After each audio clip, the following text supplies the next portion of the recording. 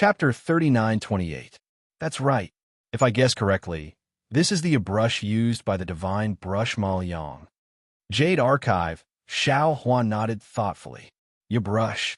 Soul cultivator Xiao Hua frowned slightly. If this your brush was used by the painting Saint Ma Yang, it should be an imperial item. The problem is, the reason why the painting Sage Ma Yang is known as the divine brush is because the paintings he makes can become real, alive. Can an imperial item have such an effect? Jade Archive Xiao Hua explained. Also, fellow Taoist must have heard of the story of the finishing touch, right?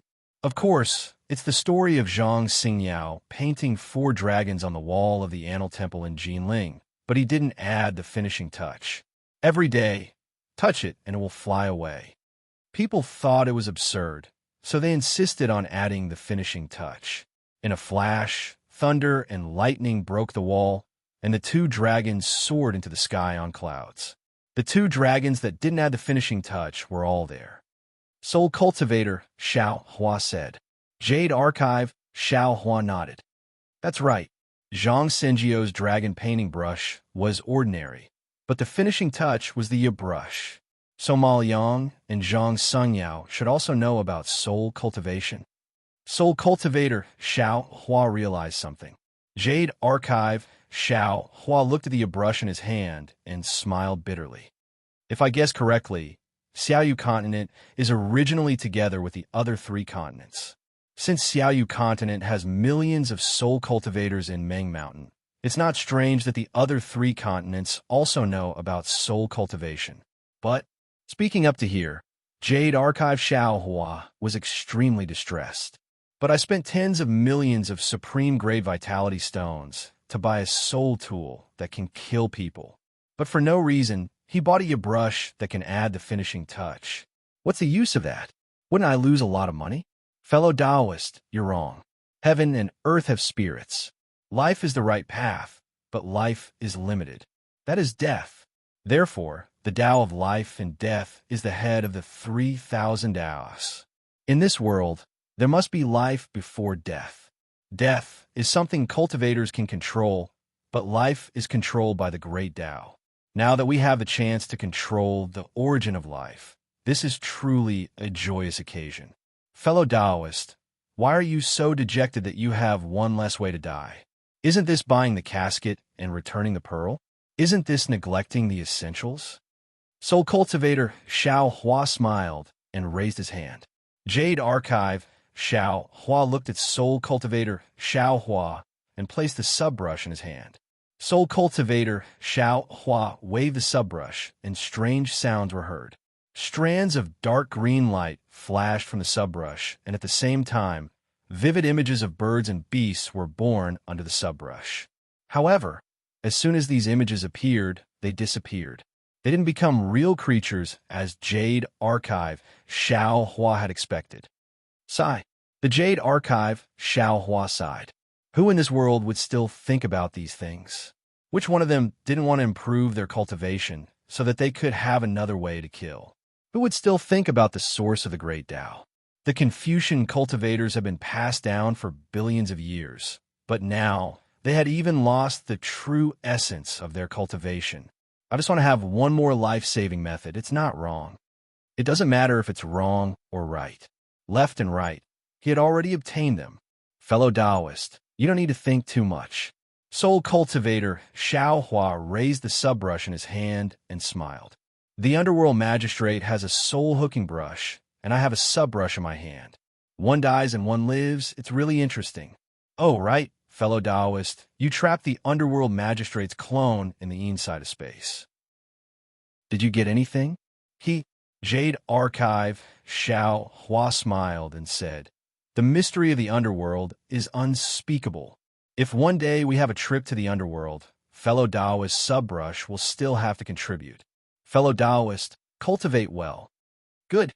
Soul cultivator Xiao Hua opened his mouth and spat out a mouthful of green light.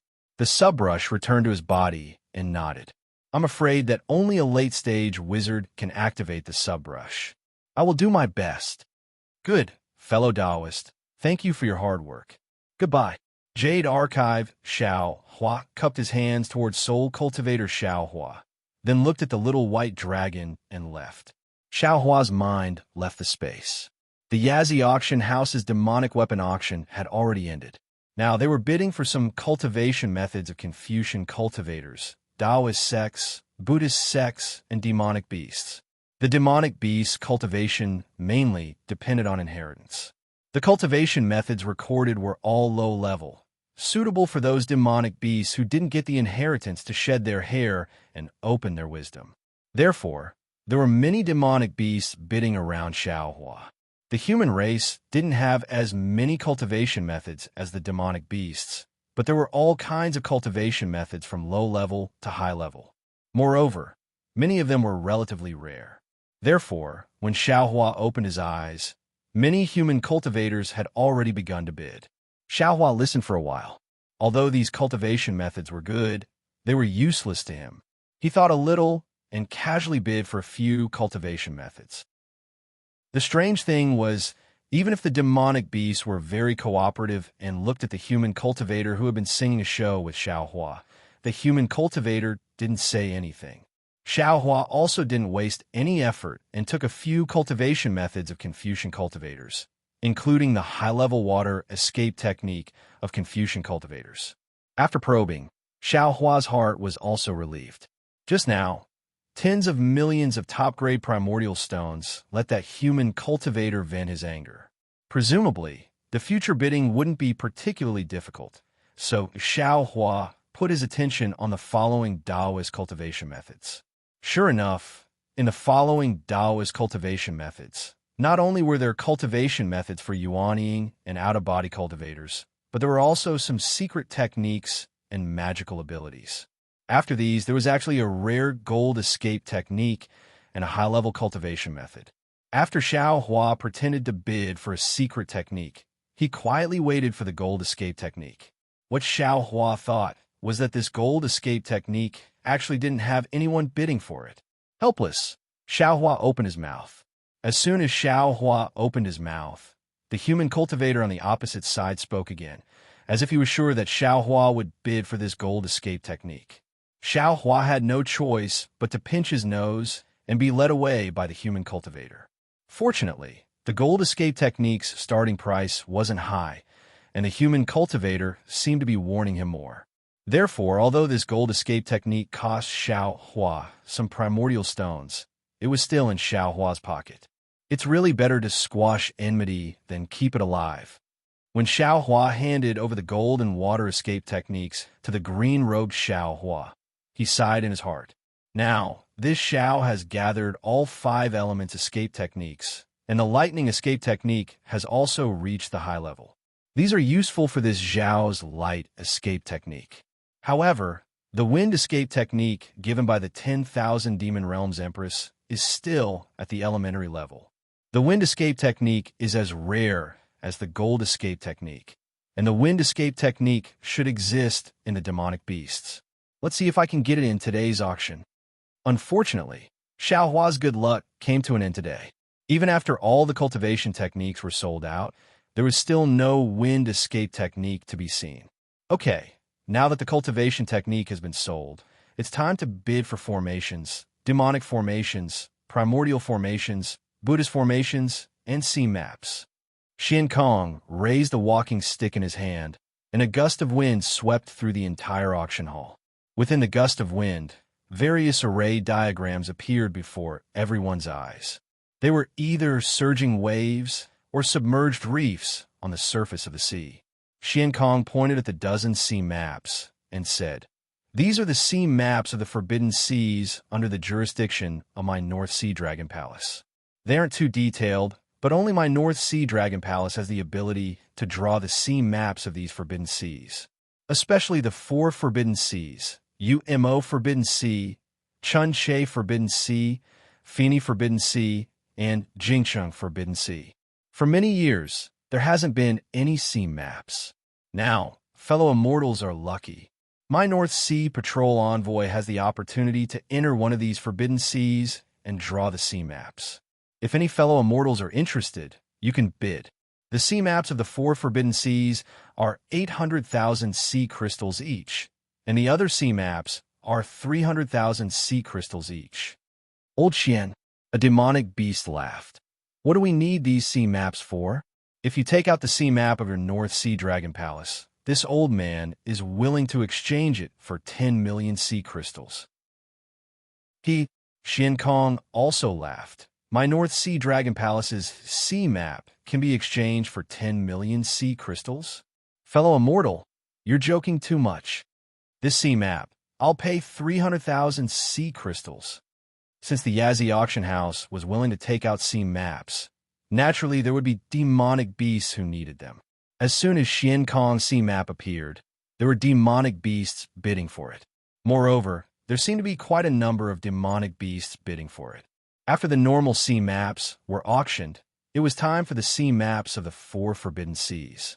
Umo Forbidden Sea, Fini Forbidden Sea, and Jingxing Forbidden Sea were all auctioned by demonic beasts. However, no one was interested in the sea map of the Chunche Forbidden Sea. All right, fellow immortal Xian. The Chunche Forbidden Sea is filled with ghostly whales and howls all year round. Whenever a ship or a member of the sea accidentally passes by, it will trigger a lightning bolt. If they're lucky, even if their ship is destroyed and they're heavily injured, they can still appear from other places. If they're unlucky, they won't even be able to find a piece of their wreckage. Who would go there? Who knows if your sea map of the Chunche Forbidden Sea is real or fake? Xian Kong laughed. Of course, this sea map of the Chunche Forbidden Sea is real. However, there's no detailed information on it. It's just a map drawn by the North Sea Dragon Palace's patrol envoy recently. How about this? This sea map costs 500,000 sea crystals. However, even if it was 500,000 sea crystals, none of the demonic beasts would waste it. This old man bids 500,000 sea crystals. Xiao Hua suddenly opened his mouth, causing the crowd of demonic beasts to laugh. They couldn't help but look at the person opposite Xiao Hua. Although that person's lungs were about to explode from anger, he couldn't say anything.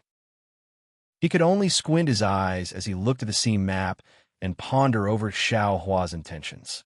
It seems like this guy is preparing to bid for the formation map. He's trying to tempt me into making a move, and then he'll withdraw as soon as I open my mouth. Damn it, but what if he really wants the sea map?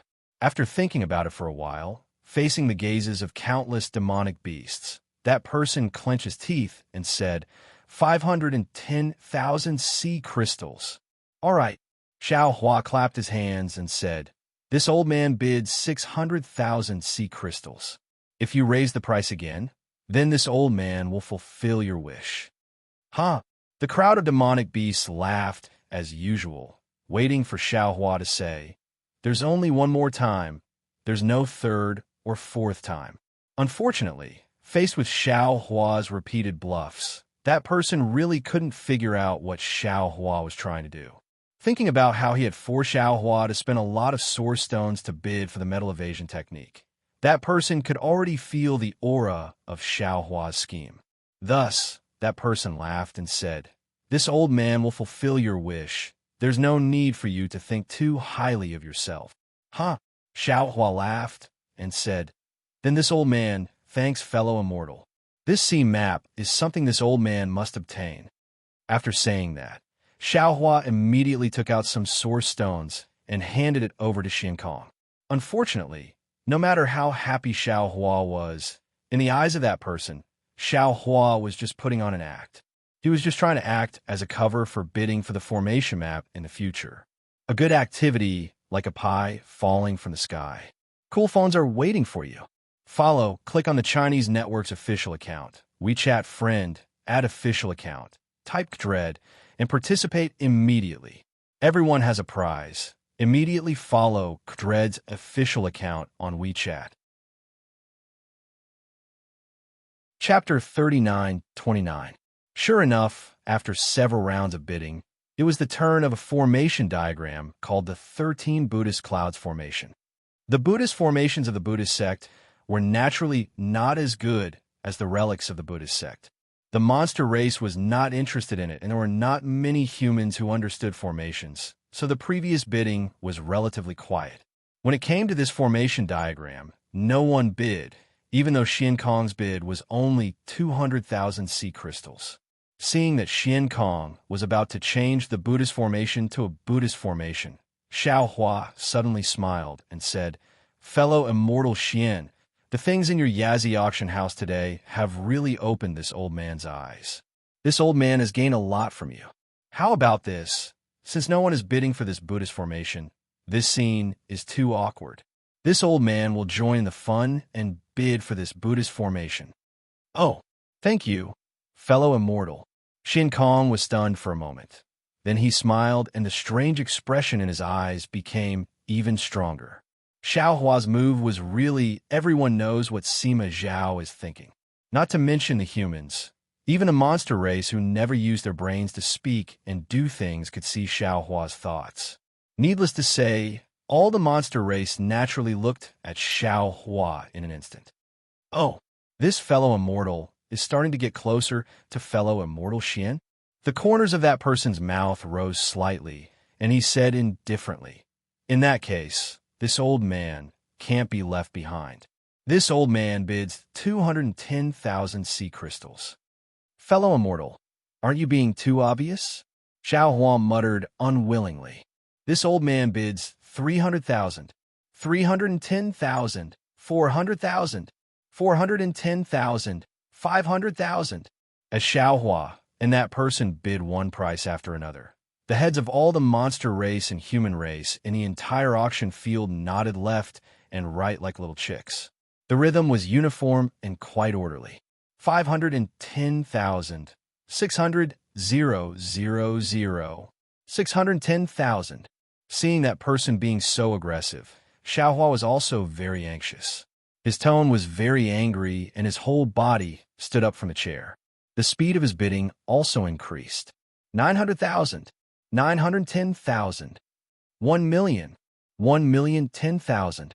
After that person finished announcing the price, all the humans and demons looked at Xiao Hua's figure. Then, as usual, they paused at Xiao Hua's position and turned to look at that person. That person also shouted 11 million.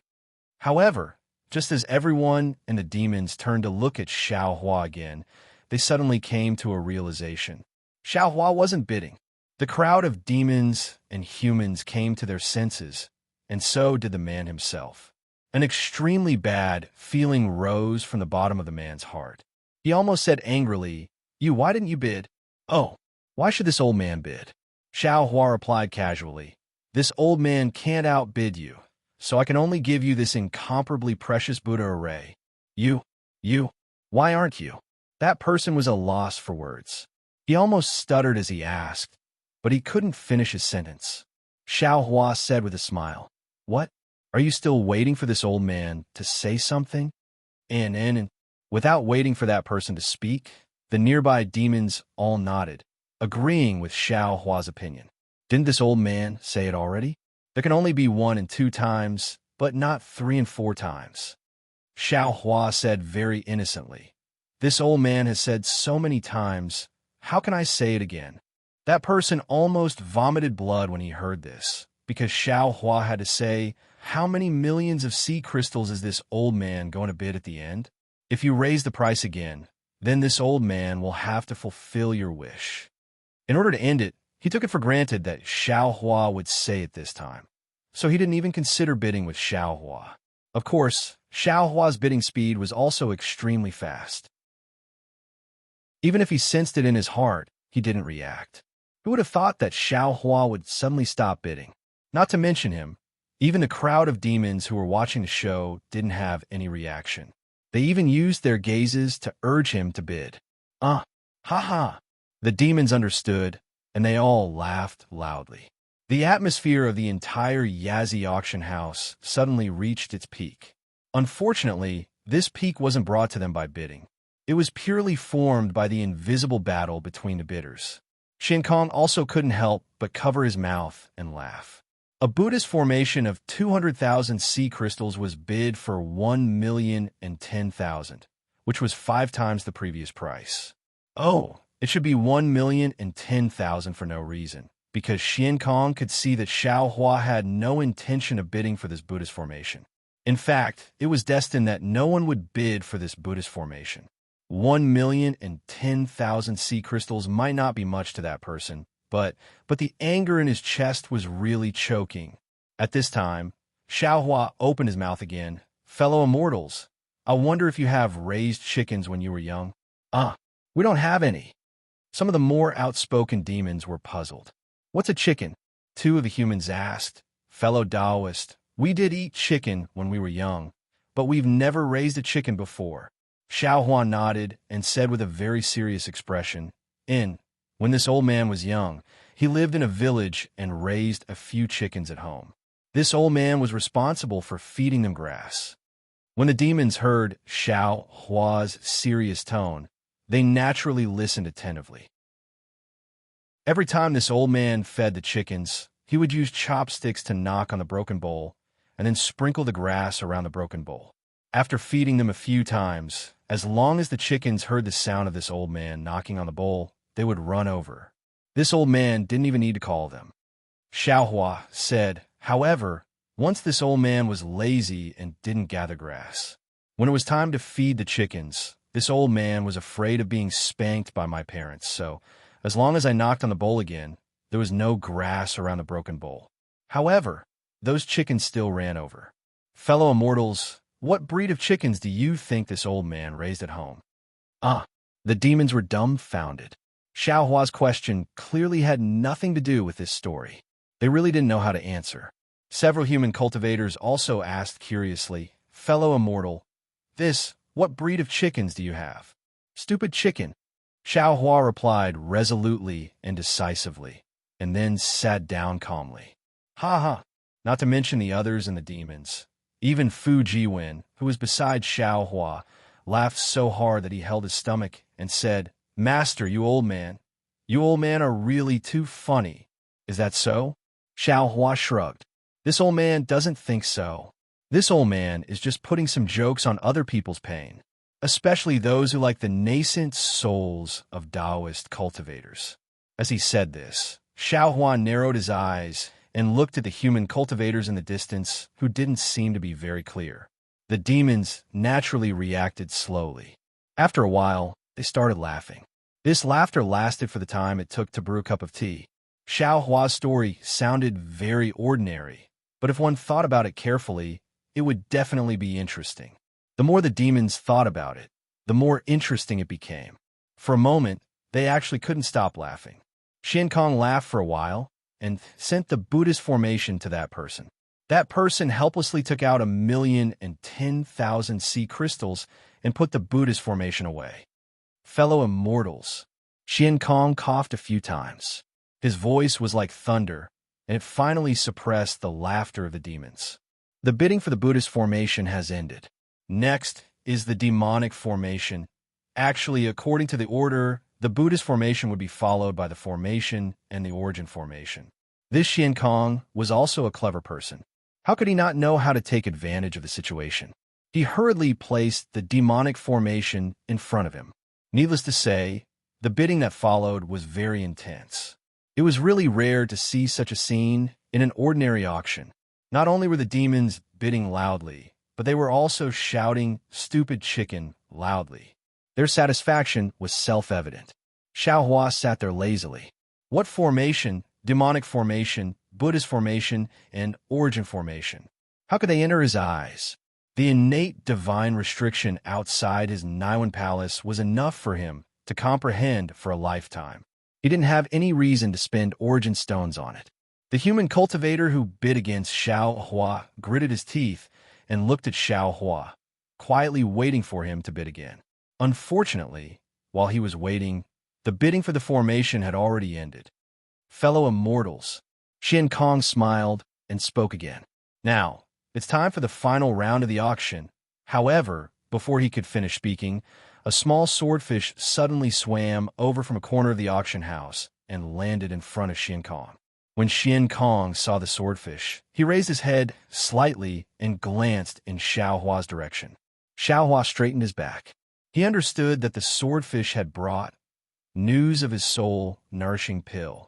Sure enough, Xian Kong took the swordfish and held it in his hand for a moment. The swordfish turned into demon runes and landed on the back of his hand. Xian Kong nodded slightly and said with a smile, "Fellow immortals, the nascent soul that was previously put on hold can now be auctioned. However, in view of the confidentiality of this fellow immortals transaction, the Yazzie auction house won't announce the specific details. Please understand, fellow immortals." Wait, the demons didn't say anything, but that person stood up and said, "What? Fellow immortal, do you have any objections?" Xian Kong wasn't surprised and asked with a smile. That person said, "No matter what this fellow immortal offers the North Sea Dragon Palace, this old man can also offer it. Moreover, I can offer 10% more to the North Sea Dragon Palace." Boom! The group of demons were elated once more. This human was way too cocky. In fact, some of the demons even laughed out. "Fellow immortal, have you been angered to the point of losing your mind? Why are you so arrogant?" "That's right. Fellow immortal, your words are too arrogant," Xian Kong said disapprovingly. That person took out an item from his bosom and was about to give it to Xian Kong. However, he hesitated slightly and took out a heaven and earth bangle. He put the item into the heaven and earth bangle and smiled as he handed the heaven and earth bangle to Xian Kong. He said, "I'm speaking with this item. I don't know if it's trustworthy."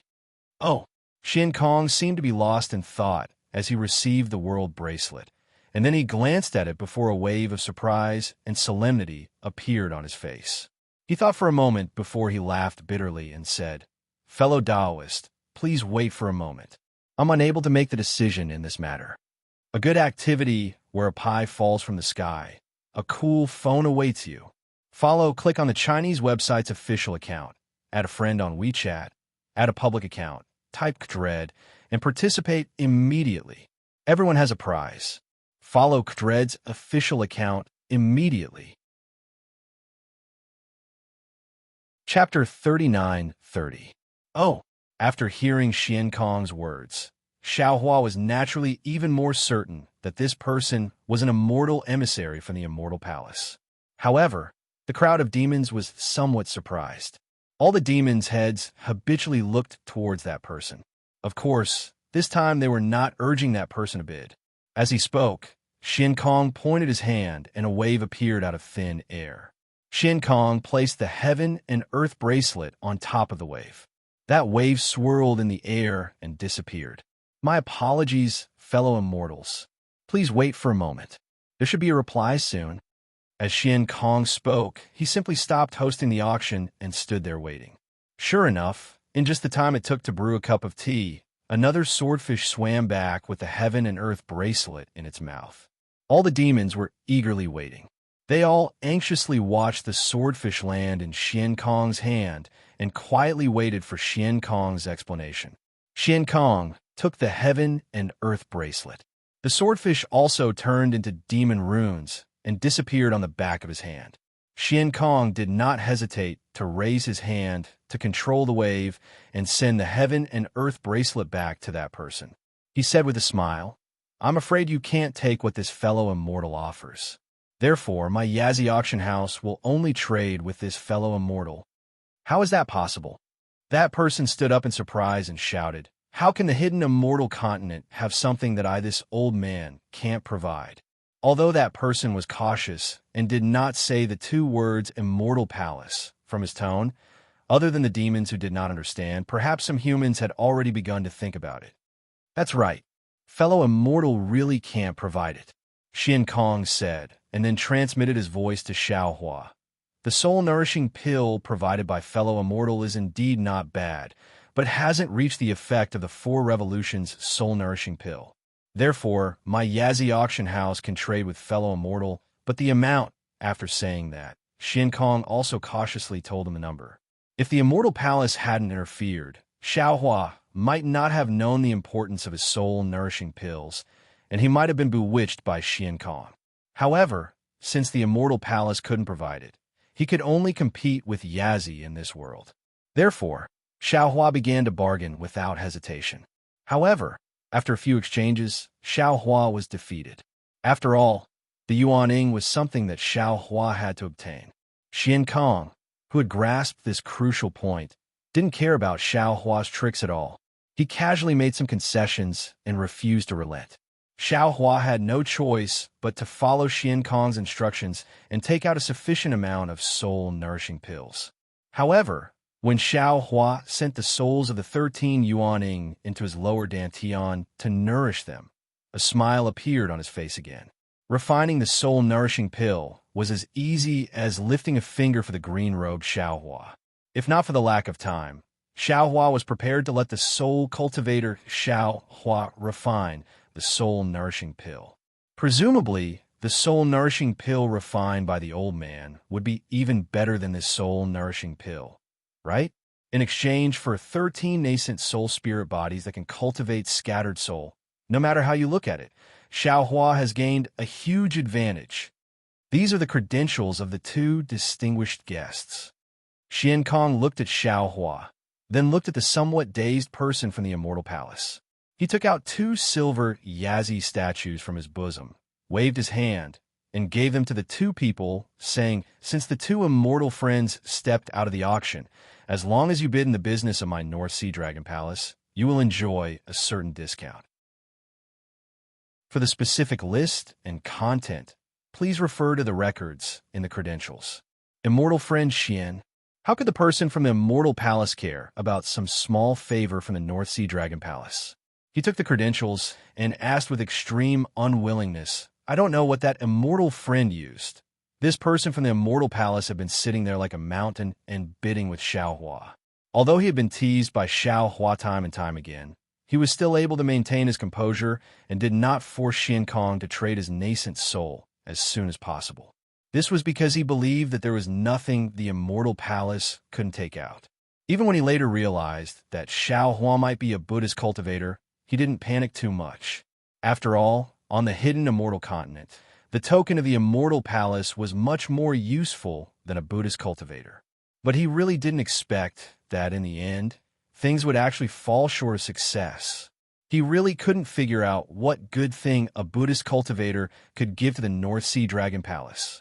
Unfortunately, before he could finish speaking, Xian Kong waved his hand and said with a smile, "This is a secret of my North Sea Dragon Palace.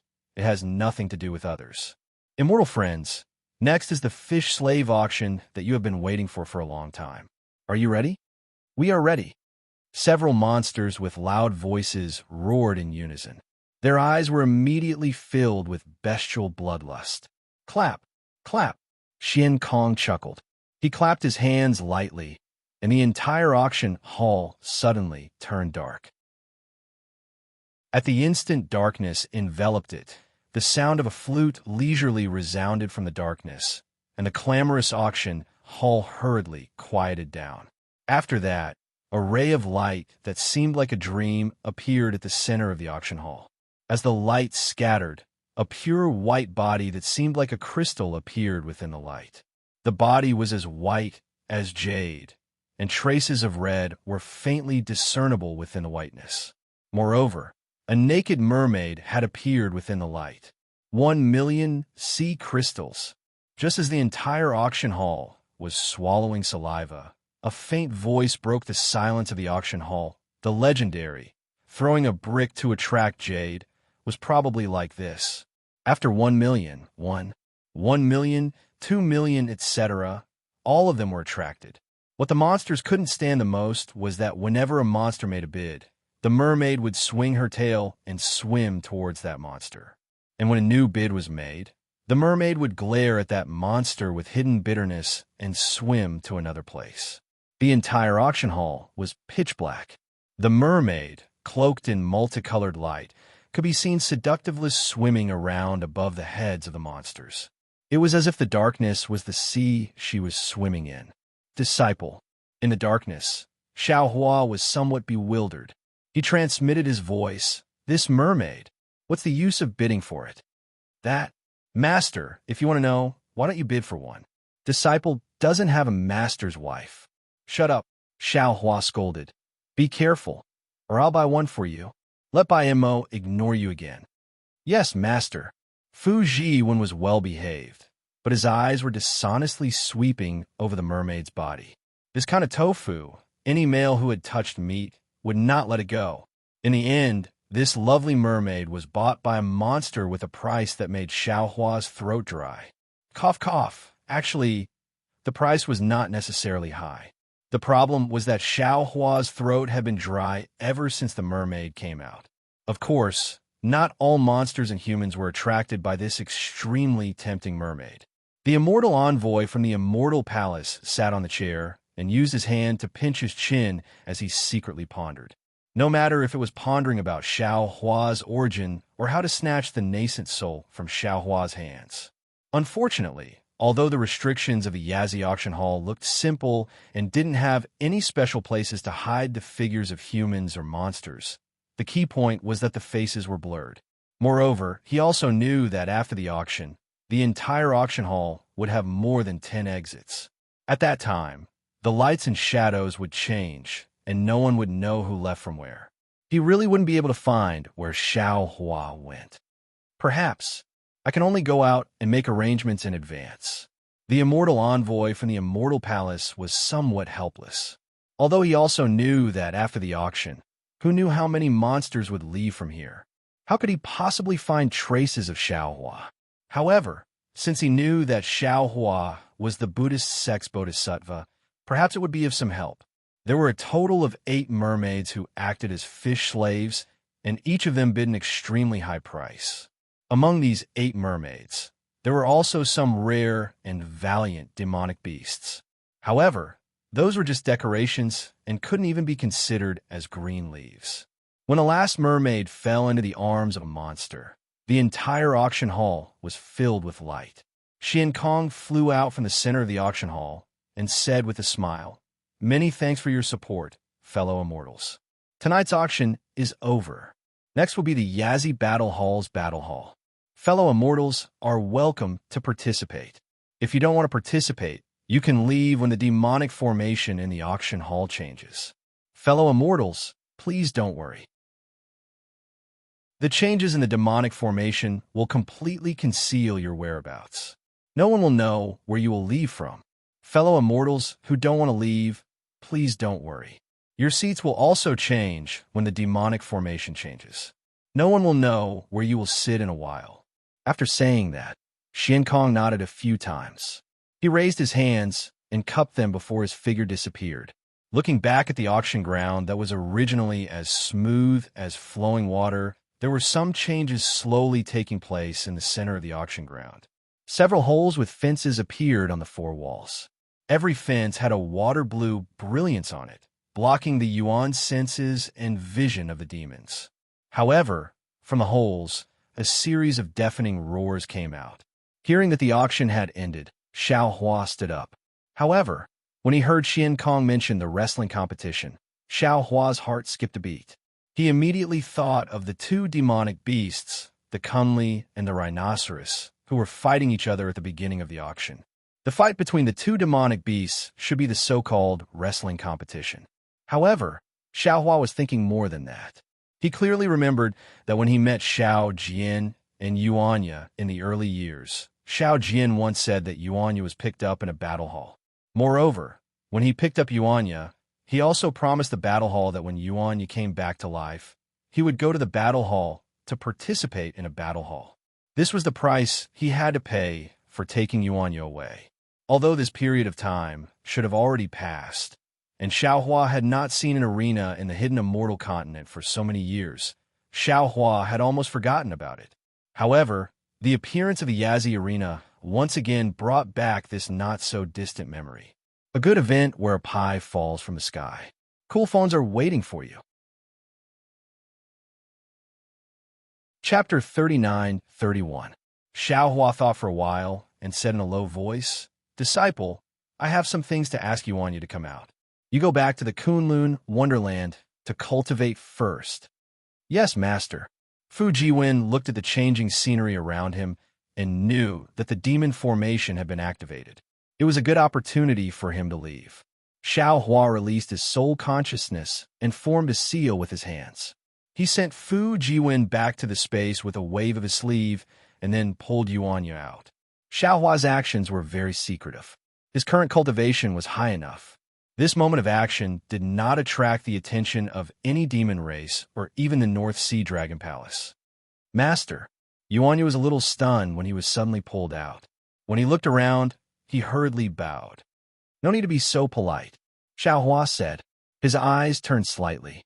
The mana around his body flashed, and his face turned into Xiao Jian's appearance. Yuanya was naturally puzzled when he saw Xiaohua's transformation.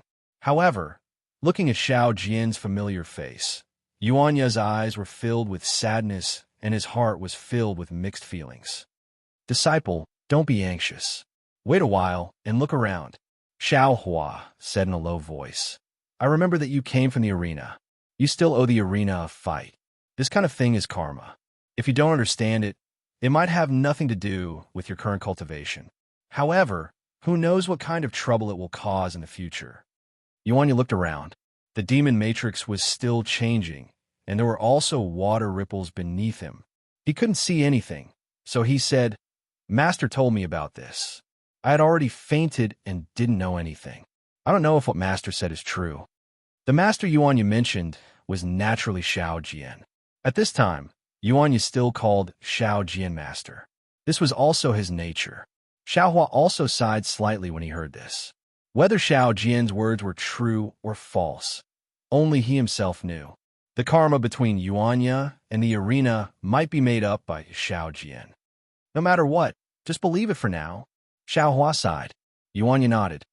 I will listen to Master's instructions. I will return it to them. I don't want to owe anyone a favor. It's just that this disciple doesn't know where the gladiator arena is, and I don't know how to return it to him. Take a look over there. Xiaohua laughed as he raised his hand and pointed at the center of the auction hall. Hiss! Yuanya raised his head to look and unconsciously sucked in a breath of cold air. His hands involuntarily clenched into fists, and the veins on his arms bulged like dragons. Even his body was trembling slightly, and his teeth were tightly clenched together. Where Yuanya's gaze landed, the originally flat ground was now filled with many stones. The stones were in an irregular shape. There was grass, mud, and even some sharp spikes on the ground between the stones. In addition to the stones, there was some scarlet water around the ground. Some white bones that had not been corroded floated on the water. Some bubbles appeared in the water. It looked extremely poisonous. On the left side of the holes in the walls, there were bloodstains all over. There were even some skeletons and white bones scattered on the ground. It looked very eerie. Seeing Yuanya's strange behavior, Xiaohua already understood. Even if this gladiator arena was not the gladiator arena that Yuanya used to be in, it must have some connection to that place. Master, Yuanya calmed down with great difficulty. He looked at Xiaohua and said, This gladiator arena is very similar to the gladiator arena that Disciple used to be in, but is not the gladiator arena that Disciple used to be in. And Xiaohua nodded and said, Sit here and take a look. Master will think about what to do. Yes, Master. Yuanya gently sat down and looked at the gladiator arena that was gradually becoming clear. He gradually became confused, cold, nostalgic, and confused. All kinds of emotions surged out like bubbles. Xiaohua paid attention to Yuanya's expression and secretly nodded. He understood that this gladiator arena was where Yuanya went after leaving the mystic Jade Dark Forest. Other than Diawu, this gladiator arena was probably one of Yuanya's worries. Jiawu's worries had already been solved by Jiawu, and the gladiator arena's worries would also be solved today. Calling Yuanya out was definitely the right decision. A moment later, all the seats became clear. The figures of the monster race and human race on the seats also began to appear. Sure enough, as Xian Kong said, the seats were completely messed up. Xiaohua had already moved to another place and was much closer to the gladiator arena. Even if Xiaohua spoke now, the celestial emissaries of the celestial palace would not be able to find him. Dong dong dong. A series of military drums sounded, and a bloody color suddenly appeared in the center of the gladiator arena. The bloody color became even bigger, and in a moment, it formed a ball of blood that was dozens of feet large in the air. Dong! The military drums sounded in unison, and then two large hands stretched out from the center of the blood ball.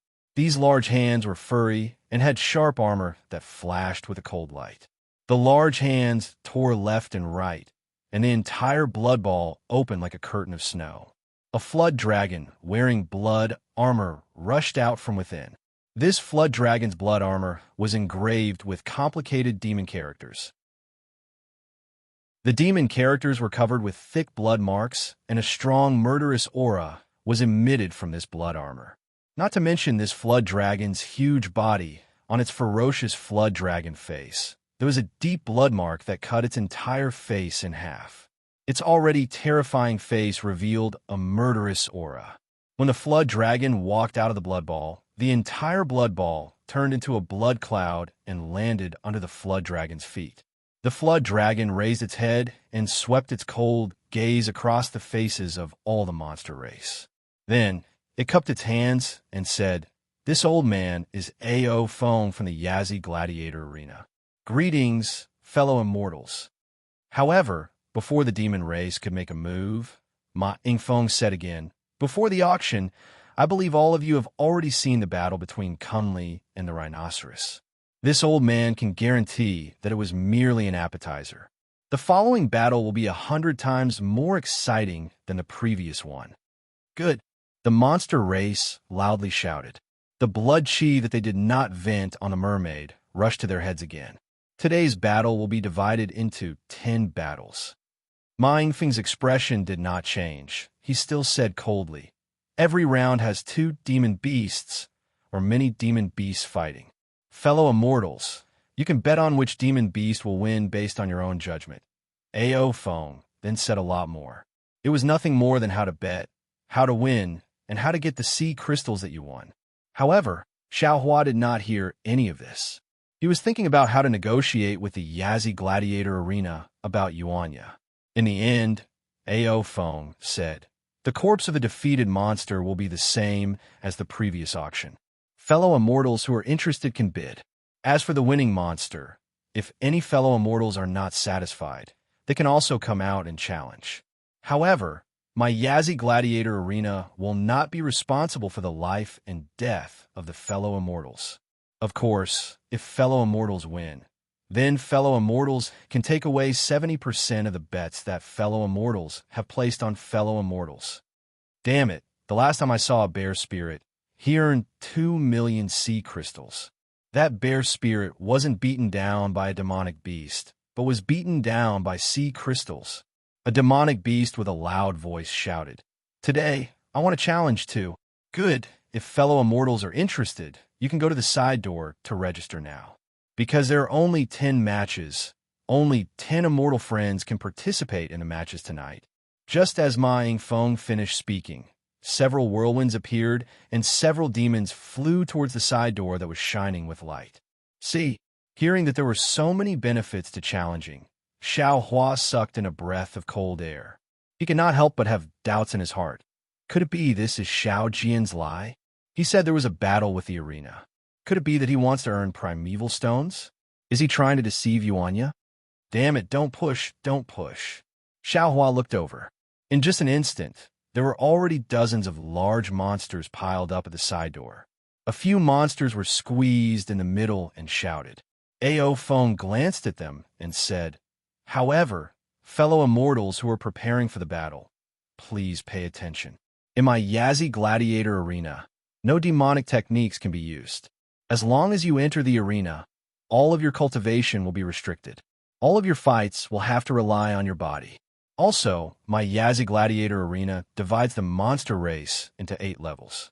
If fellow immortal's body is stronger than the monster race, then you can only be restricted again until your body reaches the same level." Why didn't you say so earlier? When the Demon Clan members who were huddled together heard this, they were all shocked. Of course, their physical bodies were strong, but they were still inferior to Kuan Lai and the male rhinoceros in the arena. Moreover, Ma Jinfeng's last words had killed off the idea of some monster race cultivators who wanted to rely on their bodies that had been tempered for countless years to bully monster beasts. Fellow immortals, go back to your seats and think about it. It won't be too late to make a decision after the battle starts. Ao Feng did not miss the opportunity to say. Since there was a way out, the dozens of demons naturally scattered like monkeys when the tree fell. Ao Feng didn't delay and pointed at the bloody walls and said, "Fellow immortals, today's first battle is Ku Pai against Zhan Hong." Dong, dong, dong. Following the beating of the war drums, dark green demonic clouds emerged from the two holes. Furious roars resounded throughout the entire arena. Then, two huge cages flew out from the holes. The cages were made of thick ice pillars. There was a layer of demonic runes on the pillars. Looking inside the cages, one was the huge Ku Pai, and the other was the bad-tempered Zhan Hong. Ku Pai was close to 100 feet in size. Its four legs were as solid as stone pillars. On its back, there were 4 layers of scales that looked like iron sheets. The edges of each scale were extremely sharp. Ku Pai's head was like a snake's head. On its huge head, there was a 1-meter-long spike. At this moment, Ku Pai was lazily standing in the cage. Its snake-like head peeked out of the cage, and its dark eyes looked around. Zhan Hong was a square-shaped monster. Its body was covered in scales, and its head, which had almost no neck, was hexagonal. There was a sharp mane at the junction of each side, and the mane was flashing with a blue luster. At this moment, Zhan Hong was not as calm as Ku Pai. Instead, it roared and slammed into the ice pillars of the cage. Every time it slammed into the ice pillars, the demonic runes on them flashed rapidly. What a good event for a pie in the sky. Cool phone's waiting for you. Chapter 39-32. Fellow immortals, you can place your bets and see which demonic beast will win. Ma Yingfeng urged the blood-red demonic cloud and flew to the left of the two cages. He took out a steel spear from his heaven and earth bracelet and waved it. The two cages flew out of the arena and floated in front of the eyes of the entire demon race and human race, so that the demons could see clearly. Come, disciple, follow your master. Regardless of whether there is one or not, we still have to confirm it first. Xiaohua looked at the cages flying around and felt disgust in his heart. He stood up and said while walking towards the side door. Yes, Yuanya responded and stood up to follow him. Walking to the side door, there was a shrimp soldier standing there bored to death. Seeing the two humans coming over, he pointed the halberd in his hand and said, "Human, stop. This is the arena's forbidden area. Humans are not allowed to enter. This old man's disciple wants to challenge a demonic beast." Xiaohua looked at the halberd and said indifferently, without stopping his steps, You want to challenge a demonic beast?" That shrimp soldier was stunned. He had never heard of a human challenging a demonic beast in the arena. "That's right," Xiaohua nodded. "However, the demonic beast my disciple wants to challenge might not be the one in the arena. You may not be able to make the decision on this matter. Call the manager over." That shrimp soldier laughed nastily and said, "This old man has seen a lot of people, but I have never seen a person who wants to court death so much. This old man is responsible for registering the demonic beasts that want to challenge. If your disciple wants to challenge, he can do so. If he doesn't want to challenge, he can also scram. As for finding a manager, do you humans think you have the qualifications? How dare you?" Xiaohua's eyes flashed with a cold light. That shrimp soldier suddenly felt an aura that was even more vast than the waves coming from Xiaohua's body.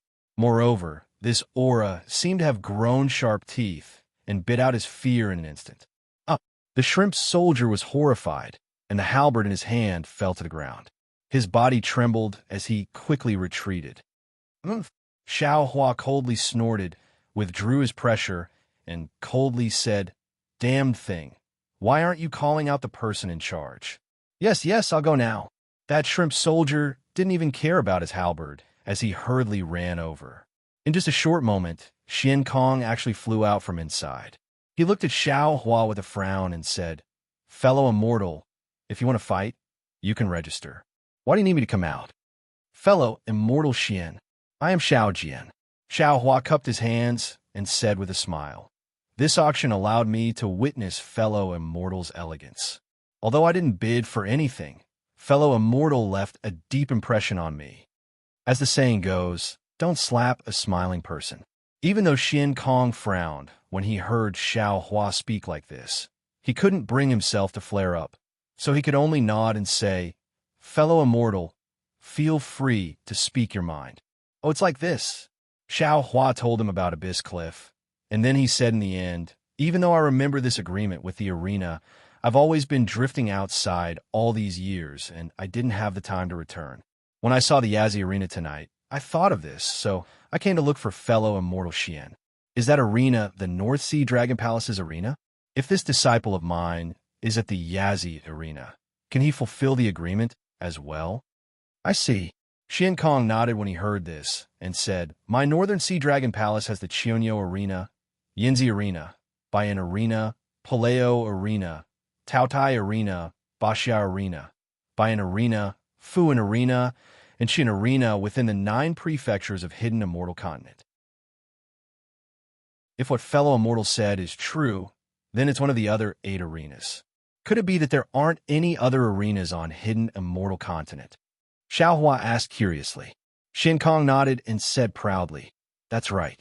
Since my North Sea Dragon Palace wants to build an arena, how can any other demon race or human race build an arena? As he spoke, Xian Kong looked at Xiao Hua from top to bottom, and then looked at Abyss Cliff and said meaningfully, it seems that fellow immortal is a man of his word. You still remember the promise you made with my North Sea Dragon Palace. In this way, you've profited from a disaster. This old man has made the decision to temporarily exempt the 2 of you from the 10,000 kill order. Similarly, according to the previous agreement, this Do Nu must have his final battle in my Yazzie arena. As long as he wins, this old man can remove the Do slave seal from my North Sea Dragon Palace. He can then leave this place safely and regain his freedom. Oh, 10,000 kill order? Warrior slave seal? Xiao Hua was stunned. He didn't expect that there were so many secrets. Moreover, Abyss Cliff had been following Xiao Jian, so Xiao Hua didn't carefully investigate whether there were any restrictions in Abyss Cliff's body. However, Xiao Hua also believed that even if he really did investigate with the methods of the North Sea Dragon Palace, he definitely wouldn't find anything strange. Xian Kong said proudly, of course. Fellow immortal, do you think it's so easy to get out of my North Sea Dragon Palace's arena? If it weren't for the warrior slave seal, how could the dragon generals of other arenas dare to easily release the warrior slave recorded in the battle strategy? Moreover, fellow immortal, you didn't come to my North Sea Dragon Palace at the agreed time. Your name and the warrior slave's name have already been on the arena's 10,000 kill order. Perhaps the arena didn't have time to find you, or maybe they didn't find you. But if you didn't take the initiative to come to my Yazzie arena, I'm afraid that the next time you see the demon race in the arena, you'll be killed as soon as you see them. I'm lucky. Xiao Hua had already concealed his cultivation at this time. Even Xian Kong could only see that Xiao Hua's cultivation was only at the early yuanying stage. He was so lucky that Xian Kong couldn't see any flaws. Fellow immortal, please wait a moment. As Xian Kong spoke, he took out something that looked like a dragon horn from the Cosmos bracelet on his arm. With a piu, he spat out a mouthful of demon chi, and the dragon horn let out a clear cry. Soon after, a triangular bronze mirror shot out from the dragon horn. There were 3 Yazzies coiled around the edges of the bronze mirror, and their heads and tails were connected. Moreover, there was also a faint opening of a Yazzie's mouth in the bronze mirror. A flickering jade sword could be seen faintly within the mouth. Fellow immortal, you don't have to resist. This old man's Yazzie battle strategy is to check fellow immortal's appearance and the record of the warrior slave. Xian Kong reminded.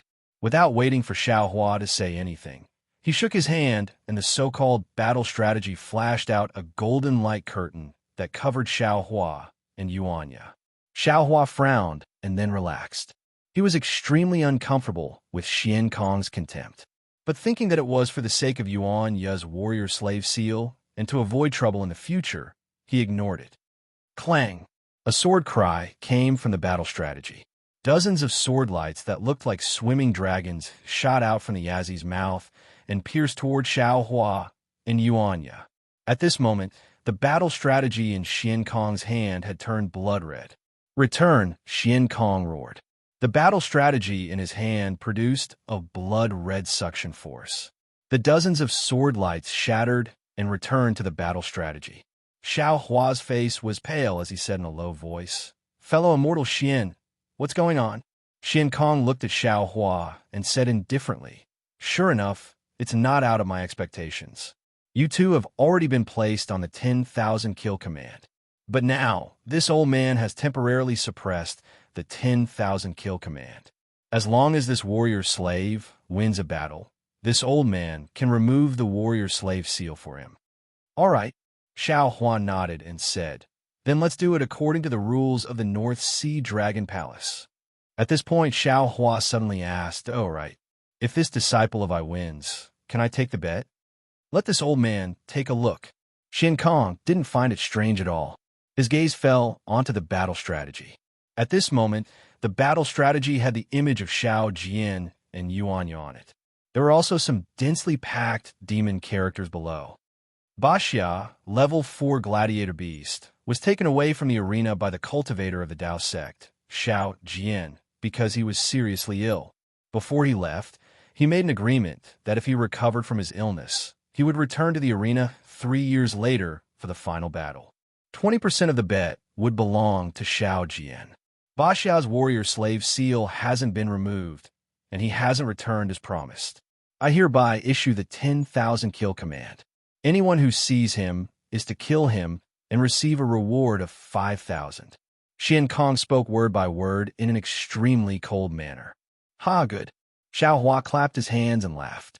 That laughter of his had a profound meaning. When he looked at Yuanya again, the reluctance in his eyes had gradually disappeared. At this moment, he finally understood why Xiao Jian had rescued him from the arena. "Fellow immortal, did you hear?" Xian Kong looked up at Xiao Hua and said, "Baxia's warrior-slave seal won't be removed as long as he doesn't die. Therefore, fellow immortal coming to my Yazi arena today was the most correct choice." Yes, I'll have a trouble, fellow immortal." Xiao Hua's smile was so wretched that it was no different from Xiao Jian's. Xian Kong looked at Yuanya and said, Baxia, come with me." "Yes," Yuanya replied expressionlessly. "That." Xiao Hua smiled and said, "Fellow immortal Xian, I wonder how my disciple will fight. Can you tell I a little bit?" Xian Kong was a bit impatient and said indifferently, "It's just a level 4 gladiator beast. This old man will arrange a level 4 gladiator beast to fight with him. I won't make things too difficult for him." Yes, Xiao Hua nodded and asked carefully, "Then can he use weapons?" "Of course he can't use weapons. Even Dao sect cultivation methods can't." Xian Kong waved his hand and said, "Before entering the arena, a demon general will seal his lower dantian." "Yes, I'll have to trouble fellow immortal Xian." Xiao Hua smiled and said again. Then he patted Yuanya and said, "Disciple, the happiness of the rest of Master's life is in your hands. In a while, Master will bet more on you." Yes. Yuanya hated Xiao Jian's appearance. Although he knew that this was Xiao Hua, he still replied indifferently. Xiao Hua naturally wouldn't be at ease with Xian Kong taking Yuanya away like this. Instead, he secretly placed a strand of soul consciousness on Yuanya's body. Then, he turned around and prepared to leave. However, after taking 2 steps, Xiao Hua was still worried and pulled the green-robed Xiao Hua out of the space. He had him control the formless nascent soul and follow behind Yuanya. What a good event where a pie falls from the sky. Cool phones are waiting for you. Chapter 39-33. When Xiao Hua returned to the arena and sat back in his seat, he could no longer sense that strand of soul consciousness. The North Sea Dragon Palace's demonic array restriction had indeed exceeded Xiao Hua's expectations. However, with the green-robed Xiao Hua by Yuanya's side, Xiao Hua was not afraid of any special accidents. When Xiao Hua sat down, the battle between Ku Pai and Zhan Hong was nearing its end. The 2 demonic beasts were covered in wounds and blood. However, for the sake of survival, they continued to roar and pounce at each other. Every time they attacked, the two demonic beasts would spill a lot of blood and flesh from their bodies. AI, such a bloody battle. No wonder Yuan Ya doesn't want to remember it. In this cruel battle arena, he doesn't even have a name. Xiao Hua looked at the bloody battle and thought to himself, Bashia 4, 7, 8, 8, 6, 9, 8, 6, 9, which is the Bashia Gladiator Arena. Furthermore, it's a level 4 gladiator beast. Zhan Hong was like a small mountain, fiercely charging at Ku Pai. Ku Pai stretched out his head and bit Zhan Hong's back. Even his sharp thorns tore off large chunks of Zhan Hong's flesh. However, Zhan Hong stubbornly held on to Ku Pai's heart. Boom! A loud sound sent Ku Pai crashing into the wall of the arena. The entire arena seemed to be shaking. Ku Pai struggled for a moment before finally lowering his unyielding head. Boom! All the beasts were excited. The screams and roars from before became louder and louder. Perhaps it was because they won the bet, or perhaps it was because of the excitement. Xiao Hua sighed slightly. He sat on his seat and closed his eyes to adjust his breathing. Hee, fellow immortal, do you feel that it's a bit bloody? Suddenly, a voice appeared in Xiao Hua's heart. Xiao Hua didn't open his eyes. His consciousness entered his body and saw that the scholarly cultivator Xiao Hua was already standing in his middle dantian with a smile on his face. The scholarly cultivator Xiao Hua from before didn't have the same outstanding appearance as before. All the sword chi in sword forms had disappeared. Only the pages of his book remained. Inscriptions of armor flashed in his eyes. The aura of the inscriptions of armor was far stronger than that of ordinary scholarly cultivators. However, the current Confucian cultivator Xiao Hua was no different from an ordinary Confucian scholar. He wore a light cyan Confucian robe, and his refined temperament was revealed from his clear black and white eyes. That upright and plain-spoken aura could only be faintly seen between his brows. As for the sharp sword from before, it was still hanging at his waist. The scabbard was also gone. However, the sword didn't have any sword chi. It looked no different from an ordinary sword. Fellow immortal, Jade Archive Xiao Hua cupped his hands and said, I didn't expect fellow immortal to enter the state of concealing his divine splendor in just a few days. Of course. The Confucian cultivator Xiao Hua lightly returned the greeting. Before I started cultivating as a Confucian cultivator, I was originally residing within Sword Intent. My understanding of Sword Intent and Sword Chi has already penetrated deep into my bones. Although the Sword Intent of Cast Emotion Mountain was formed by heaven and earth, in my eyes, it was just a shocking sword strike. Fellow immortal, you've already comprehended this heaven sword. Now that I've entered seclusion to comprehend it, it's a matter of course. Of course, the comprehension of the heaven sword, heaven earth sword is far from something we can achieve in one go. I still have a long way to go. The sword Tao is also the Confucian Tao, and it's also the heavenly Tao. I've obtained the soul of heaven and the soul of the earth. I've obtained the true essence of scholarly cultivation. My current cultivation has reached a higher level. This is what we should celebrate. Indeed, Jade Xiao Hua nodded with a smile. With a calm heart, all things will not perish. With a clear heart, there won't be a speck of dust. Monk Sub Hoodie has been in seclusion for so long, yet he still hasn't come out. His path in the Buddhist sect is too difficult. Xiao Hua said. However, some of the words of the Buddhist sect are very reasonable. If I had seen such bloodshed before, I would have wanted to use my sword to kill all these demons and monsters. But now that I've grasped the heaven sword, heaven earth sword, I somewhat understand that killing and bloodshed are a part of the world. They can never be eliminated by killing to stop killing. Previously, on the Dawn Rain continent, only Sword Transformation Realm cultivators participated in the Sword Tao battle. Those spirit swords and divine swords simply disdained to participate. And even in the eyes of Tao sect cultivators like Deity Transformation Realm cultivators, I'm afraid they also have such thoughts, right? I'm just soft-hearted. I can't see killing. Jade Xiao Hua said with a smile. I can't wait for the people of the world to sing and laugh happily. Harmony breeds wealth. Singing and laughing isn't necessarily what fellow immortal pursues. Xiao Hua said with a smile. Harmony breeds wealth. Ha, the same. Jade Xiao Hua clapped.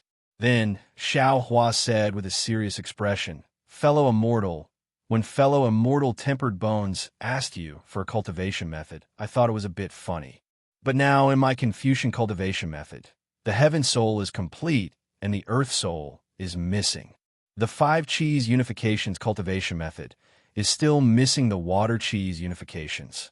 Of the 5 heavenly hearts, besides the new heavenly heart, which is half a piece, I still lack a piece of heavenly heart. Fellow immortal, why is it so difficult for you to get a cultivation method? Jade Xiao Hua smiled bitterly and raised his hand to point at Xiao Hua. Fellow immortal, you're not satisfied. The 5 cheese unifications cultivation method is the top cultivation method for Confucian cultivators. How could it be easy to get? Fellow immortal, you're already lucky to be able to see the secret inside. Especially, the mystery of the heavenly book's true solution is a secret that even Zhu Zi, Zheng Zi, and Sun Zi couldn't comprehend. We actually managed to see it by chance. The path to heaven has already appeared under our feet. Why should we be in a hurry? Haste makes waste. It's always been a big taboo in cultivation. I know, Xiao Hua said with a smile. I'm just reminding fellow immortal. When you're proud, don't forget about me. You and I are the right path. I understand. Jade Xiao Hua waved his hand and prepared to leave. After the auction, I will go look for the Yu province cauldron. Heavens can only rely on chance. I can't promise you anything. Thank you for your trouble, fellow immortal. Xiao Hua returned the greeting with a smile. Xiao Hua's mind left his middle dantian. The entire arena was still noisy like fire. There was simply no one sitting quietly like Xiao Hua. After all, those who didn't leave the auction and participated in the arena were all here for this kind of blood and excitement. How could they give up on a regular scene? After another half an hour, seeing a large rock-like demonic beast tearing apart and devouring a duck-like demonic beast, Mind Phone once again stepped on a blood cloud and appeared in the sky above the arena. Fellow immortals, Mind Feng's face was still cold. He said word by word, previously, this old man said that my Yazzie arena arranged 10 matches for fellow immortals to enjoy. However, today, there is a beast that is about to leave the arena for its last match. Therefore, my Yazzie arena temporarily added a match. Please enjoy. As he spoke, 2 cages flew out from the distant stone wall. One of them was naturally Yuanya. At this time, Yuanya had already changed his Taoist robe and was wearing some clothes sewn from bee skin. It only covered his vital parts. Yuanya looked very calm inside the cage, but a kind of barbaric and bloody aura uncontrollably rushed out from his body. Looking at the other cage, there was a huge sea python. Not to mention the length of this sea python, its body was thicker than Yuanya's. What was special was that the sea python was constantly swimming in the cage. The cage's restriction was slightly swaying. Layers of demonic characters flashed from time to time, as if the cage's restriction was unable to trap the sea python. Human. Seeing Yuanya, the crowd of demonic beasts and humans were all shocked. They had seen demonic beasts and sea beasts fighting in the arena, but they had never seen a human before. Even though it was their former residence, they still couldn't believe their eyes. Fellow immortals, Ma Yingfeng explained, this human race's gladiator beast is not from my Yazzie gladiator arena. He belongs to hidden immortal continent's inland Ba Shang gladiator arena. In the inland gladiator arena, other than demonic beasts, there are also some humans. These humans are usually gifted and different from ordinary cultivators. This gladiator beast was Basha 4788669. It was a grade 4 demonic beast. Today is this beast's last match. If he wins, he can regain his freedom. Good. The crowd of demonic beasts shouted and became increasingly excited. The majority of them had never seen a battle between a human and a demonic beast. Thinking that such a small human was going to face such a huge sea beast, how could he suppress himself? Okay, fellow immortals, you can place your bets. Mine Feng said indifferently. He waved his hand, and the two cages landed on the arena. I throw the horned python. A demonic beast hurriedly patted his seat and took out a universe bangle. A bubble emerged from the seat. The demonic beast threw the universe bangle into the bubble and shouted, "This horned python's godly strength is astonishing. Even I had to escape when facing it. How can a human be its match?" That's right. This horned python is much more powerful than the male rhinoceros. Once it coils around you, even the male rhinoceros will end up with broken bones. Hee, the Yazi gladiator arenasure is scheming. Many demons were even muttering softly. This is the final battle of the human race. They actually arranged for a horned python. How can this human escape from the arena's grasp? Not necessarily. Some demonic beast laughed and said, "Don't forget that this human is Baksang, a level 4 demonic beast. If he doesn't have some strength, how can he be a level 4 demonic beast? What's more special is that this human is the arena beast of Baksang Arena. After living for so long, he actually made it to the last match. I don't believe that he doesn't have any special talents." That's right. Another demonic beast chimed in. "Humans are the most cunning. This fellow's head is comparable to a demonic beast. We will also bet on this human's victory." "Nonsense," another demonic beast shouted. "No matter how cunning this human is or how special his talents are, just look at the size of this horned python. It's only in the arena now. If it was placed in the ocean, any ship would be crushed by it. Baksang is a human and has some brains, but what's the use of his brains when facing such a gigantic beast? In the words of a human race, put yourself in its shoes. If you and I were facing this horned python without using demonic arts or demon weapons, what are our chances of victory?" Chapter 39-34. Yes. Following which, a few brainless demons chimed in. It was as though these demons were the brains of the Yazi gladiator arena. After a while, the Chinquan rings were taken away by the Yazi gladiator arena one by one. Xiaohua was originally resting with his eyes closed, but when he heard that Yuanya came out, he could no longer calm down and open his eyes. When he heard the unscrupulous whispers of the nearby demons, he couldn't help but frown. What the demon said was not without reason. Although Yuanya was gifted, he had not been Xiaohua's disciple for a long time, and during this period, Xiaohua did not give him any special guidance. To be honest, Xiaohua was not confident about Yuanya's strength. But thinking about it, Yuanya was recorded as a level 4 gladiator beast in the arena's fighting strategy. Even if he did not practice the Fist of the North Star, his strength should still be at the level of a level 4 gladiator beast. From the style of the Yazi gladiator arena, it should be considered fair. Therefore, this horned python looked a little arrogant and should also be a level 4 gladiator beast. Yuanya should not be at a disadvantage against this horned python. The only thing Xiaohua was worried about was that the Baxia gladiator arena was located in the interior of the hidden immortal continent. There should be fewer demons in the arena, and there should be more humans like Yuanya.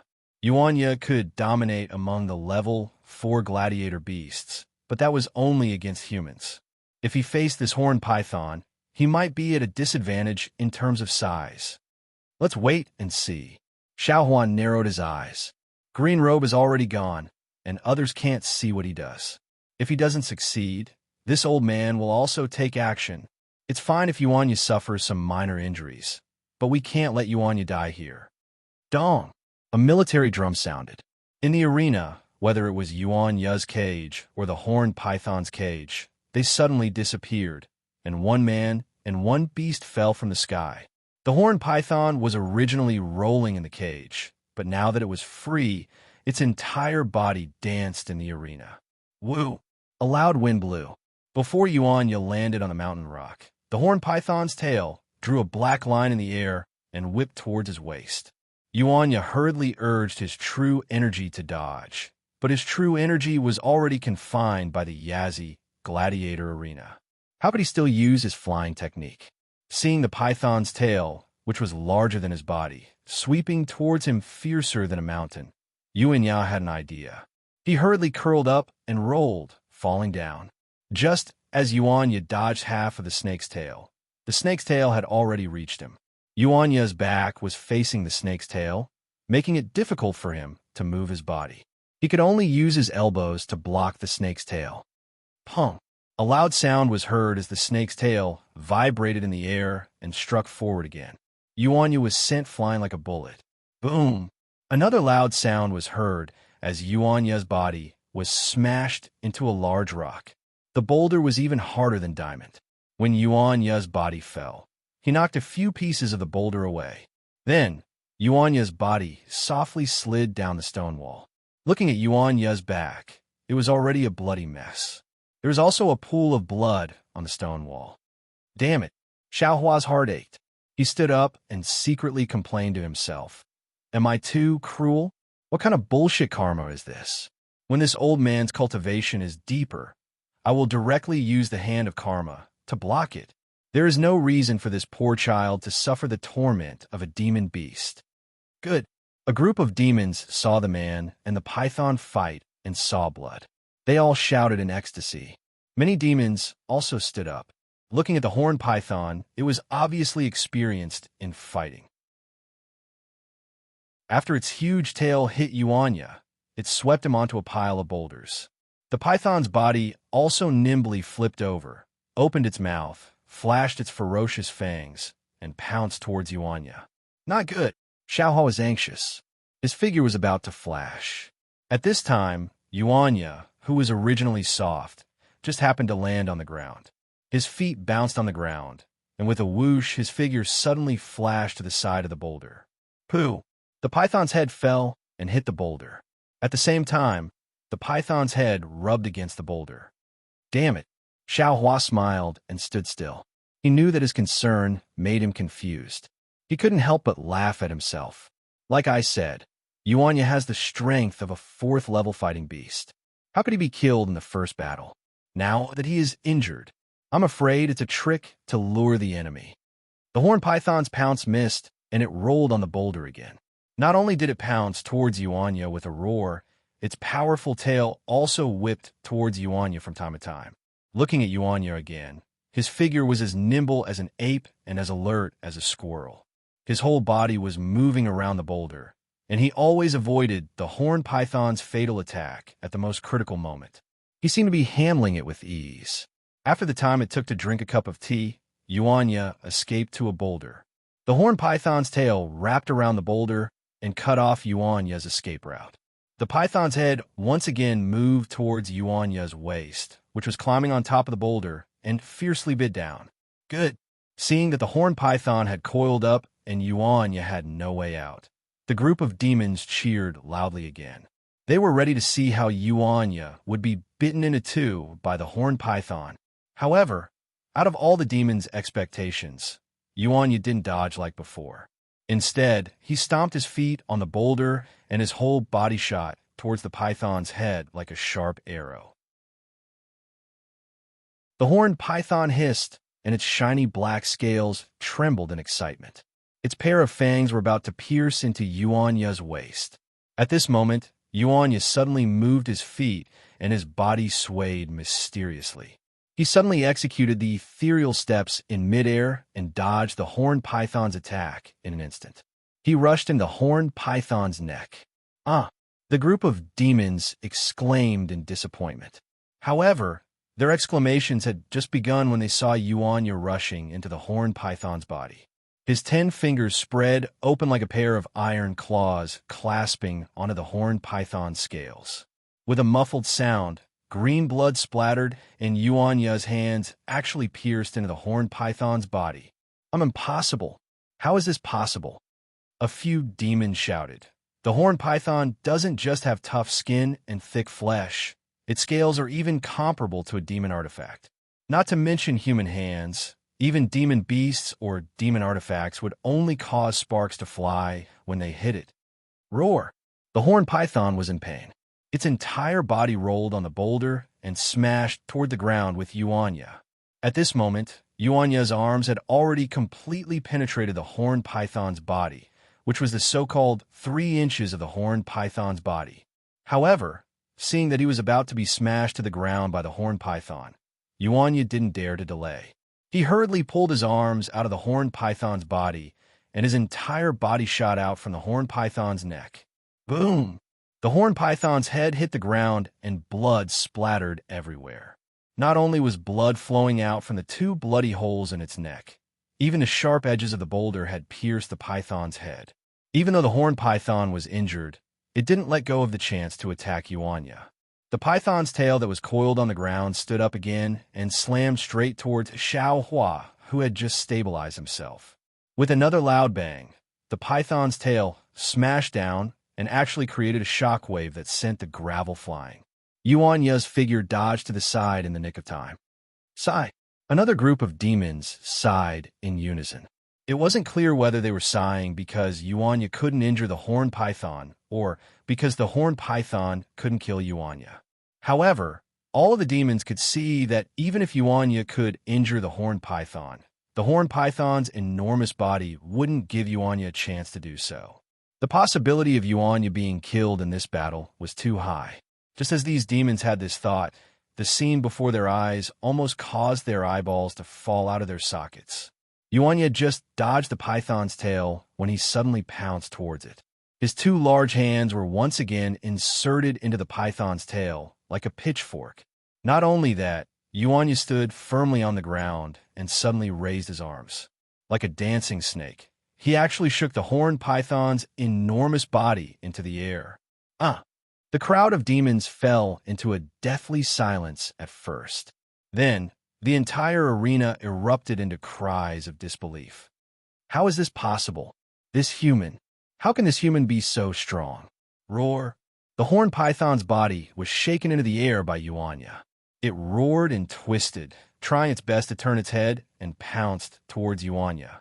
However, Yuanya's arms had already pierced deeply into the python's tail. Even though he couldn't stand firmly on the ground due to the horned python's immense struggle and was staggering, his arms were as strong as cast iron. They continuously rolled the python's body and forced the horned python to not turn its head. Roar! The horned python roared. With a forceful turn, its body almost split into 2 as it pounced towards Yuanya. Yuanya's eyes widened. He wasn't afraid at all.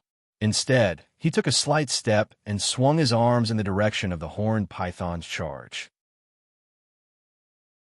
Like swinging a noodle, he smashed the horned python's enormous body onto the ground. There were naturally huge rocks and sharp spikes on the ground. In an instant, the python's entire body was covered in blood. Then, Yuanya decided to go all the way. Just like that, he tossed the horned python left and right with all his might. In less than half a meal's worth of time, the horned python was already powerless and motionless, allowing Yuanya to trample on it as he wished. Go! Seeing that the horned python's body was badly mutilated, Yuanya shouted and swung his arm. Boom! The horned python flew across half of the arena and smashed into the stone wall. Just like when Yuanya first entered the arena, the horned python fell limply under the stone wall. Green blood flowed out. Although it wasn't dead, it no longer had the strength to move. Ba Xiao wins. Ma Jinfeng naturally stood high up in the air above the arena. When he saw how Yuanya defeated the horned python so easily, a strange look appeared in his eyes. However, he still landed calmly. With a wave of his hand, he sent Yuanya, who was covered in blood, to the entrance of the cave. Chapter 39-35. Sigh. The crowd of monsters sighed. After all, only a few believed that Yuanya could win. Suddenly, another monster cried out, No, this Ba Xia is so strong. How could it be a level 4 gladiator beast? If it was level 5 or level 6, I would believe it. North Sea Dragon Palace. You have to give us an explanation. Sorry, Ma Yingfeng said indifferently. There's nothing to explain. It's recorded in my North Sea Dragon Palace's strategy book. No. The monsters who lost the bet were dissatisfied. Oomph. Ma Yingfeng snorted coldly. If you think Ba Xia isn't a level 4 gladiator beast, you can bet on him. If you win, My Yazzie Gladiator Arena will compensate you. Now that you have no choice, how can you blame my Yazzie Gladiator Arena? All of the demons were speechless. However, looking at the expressions of these demons, they were still somewhat indignant. Why would Xiaohua care about these monsters? He happily got up and was about to walk to the side door, but at this moment, Ma Yingfeng said, "If fellow immortals are unwilling, then watch the next battle. Perhaps fellow immortals will have another surprise." As he spoke, Ma Yingfeng raised his hand and pointed. Illo! A loud and clear lion's roar came from the hole where Yuanya had disappeared, and from another hole, a small cage flew out. When Xiao Hua saw the demonic beast in the cage, he couldn't help but be stunned. The cage was extremely small, even smaller than the one Yuanya was in. Inside the cage, there was a dwarf that was only 3 feet tall lying on the ground. Wasn't this the heavenly river water tribe that Xiao Hua saw in the immortal town? At that moment, the dwarf was naked and covered in scales. Some of the scales had been peeled off, and some of them were damaged and bloodstained.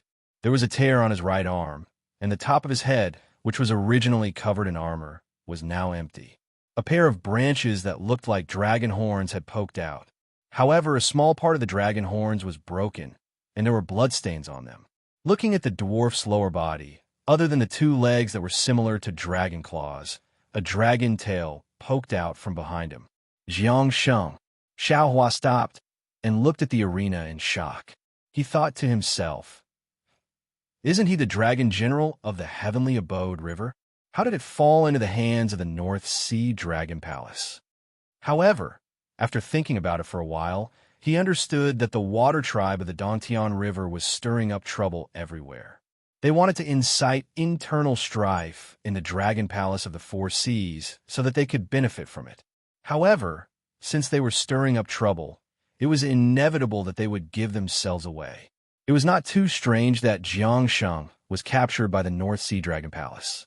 However, seeing Jiang Sheng in such a miserable state, and thinking back to the battle he had with him that day, Xiao Hua felt very uncomfortable in his heart.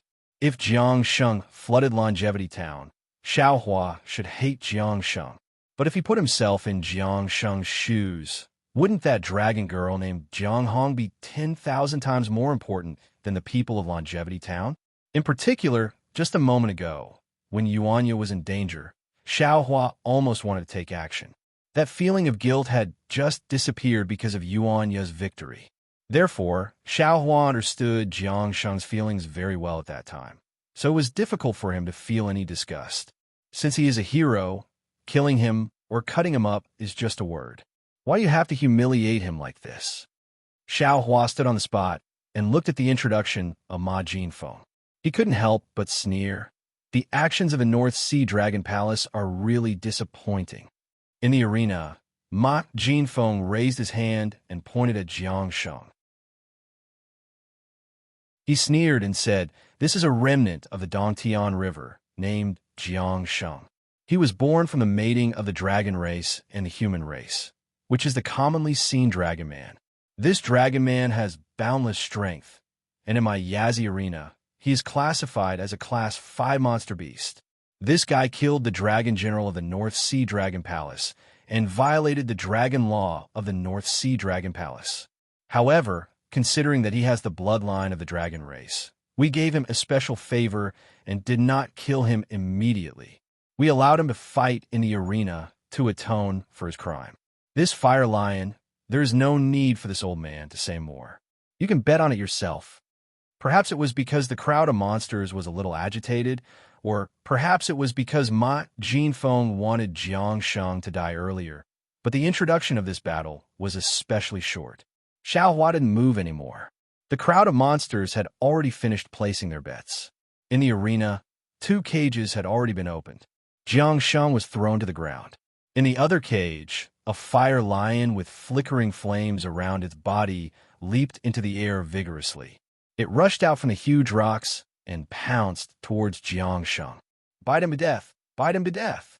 Seeing Jiang Sheng covered in wounds, how could the monsters not know that the North Sea Dragon Palace was humiliating Jiang Sheng?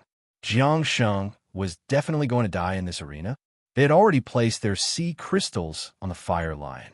Seeing Jiangsheng's short body fall to the ground, the fire lion pounced towards him crazily. The monsters all shouted loudly, "Woo!" Before the fire lion pounced, it had already spat out scarlet flames from its mouth and enveloped Jiangsheng. "Ayo, ayo!" Jiangsheng cried out loudly. He rolled on the ground, trying to extinguish the flames. However, when the fire lion opened its bloody mouth and bit towards Jiangsheng, the flames on Jiangsheng's body still hadn't been extinguished. Roar! Seeing that he was about to be bitten into two, Jiangsheng also roared loudly. He jumped up from the ground in extreme madness and pounced towards the fire lion. He grew two hands and bit the fire lion. The battle between Jiangsheng and the fire lion was different from the battle between Yuanya and the horned python. The two monsters were completely close to each other. Not only was the fire lion's body torn by Jiangsheng's bare hands, but Jiangsheng's body was also torn by the fire lion's iron claws. Xiao Hua's gaze was attracted by this unusually bloody and intense battle. He was worried for his former opponent. This fire lion was very powerful. If Jiangsheng wasn't careful, he would be torn apart by the fire lion. Roar! The fire lion roared. It waved its left claw like a slap and slapped Jiangsheng to the ground. Then, it pounced forward and stepped on Jiangsheng's chest with its right claw. Pong! Just as the fire lion was about to pounce, Jiangsheng lifted his leg and kicked the fire lion's abdomen. Then, Jiangsheng's dragon tail suddenly swung, and the fire lion's body was thrown high into the sky. Before the fire lion could stabilize its body, Jiangsheng suddenly pounced on it. Similar to how Yuanya dealt with the horned python, Jiangsheng immediately plunged his hands into the fire lion's neck. Then, with a pu sound, his dragon tail directly stabbed into the fire lion's eyes. "Ayo, ayo!" The fire lion screamed and rolled on the ground. However, Jiangsheng hugged the fire lion's neck tightly and didn't let go. In just half a cup of tea's time, the fire lion's aura disappeared. It was strangled to death by Jiangsheng. Oomph! Jiangsheng coldly raised his head and grabbed the fire lion. Woo! A gust of wind blew, and the fire lion's corpse flew towards Sea Foam above the blood clouds. "How dare you?" Sea Foam coldly rebuked. He lifted his hand and pointed. Several blue streams of water appeared out of thin air and trapped Jiangsheng. Those streams of water quickly flowed deep into Jiangsheng's body. Not only were his scales torn off, even more blood flowed out from his wounds. Jiangsheng rolled on the ground in pain. However, he still clenched his teeth and fiercely glared at Sea Foam. Damn it! Xiao Hua and Jiangsheng could be considered to have gotten to know each other through fighting. Now, they felt like heroes cherishing heroes. However, just as Xiao Hua angrily cursed, he suddenly realized that it had been a long time since the end of Yuanya's battle. Why hasn't Yuanya returned? Moreover, the green-robed Xiao Hua didn't make any movements. Xiao Hua felt that something was wrong and hastily walked to the side door. Sure enough, the smiling Xian Kong was already waiting there with the heaven and earth bracelet in his hand. Seeing Xiao Hua walk over, he smiled and waved the heaven and earth bracelet in his hand and said, "Immortal friend, why did you only come now? This old man thought that you had forgotten about the bet." "Hee, not at all, not at all," Xiao Hua said with a smile. The battles in the Yazi Gladiator Arena were really too exciting. I took a few more glances and almost forgot about it. Hearing Xiao Hua's words, a trace of contempt flashed through Xian Kong's eyes.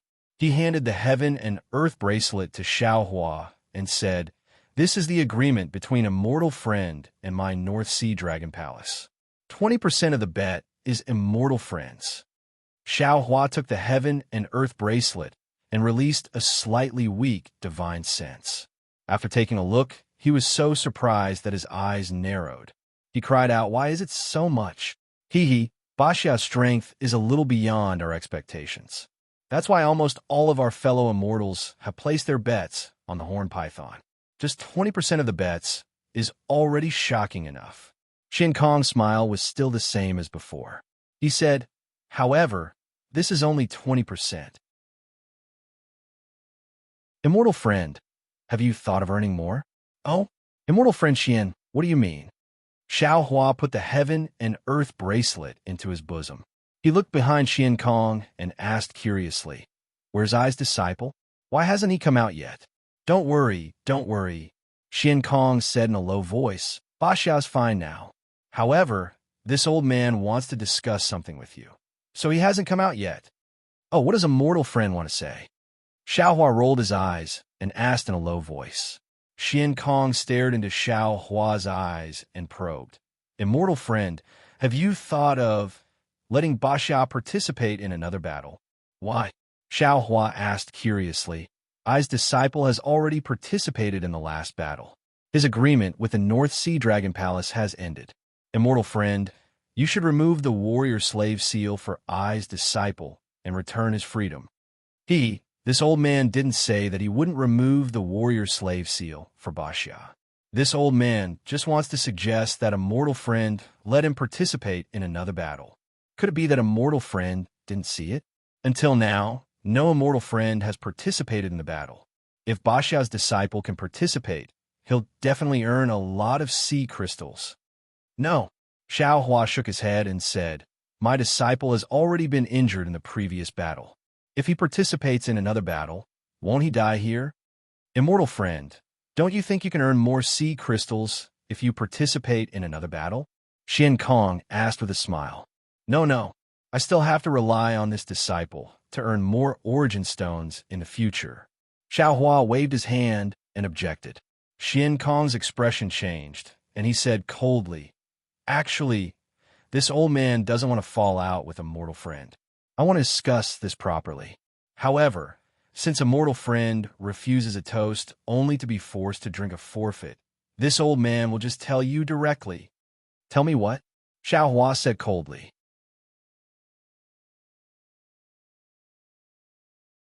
Chapter 39-36. Ba Xiao 4, 7, 8, 8, 6, 9 was previously recorded as a Class 4 demon beast, but his strength has now reached Class 5. Previously, when he participated in the battle as a Class 4 demon beast, it caused unfairness in my Yazzie Gladiator Arena. Not only did the spectators have complaints about my Yazzie Gladiator Arena, but even my master felt that it was inappropriate. Therefore, this old man has already told Ba Xiao 4, 7, 8, 6, 9 that he must participate in another battle between Class 5 demon beasts before he can leave the gladiator arena. "Fellow immortal Xian," Xiao Hua smiled and said, "This is your Yazzie gladiator arena going back on its word." Xian Kong shrugged his shoulder that was exposed outside the tortoise shell and said, "It's not going back on my word. It's just that you didn't clearly state Ba Xiao 4, 7, 8, 6, 9's true strength." "What did my foolish disciple say?" Xiao Hua understood that with Xian Kong's eloquence, he must have deceived and coaxed Yuan Ya like before. Yuan Ya, in order not to implicate Xiao Hua, would definitely agree.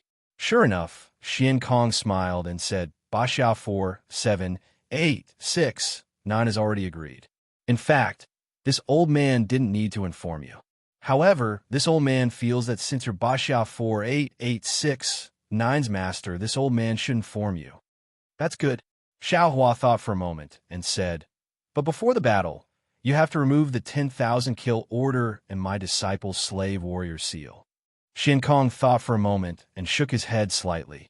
"This old man can't promise you. All demon beasts can only remove the slave warrior seal when they leave the gladiator arena." "Don't worry," Xiao Hua said again. "This is the first condition. I have a second condition." Xian Kong didn't find it strange at all. He seemed to have expected Xiao Hua to say this. He just shook his head slightly and said, "Fellow immortal, sometimes it's better not to be too greedy." Xiao Hua hesitated slightly. His eyes turned slightly, and he said with a smile, "Since fellow immortal Xian Kong said so, then can I take 20% more of the bet?" 20% is impossible." Xian Kong shook his head. "But seeing that there are some misunderstandings between us, my Yazzie Gladiator Arena can give you 5% of the bet." 5%? That's too little." Xiao Hua pretended to hesitate. His real purpose was to let Xian Kong remove Yuan Ye's warrior slave seal first. When he saw that Xiao Hua was unwilling, Xian Kong waved his hand and said, "How about this? Both of us will take a step back." This old man agrees to remove the 10,000 kill command right now. And at the same time, I'll remove Basia's for 7, 8, 8, 6, and 9 warrior slave seals. You only have to take 5% more. How about it? All right. Xiao Hua seemed to be in pain as he helplessly nodded. Xian Kong said with a smile, "That's the right decision, fellow immortal. Isn't there a saying in the human race that goes a wise man submits to circumstances? That way, it'll be easier for both of us. And call my disciple over." Xiao Hua couldn't sense the aura of the green-robed Xiao Hua, so he urged Xian Kong. "Sure." Xian Kong turned around, and with a wave of his finger, Yuan Ye appeared in the distance. Meanwhile, Xiao Hua also appeared in Xiao Hua's senses. In an instant, Xiao Hua understood Xiao Hua's intentions, and he returned to the arena. "Yeah," Xiao Hua said. "You've already agreed?" "Yes, master," Yuan Ye replied. "Disciple doesn't want to implicate master. It's just a battle, so disciple will return in a moment." "All right," Xiao Hua nodded. "Since you've already decided, master can't say anything else. Go ahead and attack. There's no need to hold back. And disciple understands." Yuan Ye seemed to understand, but didn't. "Before the battle, let fellow immortal Xian remove your warrior slave seal first," Xiao Hua said. "All right." Yuan Ye took a step forward and replied. Xian Kong waved the warrior slave seal, and the Yazi on the warrior slave seal spat out a stream of blood energy. The images of Xiao Hua and Yuan Ye in the bronze mirror slowly disappeared. Then, Xian Kong opened his mouth again, and a mouthful of demonic energy landed on the warrior slave seal. The warrior slave seal emitted a dazzling brilliance, and it rushed into the air and transformed into a Yazi. Xian Kong calmly took out a thumb-sized dragon seal from his bosom, and with a flick of his finger, the dragon seal landed in the Yazi's mouth. Pooh! The Yazi spat out a cluster of bloodlight that landed on Yuan Ye, and then the entire bloodlight was sucked back into the Yazi's mouth. Buzz, buzz! The Yazi's body trembled, and the ferocious beast's mouth spat out a ferocious blood demon head. This demon head spun in the air for a moment, and then it slowly shrank, transforming into a drop of blood that landed in front of Yuan Ye. Xiao Hua raised his hand, and the drop of blood landed in his hand. Xiao Hua carefully looked at it, and then he said with a smile, "Very good. Disciple, you can go now?" "Yes, master." Yuan Ye turned around without hesitation and walked towards the entrance of the cave. This old man congratulates fellow immortal on returning with a fruitful journey. Xian Kong looked at Xiao Hua and cupped his hand with a fake smile. "I definitely will. Many thanks to fellow immortal Xian for giving I this opportunity." Xiao Hua turned around and walked towards the arena. The true Samadhi fire in his hand flashed, and the drop of blood was burned into a wisp of smoke. Looking at Xiao Hua's back as he walked into the arena, Xian Kong smiled coldly. He had been in charge of the Yazi auction house for who knows how many years, and he had seen countless humans and monsters. How could he not know the reason why Xiao Jian took Yuan Ye away from the Baxiao arena that day? When Xiao Hua returned to the arena, everything in front of him made him have mixed feelings. Because the one in the arena at this moment was still Jiang Sheng. The one fighting against him was a killer whale. This killer whale was huge, and it had the head of a tiger and the body of a whale. It was incomparably ferocious, and it was much more powerful than the fire lion from before. When Xiao Hua sat down on the chair, Jiang Sheng had already been smashed onto a rock by the huge whale. Although it was not to the extent that his flesh was smashed and his bones broken, looking at the blood gushing out from the corner of Jiang Sheng's mouth, Xiao Hua knew that Jiang Sheng was seriously injured. Roar! Just as Xiao Hua was biting his lips, Jiang Sheng let out an angry roar. His entire body flashed with a golden luster, and his body that was only 3 feet tall abruptly grew in size. However, he only grew to about 10 feet before stopping. At this moment, Jiang Sheng was no longer in his human form, but in the form of a small dragon covered in scales. Jiang Sheng, who had transformed into a dragon, roared and pounced towards the killer whale. His claws and fists continuously hit the killer whale's head, and in a moment, the killer whale was stunned. Then, Jiang Sheng's claws really pierced into the killer whale's cheeks, and with the strength of his arms, the entire killer whale was lifted up from the ground by Jiang Sheng. "Go to hell," Jiang Sheng shouted. The huge killer whale flew out from his hand with a woo and rushed towards the arena's wall. Pong! A loud sound rang out, and the entire arena shook. Damn it! How can this shorty have so much strength? All the demons were extremely shocked. After all, demons were known for their physical bodies, but Jiang Sheng's strength still exceeded their imagination. Swoosh! Without waiting for Jiang Sheng to make another move, Ma Yingfeng, who was standing on the blood cloud, already used a cage to imprison Jiang Sheng and sent him into the cave. No, another demon shouted. How can this dragon man be so powerful? Your Yazzie Arena's actions are too unfair. He clearly has the strength of a level 9 fighting beast, but you insist on treating him as a level 5. Hee. How can there be absolute fairness in this world? How can there be absolute certainty in this world? Ma Yingfeng sneered and said, if I let you all see it accurately, wouldn't this old man have to drink the northwest wind? Ma Yingfeng was naturally not as tactful as Xian Kong, and these words made all the demons unhappy. The entire gladiator arena was in an uproar. At this moment, Xian Kong hurriedly revealed himself in midair and said with a smile, "Fellow immortals, General Ma Yingfeng is actually right. Think about it. Everything in this world can be seen clearly. So how can there be love and hatred? How can this little dragon man from Heavenly Abode River betray us and assassinate the general of our North Sea Dragon Palace? It's because the matters in this world are not controlled by us demons, so there are many interesting things in this world. However, since fellow immortals have come to my Yazzie Arena to watch the fights, then I will try my best to arrange everything in a fair manner." Xian Kong looked around, and everywhere he looked, the noise was reduced. Xian Kong was very satisfied, and said, "For example, that Basha from before, fellow immortals all feel that he might have the strength of a level 5 fighting beast. So this old man has already discussed with him, and let him fight another round to satisfy fellow immortals." Good. The demons all cheered loudly. This is true fairness. Fellow immortal Xian has done well. Of course, there's also that remaining evil from Heavenly Abode River.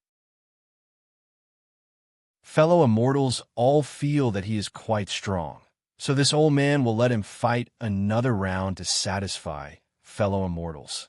Good. The demons didn't expect Xian Kong's words to be the same as not saying anything, but they also felt that this was very fair, so they all cheered loudly. Xian Kong smiled faintly. Since that's the case, fellow immortals, please prepare yourselves. The next fight will begin immediately. With that, Xian Kong's figure disappeared, and Ma Yingfeng stood on the blood cloud with a puzzled expression. A moment later, a swordfish swam over from the distance and landed in front of Ma Yingfeng. Ma Yingfeng reached out with his hand, and the swordfish turned into a wave and disappeared from his hand. Ma Yingfeng frowned, but he soon relaxed, and a thoughtful look flashed in his eyes. Dong, dong, dong. Several drum beats sounded, and the entire arena flashed with a layer of blood-red light. 2 holes appeared on the stone wall, as usual, but when the holes appeared, there was no beast roar coming from inside. When the 2 cages flew out, the demons were stunned, and even Xiao Hua was stunned on the spot. The 2 cages weren't big, and the one on the left was even smaller. Inside, it was Jiang Sheng, who had just left the arena. However, at this moment, Jiang Sheng had already returned to his original size. Furthermore, he was holding a halberd in his hand. In particular, Jiang Sheng's eyes were extremely bright and blood-red. He didn't care that he was covered in blood, and he coldly stared at Ma Yingfeng on the blood cloud.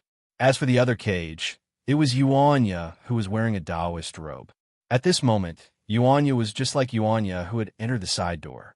He had a chinquin bag on him, and he held a pair of demonic hammers in his hands.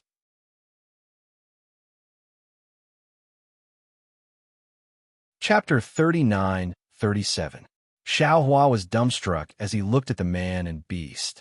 He had never expected the Yazi Gladiator Arena to have such a plan. They actually wanted Yuanya to fight Jiang Sheng. Moreover, he had even returned Jiang Sheng and Yuanya's weapons to them and released their cultivation that had been sealed. This was a life and death battle. In this battle, either Yuanya or Jiang Sheng would die. Based on Xiao Hua's understanding of the man and beast, the possibility of Yuanya dying was higher. Of course, Jiang Sheng had already fought 2 battles in a row and was on the verge of exhaustion. Yuanya might not die in Jiang Sheng's hands.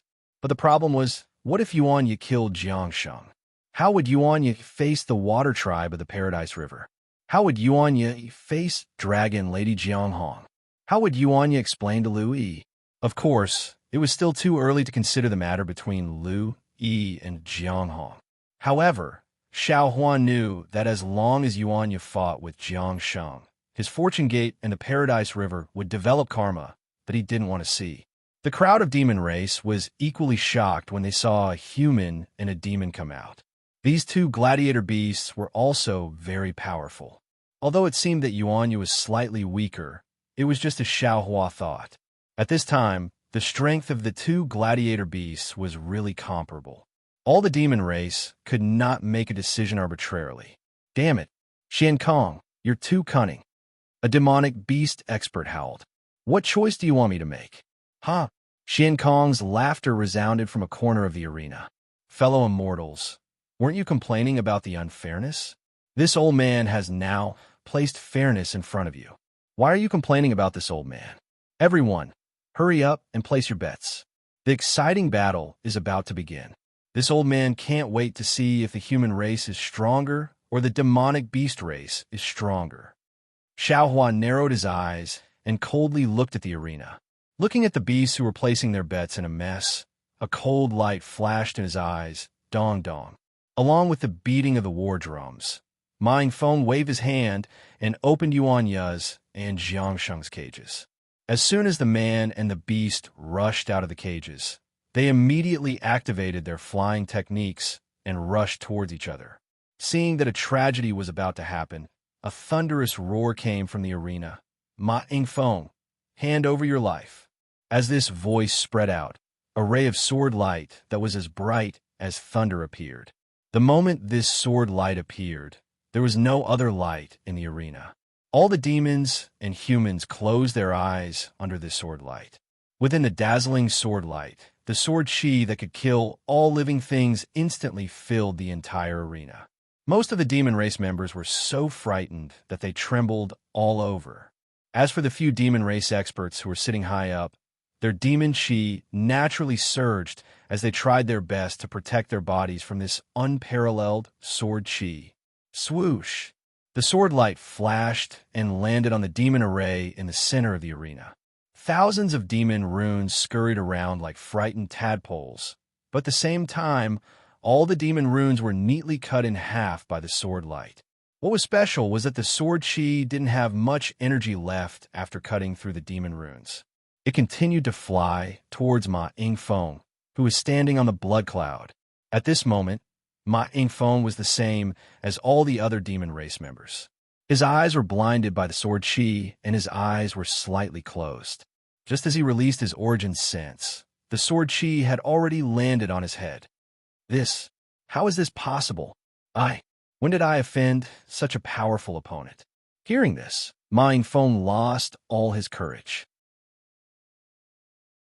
Under the shroud of the sword energy, the sword intent of the flying sword was like the heavens pressing down. Not to mention Ma Yingfeng's monster body. Even a giant mountain peak would be split in half by this sword intent. Ma Yingfeng's demon body violently trembled under this sword chi. He was extremely shocked and couldn't help but cry out. General Ao, don't move. Seeing that the sword chi was about to fall, Ma Yingfeng had nowhere to hide. Suddenly, an extremely long crutch stretched out from the stone wall, and Xian Kong's voice came. Dong! With a light sound, Mying Feng was sent flying by the crutch. Boom! The flying sword fell.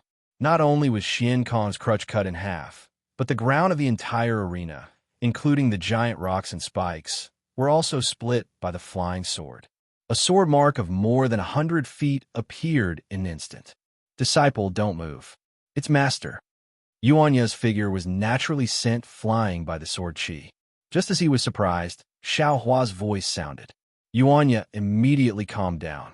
Then his body tightened. When he opened his eyes again, his figure was already inside the Kunlun immortal realm. This shocking sword was naturally done by the Confucian cultivator Xiao Hua. This was also the first time Xiao Hua used it after his sword Dao reached the Desheng level. He didn't expect the power to be so terrifying. After putting away Yuanya, Xiao Hua's heart moved, and his mind wrapped around Jiang Sheng. Although Jiang Sheng was forced back by the sword Qi, he stubbornly urged his demonic aura with all his strength. His demonic body once again expanded, wanting to block the sword light. Xiao Hua's mind was naturally firmly blocked by Jiang Sheng. Xiao Hua hurriedly used the monster language to whisper, Jiang Sheng, this old man is an old friend of Jiang Che and Jiang Peng.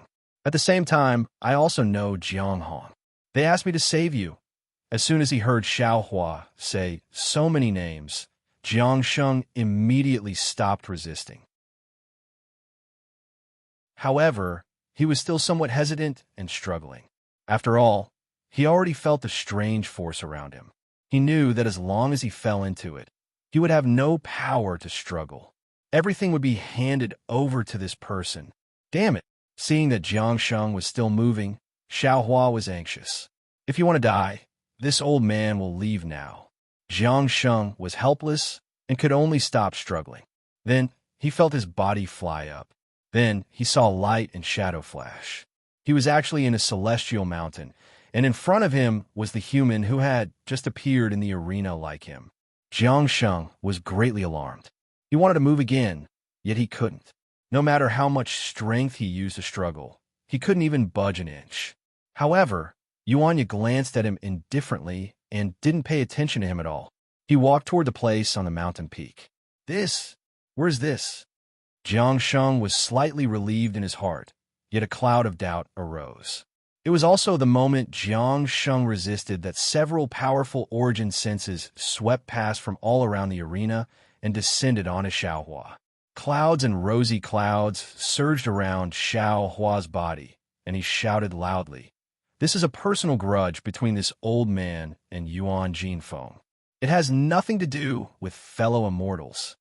As he spoke, Xiao Hua raised his hand again. Several sword lights condensed in his hand, and he shouted loudly, "Vile creature, when this old man saw that you were injured earlier, I pitied you in my heart and saved you. Then I placed you in this old man's home.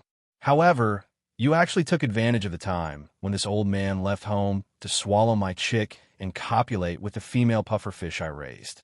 The most infuriating thing is that you actually abandoned a group of pufferfish that were crying piteously for food and fled. If this old man doesn't take your life today, how can I face the female pufferfish that died under the butcher's knife?" As he spoke, the murderous sword light from before appeared once more.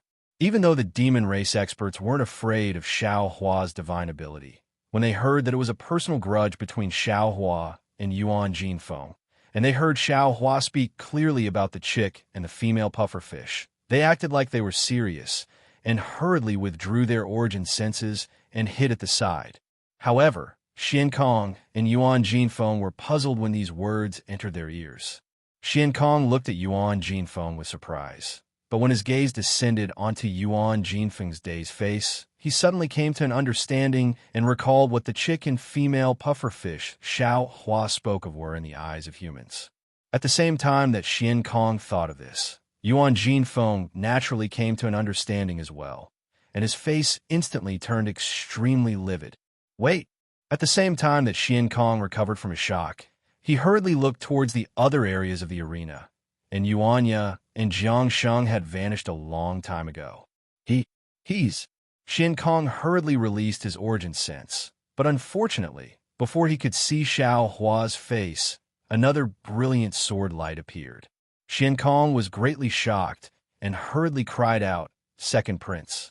Actually, there was utterly no need for Xian Kong to shout. At the same time that the sword light appeared, a strand of origin sense swept out from the arena, and a proud and furious voice drifted through the entire arena. Who dares to cause trouble in this king's arena? However, this voice was still too late. The sword light shot into the sky, and a wave of rumbling resounded. The demon formation at the entrance that everyone had entered through was slashed apart by the sword light, and the group of demon runes were split into two. Along with a wisp of starlight and the smell of the ocean that poured into the arena, Xiao Hua's figure transformed into a strand of watery light that vanished at the flaw of the demon formation. At the same time that Xiao Hua's figure swayed, the experts of the demon race that sat high above in the distance had recovered from their shock as well.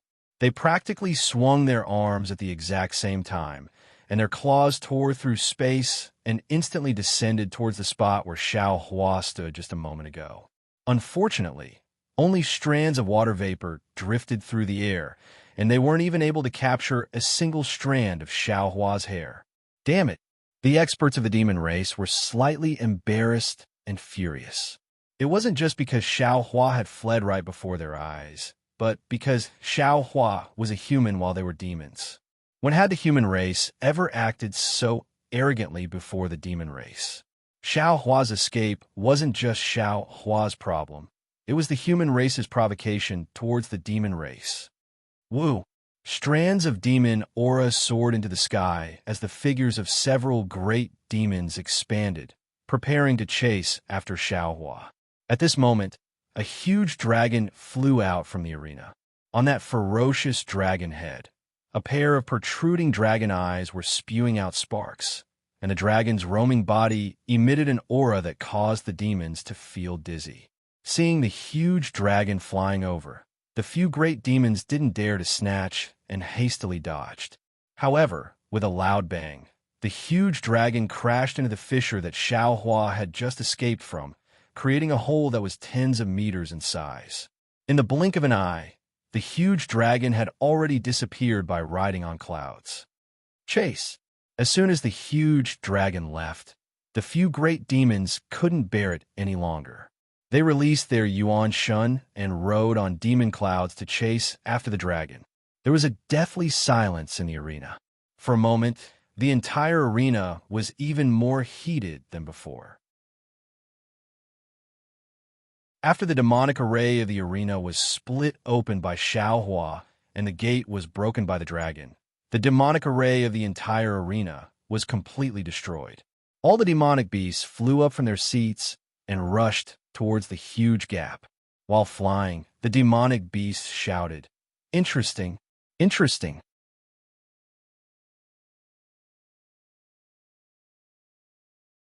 Chapter 39-38. Haha, there's actually a human who dares to cause trouble in the North Sea Dragon Palace's arena. He must be tired of living. No, that's not right. It's because Ma Yingfeng offended this human.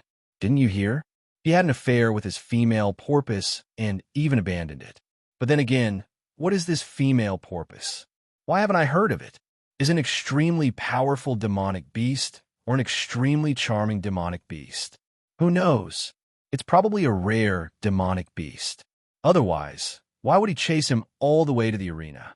He even dares to offend the second prince of the North Sea Dragon Palace? It should be. This human sword technique is so high. His demonic beast must be extremely rare too. According to the humans, Ma Yingfeng must have eaten a bear's heart and leopard's guts. In the distance, Ma Yingfeng, who had just flown up from the ground, was about to say something to Xian Kong. When he heard the discussion, his face became even more ashen. He opened his mouth, wanting to argue, but he didn't know what to say. As for Xian Kong, he couldn't hide the smile on his face. However, when he saw all the demonic beasts flying out of the hole, he immediately thought of something and hurriedly called out, "Fellow immortals." However, Xian Kong only said these two words before he shut his mouth dejectedly. If these demonic beasts didn't leave, Xian Kong could easily find out who left the arena. There weren't many humans in the Yazi arena. If he investigated carefully, he would be able to find out who gave the auction hall certificate to Xiao Hua. Although there were portraits of Xiao Jian and Yuan Ye in the North Sea Dragon Palace's battle strategy, as well as Yuan Ye's record in the Baxia arena, these weren't enough for Xian Kong to find the power behind Xiao Hua. Now, both the demonic beasts and humans had left. How could Xian Kong find out? However, the huge hole in the arena was personally opened by the second prince of the North Sea Dragon Palace. Xian Kong really wanted to cry, but had no tears. A group of demonic beasts chased out of the arena. When they saw the second prince of the Dragon Palace flying towards the North Sea, they were all surprised. After all, the troublemaker could fly anywhere, but why did he fly to the North Sea? The North Sea was the lair of the second prince of the North Sea Dragon Palace. There was no way he could escape from the second prince. Don't tell me. Something must be wrong if something was amiss. The demons thought quickly and seemed to have thought of something. Hence, numerous strands of primordial consciousness swept out. However, when their primordial consciousness swept past the second prince, it continued forward, and forward. There was only the boundless sea in front of them. Where is that wretched-looking human? Roar! Just as the demons were wondering what was going on, the second prince raised his head and roared. His dragon body shrunk by half, and he dove into the North Sea. How is that possible? That human actually dove into the water? Could it be that he thinks he can hide from the dragons in the water? Although the demons were wary of the dragon clan, they were not afraid of them. After pondering for a moment, they urged the demon cloud to increase their flying speed. They either dove into the sea to chase after the dragon clan or chased above the sea surface. However, in the time it took to brew a cup of tea, buzz buzz, the continuous sound of tsunamis came from the sea. Then, a huge wave rushed out from the sea. The second prince's huge dragon body soared into the sky. Roar, roar. The dragon's roar resounded for thousands of miles.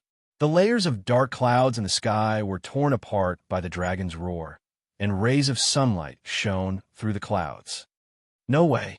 The demons chasing after the second prince were shocked. Could it be that the human actually escaped the second prince's primordial consciousness? That human is actually the literary sage of Confucianism? The second prince of the Dragon Palace rushed into the sky. The huge dragon body shrunk rapidly and gradually transformed into a human form. The second prince was wearing a golden chainmail and a purple gold crown on his head. Above the ferocious dragon head, a pair of huge dragon eyes were bloodshot. Roar! The second prince of the Dragon Palace turned around. His eyes were like lightning. He opened his mouth and roared to the surroundings. Within 100 miles, the winds and clouds were swirling. Several experts of the demon clan hurriedly dodged. Pa. A series of explosions came from the surface of the experts of the demon clan. Within 100 miles, whether it was in the air or at the bottom of the sea, countless explosions came one after another. It was more intense than pouring cold water into a pot of oil. While the experts of the demon clan were dodging, their hearts were as clear as a mirror. The second prince of the Dragon Palace must have lost the human, and he must have lost him long ago. Otherwise, the dragon's roar would have made him appear within 100 miles. Just as the demons were thinking, a blurry human figure suddenly appeared 100 miles away. However, it was like a mirage, disappearing in a flash. Damn it! The second prince of the Dragon Palace had already noticed it. He did not have time to transform into a dragon and chased after Xiao Hua again. The Dragon Palace, really has a lot of secret skills. In the distance, Xiao Hua used the water escape technique to escape. At the same time, he used the secret skill of the Heavenly Abode River to cover his breath. That day, Jiang Che of the Heavenly Abode River hid beside Ao Zhan with his secret skill and was not discovered by Ao Zhan. Xiao Hua was so far away from the second prince of the Dragon Palace. How could he be discovered? Moreover, among all the skills that Xiao Hua had learned, there was only one divine sense that surpassed the second prince of the Dragon Palace. It must be the Taoist escape technique. Therefore, the water escape technique that Xiaohua used was not inferior to the second prince of the Dragon Palace. If the second prince had not suddenly stopped and turned around to use the secret skill of the Dragon Clan, Xiaohua's diversion tactic would have succeeded. However, even if Xiaohua was temporarily discovered by the second prince of the Dragon Palace, Xiaohua was not afraid at all. The fluctuation of his soul awareness flowed like water waves, washing away the primordial thoughts of the second prince of the Dragon Palace and other experts of the Demon Clan. His figure quickly rushed to Yuling Bei. Damn it, damn it, damn it! The second prince of the Dragon Palace cursed angrily. He used the secret skill of the Dragon Clan one by one, trying to distinguish Xiaohua's trace. However, Xiaohua was like a slippery loach. It seemed that he was there, but no matter where his primordial thoughts or secret skills fell, they were all empty. Seeing that Yuling Bei was not far away, the second prince of the Dragon Palace had a bad feeling. After all, the human clan and the demon clan were mixed in Yuling Bei. Although there were not many human clan members, to search one by one was like looking for a needle in a haystack. Not to mention a practitioner like Xiaohua. As long as he relaxed for a moment, his trace would have been thousands of miles away. It was impossible to find him. Just as the second prince of the Dragon Palace had a bad feeling, the primordial thoughts in the distance immediately became abnormal. Previously, he could still feel a trace of Xiaohua, but now it was empty. There was no perception, just like before when he lost track of Xiaohua. At this moment, the second prince of the Dragon Palace suddenly realized that it was not he who had been chasing Xiaohua, but Xiaohua who had been leading him by the nose. Xiaohua could escape his detection at any time. When the second prince of the Dragon Palace realized this, a golden light flashed between his eyes. A stream of dragon chi rose from the golden light. The second prince of the Dragon Palace gave up on the direction of Yuling Bei and swept to the left and right sea. However, when he hurriedly looked around, there was a sudden dragon roar, and the nearby space boiled again. However, it was a pity that the bubbles disappeared one after another without revealing the slightest trace of abnormality. Roar! The second prince of the Dragon Palace was furious. He suddenly waved his dragon tail behind him, turning it into a huge iron rod, and hit the sea. Boom! The sea was pushed forward by him, and huge waves of hundreds of feet high. Several nearby ships were tottering in the waves. A group of Demon Clan members on the ships were so frightened by the second prince's dragon chi that they collapsed on the deck and trembled. After the second prince vented his anger, he sped up and rushed to Yuling Bei not far away. His gaze swept to the place where Xiaohua might have fallen. The second prince's figure was like lightning. Just as he was about to rush into Yuling Bei, he suddenly stopped and turned to look at the place where he flew past. It was one of the 5 mountain ranges of Yuling Bei that looked like 5 fingers reaching into the North Sea. At the end of the mountain range, there was a protruding cliff. Usually, hundreds of seagulls would soar and rest here. However, at this time, there was not a single seagull to be seen. Except for the whistling of the sea wind, it was terrifyingly quiet. The second prince frowned slightly. He looked at Yuling Bei not far away in the morning light, and hesitated for a moment before flying toward the cliff. After the second prince, the 3 demon race cultivators flew over separately. However, they didn't get too close. They just stood in 3 different directions of the cliff, blocking the way to the North Sea. It was as if they were preventing anyone from escaping from the cliff. At the same time, in the direction of Yuling Bei, squads of armored prawn soldiers and crab generals also flew over, gradually blocking the other direction of the cliff. The top of the cliff was very barren. Only a few thumb-sized plants grew tenaciously in the sea breeze. These plants grew out from the cracks of the large rocks. Apart from the dark green rust spots on the large rocks, there were also patches of grayish-white bird droppings. There was simply too much bird droppings, layer upon layer.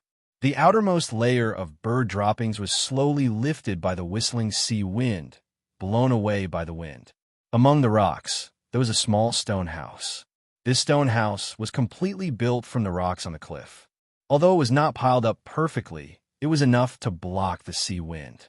However, the second prince's gaze did not linger on this stone house for long. He only glanced at it before sweeping past, landing on the cliff that was sheltered from the wind.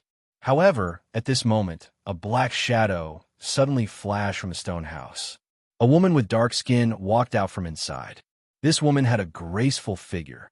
When she walked, her waist swayed like a willow tree, as if she had no bones. Although this woman was wearing clothes, the skin exposed outside of her clothes was clearly covered in scales.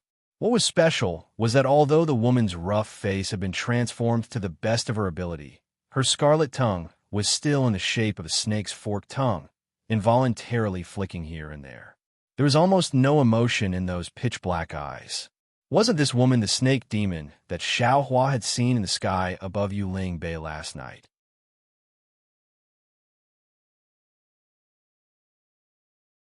Chapter 39:39. Looking at the woman who had just walked out of the stone house, she immediately felt that something was wrong. She looked at the second prince, and the expression on her face changed drastically. She stood there in a daze, and her entire body trembled like a sieve. She almost fell to the ground. The snake species' natural submission to the dragon clan was involuntarily revealed. "Wife!" A weak voice sounded from inside the stone house. He seemed to have noticed the abnormality and hurriedly asked, "What happened to you?" Nothing. "Husband, you must not come out." The woman's voice was a bit shrill and even had a hissing sound. However, in the midst of the woman's voice, there was a slightly dragging sound of footsteps. A man in strange clothes walked out of the stone house. This man had a head full of white hair and two big and lifeless eyes. His hands were stretched out in front of him, groping left and right. Obviously, he was blind. When the man touched the snake demon's trembling body, he said in surprise, "Wife, why are you so cold? Quickly put on these clothes." As he spoke, the blind man hurriedly took off his clothes and touched the woman, wanting to help her put on her clothes. "No need, husband." Facing the second prince of the Dragon Palace, the woman could not restrain her body from trembling. However, she still hurriedly shouted, "The wind is strong here. You quickly put on your clothes." The second prince of the Dragon Palace snorted and looked at the woman and the demon with extreme disgust. The dragon breath from his mouth and nose blew past, creating a fierce wind that blew away the clothes in the man's hands. "Such a strong wind," the old man said and hurriedly pulled the woman's arm. "Wife, quickly come back to hide from the wind." The snake demon did not dare to move. She hurriedly pushed the man and said, "Husband, don't worry about me. Quickly go back." "Damn thing, you actually dare to conspire with a human." The shrimp soldiers and crab soldiers in the distance had already approached. When Ma Yingfeng saw this, he unconsciously thought of Xiao Hua's slander in the arena, and his heart burned with anger. He waved the trident in his hand and stabbed it towards the trembling snake spirit woman. The woman was shocked and wanted to dodge. However, when she saw the man still holding her arm, she gritted her teeth and tilted her body to block the man. Her body met the trident head-on. "Are you crazy?" At this moment, a lazy voice came from the place where the second prince of Dragon Palace was looking. "They're a loving couple. I envy them. Why do you want to break them apart? If you break them up, then I won't even have a neighbor." Following this voice, a huge black shadow rushed out from that place and blocked the three-pronged fork. When Ma Yingfeng saw that the three-pronged fork had wings that seemed to be cast from copper and iron, he couldn't help but be greatly alarmed. "Fellow immortal, where did you come from?" The second prince of Dragon Palace was not surprised. He looked at the origin of the wings with interest and asked, "When will we arrive at Yuling Bay? Why didn't I know that there was a powerful demon race expert on this cliff?" This old man came from where he came from, and in the future, I will return to the same place. I just stayed in Yuling Bay for a few years. I don't need to disturb so many fellow immortals, right?" As he spoke, a demon race of more than 30 meters flew out from the foot of the mountain. This demon race was now in human form.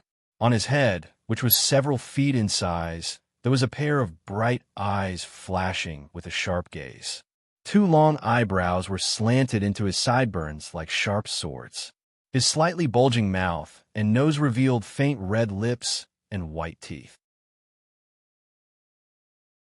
The demon's wings were surging with demon aura, and a pair of naked arms with bulging muscles could be vaguely seen amidst the demon aura. What was blocking the sharp weapons was the shadow of one of the demon's wings. I'm A.O. Jing, the second prince of North Sea Dragon Palace. The second prince pondered for a moment and cupped his hands.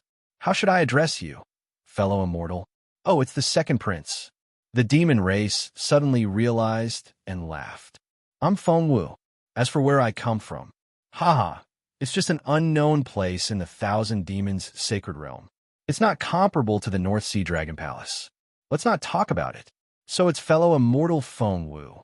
A.O. Jing laughed. I wonder if I'm lucky enough to invite fellow immortal to Yuling Palace for a chat? I'm not going. Feng Wu flapped his wings and said, if I wanted to go, I would have gone a few years ago. Since I'm not going, I can only disappoint the second prince. Fine. Since fellow immortal doesn't like to be disturbed, I won't mention this matter. Facing Feng Wu, an unfamiliar demon, A.O. Jing acutely sensed that this demon of the Phoenix bloodline was exceptionally powerful. He couldn't help but restrain his arrogance as he smiled and said, however, this king would like to ask you, did you sense a human cultivator who concealed himself and passed by here just now? He, second prince, really overestimates my strength. Feng Wu laughed. How can I see a human race cultivator that even second prince can't catch up with? Damn human race. At the mention of Xiaohua, an inexplicable anger appeared on A.O. Jing's face. He turned his head to look at the snake spirit and the old man in the stone house and said sternly, evil creature, what's the matter with you? If you don't explain clearly, I'll take your life right now. Second prince, please spare my life. The snake spirit almost fell to the ground and said anxiously, Su Lang is this lowly concubine's savior. This lowly concubine doesn't know how to repay him, so I want to accompany him for the rest of my life. Lowly concubine, you're really good at saying the word human race. A.O. Jing laughed sinisterly. This man is just weak. How can he save you? Aren't you deceiving me? I'll let second prince know. The snake spirit didn't dare to be negligent and hurriedly said, when Su Lang was young, this lowly concubine was chased by an enemy and turned into a small snake. It was winter at that time. This lowly concubine was frozen into a popsicle and was about to freeze to death. Su Lang just happened to come back from the academy and happened to meet this lowly concubine. He was careful and kind. When he saw that this lowly concubine was frozen by the winter snow, he hid this lowly concubine in his arms. After a night of warmth, this lowly concubine finally woke up. This lowly concubine didn't dare to stay in Su Lang's house for long and hurriedly flew underground to hibernate. When this lowly concubine recovered the next year, this lowly concubine went to find Su Lang to repay his kindness. However, when this lowly concubine found Su Lang, this lowly concubine found out that because this lowly concubine didn't know how to restrain the poison in her body when she was seriously injured, Su Lang was poisoned by this lowly concubine when he saved this lowly concubine. Although this lowly concubine was saved by the human race's physician, Su Lang was still blind. This lowly concubine felt that there was nothing this lowly concubine could do to repay him, so I pretended to be a wandering village woman and married into the Su family, pledging my life to you. When Su Lang grew old and no longer had anything to worry about at home, this lowly concubine brought Su Lang out to fulfill his long-cherished wish of traveling 10,000 li instead of reading 10,000 books. When I arrived at the Northern Sea, Su Lang was already old and couldn't walk anymore. Therefore, this lowly concubine built a house here and accompanied him on his last journey. Wife, what are you talking about? The man in the house was very puzzled when he heard the crooked demon language outside the house. However, he was also familiar with the woman's voice and couldn't help but ask in surprise, who is outside? We've been here for so long, but we've never had any neighbors come to visit. Could it be that it's our neighbors? Gaga. Sure, Jean Feng sneered and changed the demon language in the air into human language. He mocked. Wife, do you know what your wife is? She's just a snake spirit. Do you know where you live? This is a cliff that goes deep into the Northern Sea. In the past, there were many seabirds here, but now, not a single seabird can be seen. Do you know where these seabirds went? They were all swallowed by your snake spirit wife. Where did you get this neighborhood from? Hearing A.O. Jing's words, the house was silent at first. In the end, that man cried out in shock. Wife, who is this person? Is what he said true? Aren't you an orphan of the Bai family? How did you become a snake spirit? How is this possible? Husband. A trace of sorrow appeared in the woman's previously emotionless eyes. This sorrow was especially obvious in the pitch-black snake eyes. Feng Wu frowned and glared at Jean Feng with some displeasure. Jean Feng's heart shrank as fear appeared in his heart. At this moment, he finally understood why his prince was so courteous to this demon with a phoenix body. It wasn't just because Feng Wu was powerful. My wife. Say something. I don't believe what this person said. That man pressed. Are you a human or a demon? The snake spirit woman hesitated for a moment and said, Husband, is it important whether this lowly concubine is a human or a demon? Unfortunately, that old man with the surname Su didn't answer. After a moment, the snake spirit woman said with some sorrow, Husband, do you still remember the story of the little snake that this concubine often told you? Of course I remember. That man's voice trembled. You often told this story to me. I thought you were comforting me. Could it be? The man's voice was somewhat fearful. Wife was also replaced with you. The woman straightened her waist with difficulty and turned her head to look sadly at the stone house. She had accompanied this man for dozens of years. Although she was a demon, she understood the man's thoughts from the change in his tone. Damn it, this is ridiculous. A.O. Jing couldn't help but ridicule. You've shared a bed for dozens of years, and you don't even know what your wife is. Have you spent your nights like this for dozens of years? Hearing A.O. Jing's words, Jean Feng smiled and said, This muddle-headed brother, perhaps you haven't been able to touch your wife's delicate skin at night before. Then why don't you touch it properly now? Whether it was A.O. Jing or Jean Feng, after being played by Xiao Hua, they couldn't help but feel resentment. They couldn't find Xiao Hua, and when facing other weak people, they also had the heart to play with them. This kind of despicable person existed in both the human race and the demon race. Sure enough, the sound of light footsteps came from inside the stone house. Husband, that snake spirit was greatly alarmed and cried out miserably, You can't.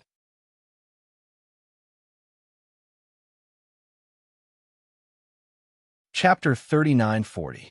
However, the footsteps were still so resolute, not shaken by the snake spirit's panic. Feng Wu's expression changed as he watched from nearby. This Feng Wu was naturally Xiao Hua's transformation. In fact, it wasn't much of a transformation. Xiao Hua only needed to slightly reveal the heavenly phoenix within his body, and that was enough to scare A.O. Jing and the other dragons. Feng Wu could stop Ma Jin Feng from killing the snake spirit, but he couldn't stop the man from walking out of the stone house. Moreover, although A.O. Jing and Ma Jin Feng were clearly trying to sow discord, the hand that would reveal the truth was on the man. The man had the right to know the truth, and Xiao Hua had no right to stop him. The man's figure appeared, and his hand slowly approached the snake spirit's body. The snake spirit's body trembled slightly and slowly moved, trying to dodge. However, the man didn't give up and followed the direction of the snake spirit's movement again. The snake spirit's body trembled violently for a moment before suddenly stopping. She looked at the man's resolute face with a hint of sadness in her eyes, and a look of desperation appeared in her eyes. The snake spirit no longer dodged. She raised her illusory hand slightly and held the man's hand. The man hurriedly touched the snake spirit's arm, and the panic on his face faded slightly. However, the snake spirit immediately pulled his hand, and bit by bit, it moved upwards towards the place where the scales hadn't transformed, the man's arm trembled slightly, and he was somewhat hesitant, but also somewhat resolute. The distance of less than a foot actually took a full half a cup of tea's time.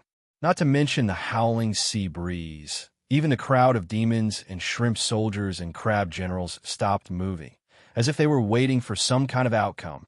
The man's hand finally touched the snake spirit's ice-cold scales, and the moment he touched the scales, the coldness struck the man like a bolt of lightning. The man's arm trembled, and his entire body twitched. His face revealed disbelief and disbelief, and his empty eyes seemed to flash with spirit, as if he had seen many things. However, the man's mouth seemed to say, "You," and it was unknown what he wanted to say, and then there was no more. Then the man collapsed on the ground, white foam coming out of his mouth. In just a few breaths, the breath he breathed out was less than the breath he breathed in. The snake spirit looked coldly at the man's hand, which was now firmly gripping a piece of scale on the snake spirit's body. Even in the face of death, he did not loosen his grip. The man died. His grayish-white eyes stared fixedly at the sky, as if he had died with his eyes wide open. His hand was still stretched out, strangling the snake spirit's scales. The snake spirit raised her hand, and with a crack, she broke off the scale. The man's hand fell to the ground. The snake spirit reached out to cover the man's eyes and said in a low voice, "Su Lang, I thought that after accompanying you for your entire life, I had already become your true love in your heart. You wouldn't care about my demon body anymore. Actually, there are many times when I want to tell you the truth. I want to know if you care that I'm a snake spirit, but I'm afraid of seeing something I don't want to see. I thought that once we reached this place, I would be able to accompany you to the end of the journey and let you have a perfect ending. But the heavens want me to know what you're thinking. Stories are just stories. The more I tell them, the more you listen to them. What I ask and what you answer are not reality." When the illusion had become a thing of the past, when you really faced reality, you actually couldn't believe that you were actually scared to death by your first wife who had accompanied you for decades, and that you were actually scared to death by your first wife who had taken care of you all your life. The ending of this story is really laughable. Su Lang, Su Lang, how can you make me believe in the affection of this world? Demons will always be demons. What's the point of talking about feelings with humans? Ao Jing was also surprised by this unexpected ending, but seeing the snake's spirit so sad, he couldn't help but sneer. Maybe it's time to end it. The snake spirit waved her hand and picked up the man's corpse. She looked at Ao Jing indifferently. Although she was still afraid, she still asked, "Can this concubine go now?" "Go, go." Ao Jing waved his hand. Xiao Hua asked strangely, "Where are you taking this human's corpse?" After a human dies, it's important to be buried in peace. This concubine will bury him. The snake spirit looked at Xiao Hua and replied, "Alas, go." Xiao Hua flapped his wings and sighed. "This old man should also go. After staying here for a few years, I didn't expect that you too would have such an ending. It's really beyond this old man's expectations." This old man often heard humans say that the world in people's hearts is often the most perfect. Many people don't dare to open their eyes and face reality because the world in front of them is too cruel. There are too many unsatisfactory things. This kid, surnamed Su, seems to be a pure and kind person from his speech and behavior. He even helped my demon race since he was young. Unfortunately, a pure and kind person is not necessarily a wise and brave person. His eyes are blind, and his heart is even more blind. After he finished speaking, Xiao Hua spread his wings, and a whirlwind appeared. Xiao Hua's body turned into a phoenix that was dozens of feet long. As his wings danced, demonic clouds lingered around him. The clouds flickered, and his demonic body instantly flew a few miles away, gradually disappearing into the sea breeze. Second Prince. Seeing Xiao Hua fly away, Ma Yingfeng whispered, "This Feng Wu is a demon expert. You, alas, if not for today's matter, we could have become friends." Ao Jing smiled bitterly. After watching Xiao Hua fly away, The snake spirit also rolled up the demonic clouds and went inland. He whispered, "Since this matter has happened, let's wait for another chance." "Yes." Ma Yingfeng nodded. He then looked at the several demon experts in the distance and whispered. This subordinate suddenly thought of something. That human who escaped, was he the Confucian cultivator who took out the Immortal Palace's token? Should this subordinate and the others search Yuling Bay? Naturally, we have to search. This Confucian cultivator actually dared to ruin my North Sea Dragon Palace's matter. We can't let him go easily. A.O. Jing nodded. However, it's hard to say whether this human is from the Immortal Palace or not. After all, the Immortal Palace's people have already revealed their identities. He can't directly attack my North Sea Dragon Palace. But then again, the human race is best at creating a diversion. He revealed his identity and thought that we wouldn't suspect him. Then he saved Jiang Sheng. He used Jiang Sheng to provoke the dragon palaces of the four seas so that the Immortal Palace could benefit. At this point, Ma Yingfeng continued in a low voice. Also, Basha 47869, who fought with Jiang Sheng, was also rescued by a Confucian cultivator. This Confucian cultivator, disguised as a Taoist cultivator, must be related to Basha 47869.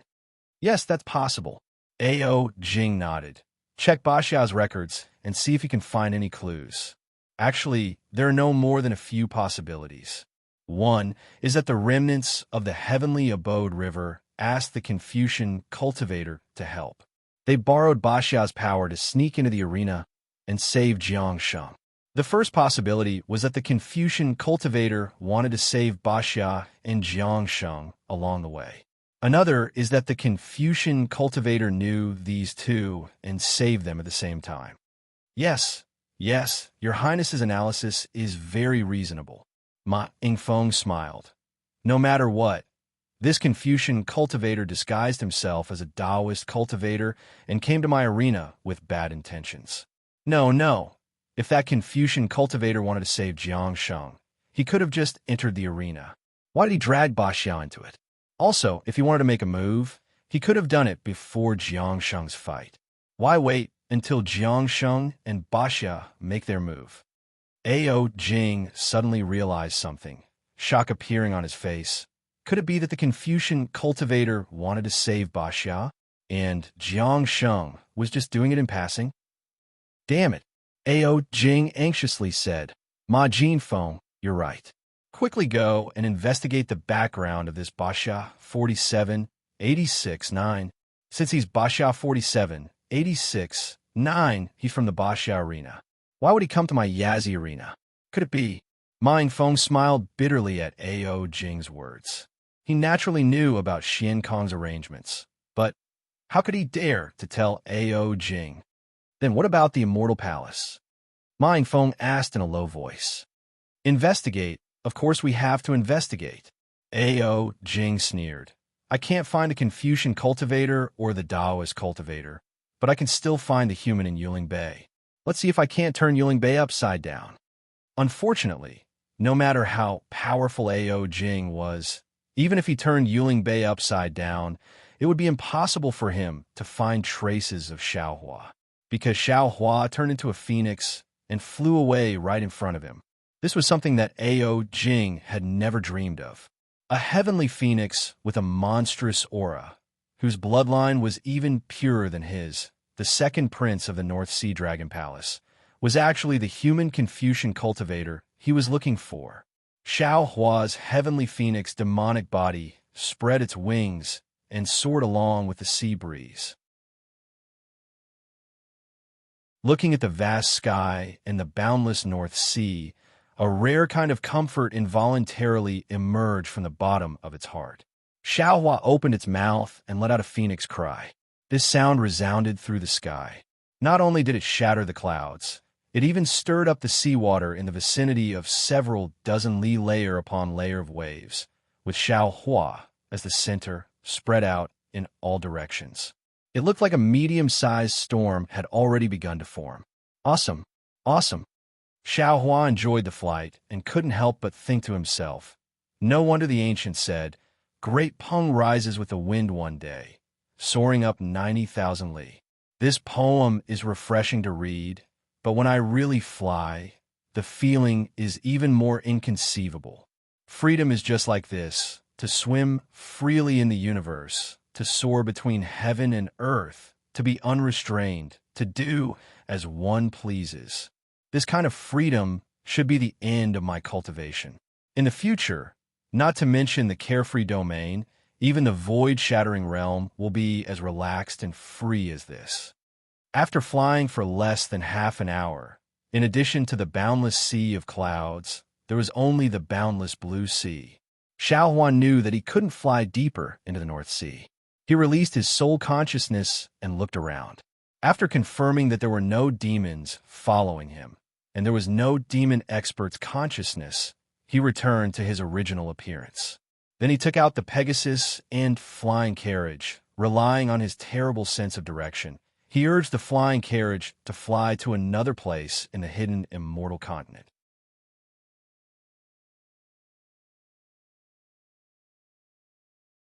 Chapter 39:41. Xiao Hua urged the Pegasus to sit inside the flying carriage. He secretly pondered over his actions along the way and felt that there was nothing inappropriate. Only then did his mind enter the space to check and sort out the gains of this auction. After nearly an hour, Xiao Hua felt that it was about time and released his soul consciousness. Sure enough, at the edge of his soul consciousness, he saw the appearance of land. Moreover, there was no bay or human figure on this land. It was not Yiling Bay at all. This naturally didn't exceed Xiao Hua's expectations. He calmly put away the flying chariot and Pegasus, then used the water escape technique to reach the shore. He raised his hand and took the mountain river seal in his hand, then released Jiang Sheng from the space. Jiang Sheng had been standing in the space like a wooden chicken. Suddenly, he felt his body tighten and could move again. He hastily waved the sky piercer and guarded left and right. When he saw Xiao Hua, he could not help but be stunned. The sky piercer pointed at Xiao Hua and stood there in a daze. Jiang Sheng. Xiao Hua did not dare to waste time and said in the demon language, "This Xiao rescued you from the Yazi arena. That North Sea Dragon Palace's second prince, Ao Jing, has been chasing after you. I'm afraid you have a North Sea Dragon Palace's warrior slave seal on your body. This Xiao wants to help you get rid of it first. Don't resist." Okay, Jiang Sheng was not a fool. He did not ask why Xiao Hua knew the demon language, nor did he ask why Xiao Hua's cultivation was so high at this time. He only gave a simple reply. Xiao Hua patted his forehead and used the illusion breaker eye. Those silver-white eyes looked around Jiang Sheng's body. Jiang Sheng felt a chill coming from his body. It was as if those expressionless eyes saw through his body from the inside out. Don't move, don't resist. Just as Jiang Sheng could not help but tremble slightly, several layers of dark green brilliance gushed out from between Xiao Hua's eyebrows again. The soul strands that were hard to see with the naked eye split into several strands and entered Jiang Sheng's body. When the soul strands touched Jiang Sheng's body, the body naturally resisted. Jiang Sheng hurriedly dispersed the defense of the body. Those soul strands instantly penetrated Jiang Sheng's blood vessels. Huh? In just a moment, Xiao Hua frowns and says in surprise, "The North Sea Dragon Palace's slave warrior seal is really something. No wonder. No, this isn't the slave warrior seal." However, several strange waves flashed with a faint brilliance as they strangely wandered within Jiang Sheng's blood vessels. Although Xiao Hua's delusion breaker eyes could see them, his soul strands could not capture these waves. It was not as simple as when Xiao Hua saw Xian Kong use the dragon stratagem to extract the warrior slave seal from Yuanya's body. At this point, how could Xiao Huan not know that the North Sea Dragon Palace's imprint in Jiang Sheng's body was far from something the warrior slave imprint could compare to? Wong. When Xiao Hua frowned slightly, the soul strands have already retracted. Another layer of green light appeared between his eyebrows. It was Xiao Hua's washing heaven and earth technique. As soon as the green light appeared, it immediately turned into a green seal text. This green sealed text fell into Jiang Sheng's body, causing a burst of rather simple sound. This sound, in Jiang Sheng's ears, seemed to be born from his body. Jiang Sheng only felt his blood vessels rapidly surging, as if there were thousands of small hands in his blood vessels grabbing him at the same time. In just a moment, Jiang Sheng suddenly felt his body become light. Xiao Hua's voice sounded in his ears again. Jiang Sheng, this Xiao removing the North Sea Dragon Palace's imprint has attracted Ao Jing's attention. Don't move, this Xiao will take you and fly away. When Jiang Sheng heard this, he was a little unhappy, but before he could react, Xiao Hua stretched out his hand and grabbed his neck. A wisp of fire flashed, and Xiao Hua's figure disappeared with Jing Sheng. Poor Jiang Sheng was born with divine strength, but he had gone through several battles and almost died in the arena. How could he resist Xiao Hua's tiger and wolf hands now? He was held in Xiao Hua's hand like a little chick. In the time it took to eat a meal, clouds of fire appeared in the sky. A fire dragon roared and flew out of the fire clouds. The huge dragon had hung down from the sky with a ferocious look. Its eyes, which were comparable to flying swords, swept across the place where Xiao Hua and Jiang Sheng had just stood. Then, the fire dragon roared and sniffed around a few times. Hurricanes swept across the ground, lifting pieces of gravel. This fire dragon was naturally Ao Jing. Xiao Hua removing the imprint in Jiang Sheng's blood vessels immediately aroused Ao Jing's vigilance. Ao Jing didn't have time to inform Xian Kong and the other dragon generals. He first transformed into a dragon and chased over. However, he was still too late. Except for a trace of the North Sea Dragon Palace's imprint, there was nothing left here. How is this possible?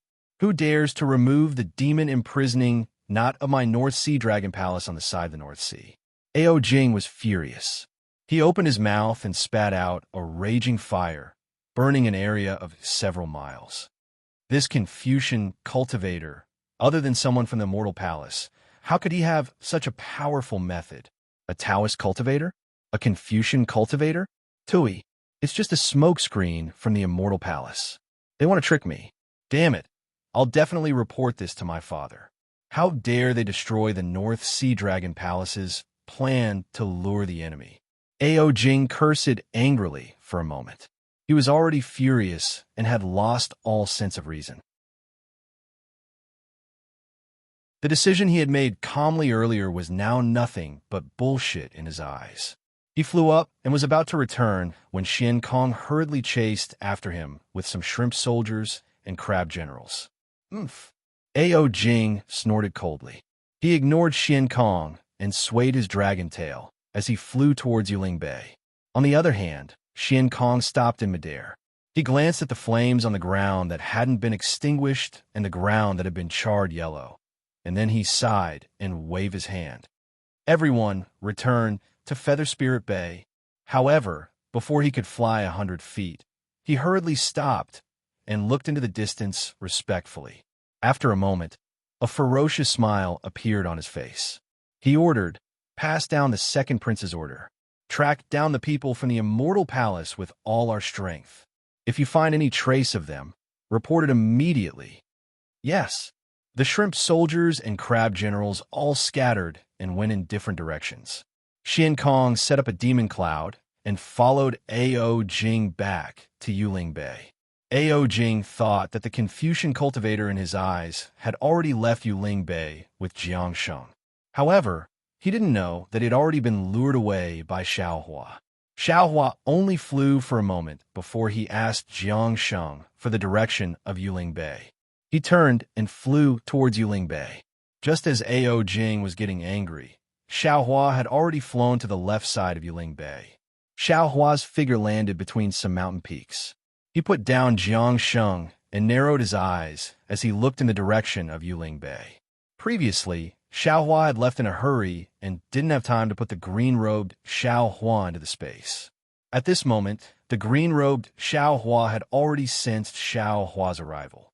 He had urged the formless Yuan Ying to return. Xiao Hua turned to Jiang Sheng and said, "Jiang Sheng, you must have recognized me.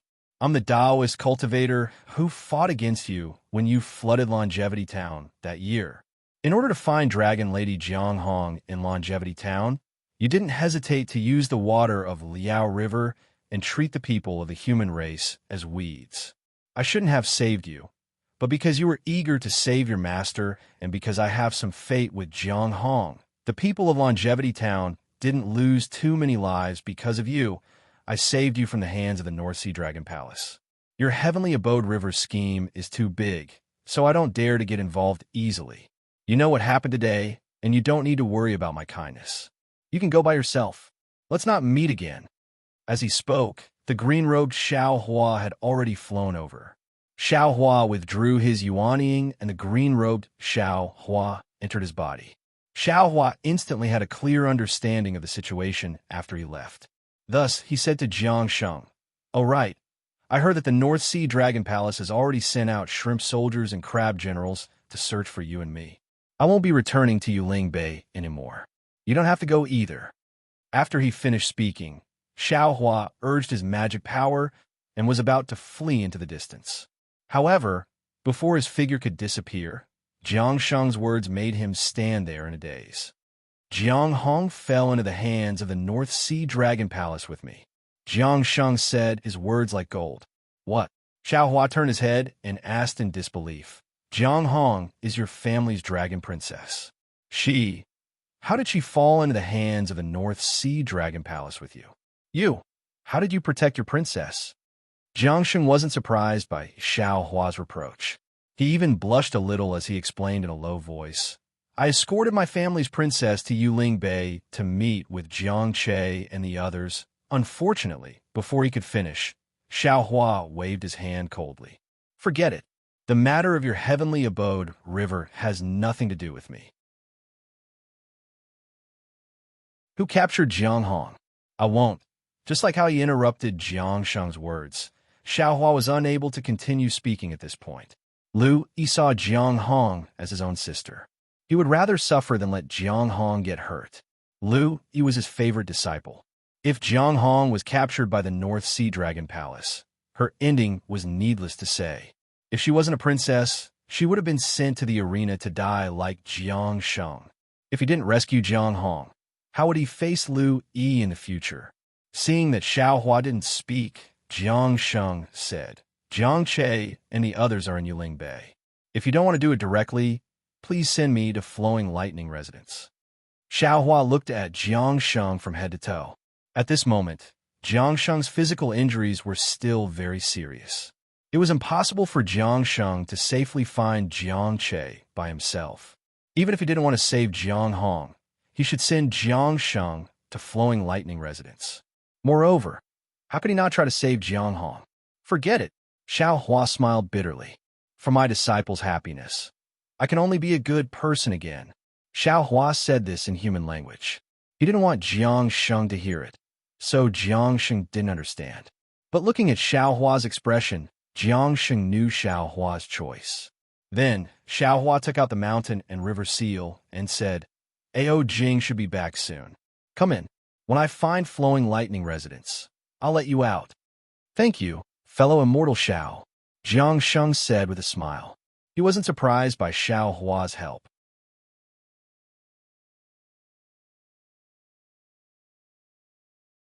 Chapter 3942.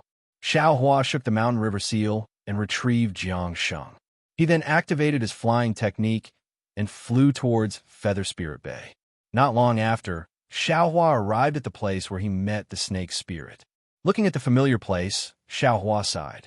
In just one night, so many things had happened, which made Xiao Hua realize a lot. At this time, Yuling Bay was different from before. Whether it was humans or demons, there were much fewer people. The shops and tents were equally desolate. Xiao Hua identified the direction and landed on the ground. Seeing a Confucian cultivator hurriedly flying by, he hurriedly stepped forward and cupped his hands.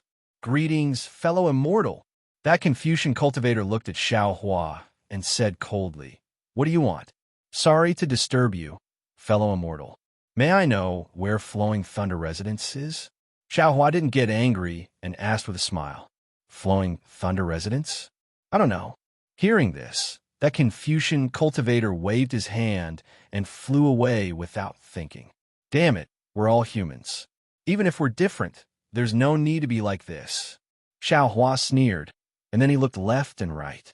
After that, he flew over a few hundred meters and blocked the path of a leopard spirit that was similarly riding a demonic cloud. Fellow Immortal. I wonder if Fellow Immortal knows of the lightning flow residence? Flowing thunder residence.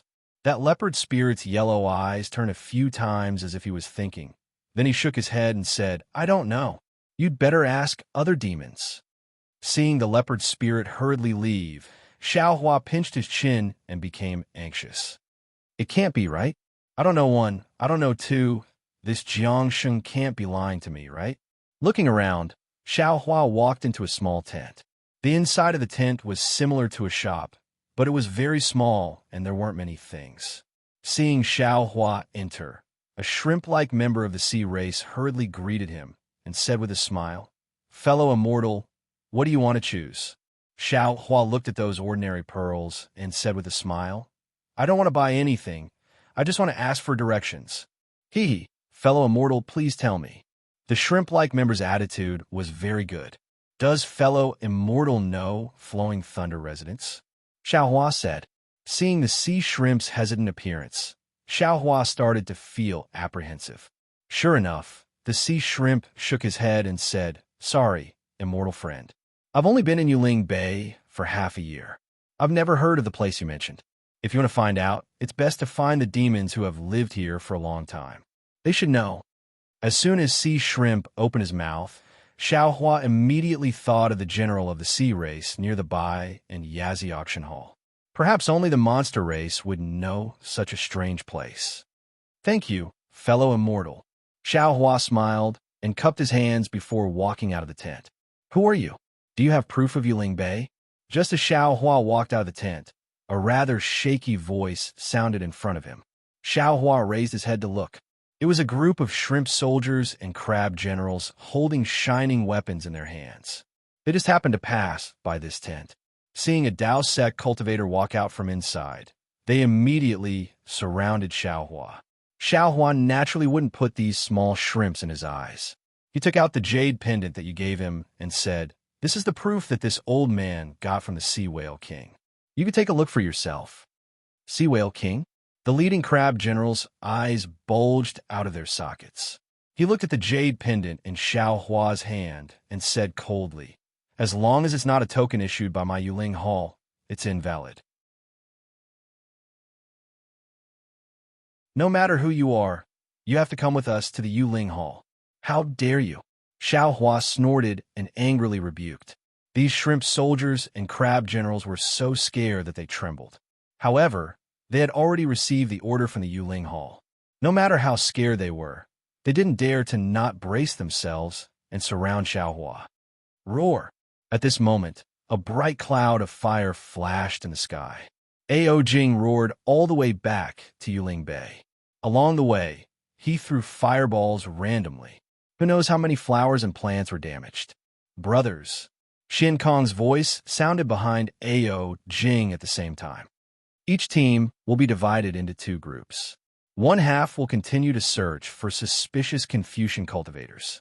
The other half will form a team outside Yuling Bay and spread out to search the inland. Yes, the shrimp soldiers and crab generals surrounding Xiao Hua didn't dare to disobey the order. Half of them flew out of Yuling Bay on a demon cloud. The remaining half looked at Xiao Hua's clothes, scratched their heads, and thought for a moment. They asked, Are you a Confucian cultivator? This old man is a Taoist cultivator. Xiao Hua raised his sleeve and said with a smile, This half of the shrimp soldiers and crab generals shook their heads and let Xiao Hua go. Then they continued to search in front. Damn it, with this kind of soldiers, they want to catch this Xiao Hua? What a fool's dream. Xiao Hua laughed inwardly and flew towards the Yazi auction house. On the contrary, when he arrived near the auction house, apart from a small number of demons on guard, there were fewer shrimp soldiers and crab generals patrolling. The humans and demons who were watching the excitement also disappeared. Even the shops around the auction house were mostly closed. The previous lively scene was nowhere to be seen. However, the shop where the sea-raced general sold sea relics was still half open. It seemed like it was waiting for Xiaohua. Xiaohua's figure had just stepped into the shop when a respectful voice sounded. "Senior is here." "Oh, why are you still here?" Xiaohua was slightly taken aback. "Who are you?" Without waiting for Xiaohua to answer, a yuan thought swept over from afar. It landed on Xiaohua. Soon after, a cold voice sounded. Xiaohua naturally noticed that there were people from the auction house inspecting nearby. He was not afraid of being discovered. When he heard the question, he turned his head and said with a smile, "This one is Xiaohua. My Taoist name is Taoist Xiao. What's the matter?" "General, what's the matter?" The person who came was a sea-race general wearing armor. He looked like a big octopus. On the side of the armor, several tentacles held several different weapons. He looked very mighty. "Taoist Xiao?" When the sea general heard this, his expression changed slightly. After all, a Taoist cultivator who could be called a Taoist master should be at the early yuanying stage. He was not someone he could resist. However, the sea general looked left and right. He swam toward Xiaohua and asked, "What are you doing here? Do you have a certificate issued by my Feather Spirit Palace?" This Taoist Xiao is this little one's friend.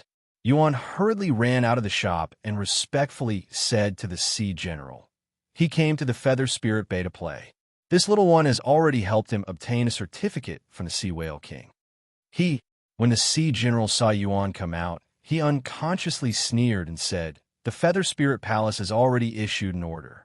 Apart from a certificate issued by the Feather Spirit Palace, all other certificates are invalid. All human cultivators with invalid certificates are to be detained in the Feather Spirit Palace. Their whereabouts and any suspicious signs will be investigated. Since you are related to this human, you should also come with this general." Yuan was clearly stunned. He took half a step back in fear. However, it was only half a step. He stepped forward and said, "Senior Xiao was invited by this little one. This little one will guarantee his identity with my life. This little one will follow the general to the Feather Spirit Palace." "You?" The sea general was startled. He was clearly caught off guard. However, he immediately waved his tentacles and said, "What is a small shrimp like you doing in the Feather Spirit Palace? Be a good boy and stay aside." Then the sea general looked at Xiaohua and said, "Taoist Xiao, do you want to go by yourself? Or do you want this one to invite you?" Impudent. At this moment, a rather dignified voice came from behind Yuan. The owner of the shop, the sea race general, walked out and scolded, "This is this general's honored guest, Brew. Why aren't you scramming back?" The sea general called Brew was shocked when he heard the scolding. He almost naturally bowed and said, "This subordinate greets General Liu." Just as he said this, the sea general suddenly woke up. He straightened up and coldly looked at the sea general called Liu and said, "Liu, don't forget, you're no longer a general of the North Sea Dragon Palace. What qualifications do you have to order this general around? This general is here on the orders of the Feather Spirit Palace to investigate suspicious humans. Since you are colluding with this human, you might as well come with this general to the Feather Spirit Palace." Xiaohua coldly watched from the side, his heart somewhat rueful. There was a struggle for power and fame between the human race, and it was easy for people to scheme against each other. Xiaohua clearly smelled this kind of dark smell between the Hai Jianglu and the bromine. Lu's face was extremely unsightly. He opened his mouth to say something, but it was very clear that Brew was no longer a small soldier under his command. He could not order him around. But if he let Brew take Xiaohua away, Lu could not bear to. After all, he already saw hope in Xiaohua for a group of old soldiers to get rid of their injuries. It was not that Lu did not think of inviting Xiaohua to the Feather Spirit Palace, and then he would tell him about Xiaohua's abilities. But the problem was, he didn't know if Xiaohua was willing to cooperate with the North Sea Dragon Palace. If Xiaohua wasn't willing, and he had leaked Xiaohua's divine ability, it would bring disaster to Xiaohua. Lu didn't think he would do such a thing. Second, Even if Xiao Hua was willing to cooperate with the North Sea Dragon Palace, how could the North Sea Dragon Palace waste a divine doctor like Xiao Hua on these old soldiers? There was no lack of shrimp soldiers and crab generals in the North Sea Dragon Palace that could not be cured. Xiao Hua would not have the free time to treat the old soldiers that he cared about. What if I can vouch for you? A faint voice sounded. The sea snake Dee also walked out and coldly looked at Brew. When Brew heard Dee's voice, he hurriedly retreated. It was as if he had suffered a great loss in Dee's hands. His several tentacles quickly danced. He was even more shocked. What's wrong with me? Can't you recognize me? Dee said with a smile. The dignified Xiao Hai general is really awe-inspiring. How come I have never seen a soft octopus with a hard bone? Oh my, I forgot. How can an octopus have bones? I really overestimated you. Dee. Brew's tall figure was like paper in front of Dee. He slightly swayed. He somewhat inarticulately called out. Why are you here? If you vouch for me.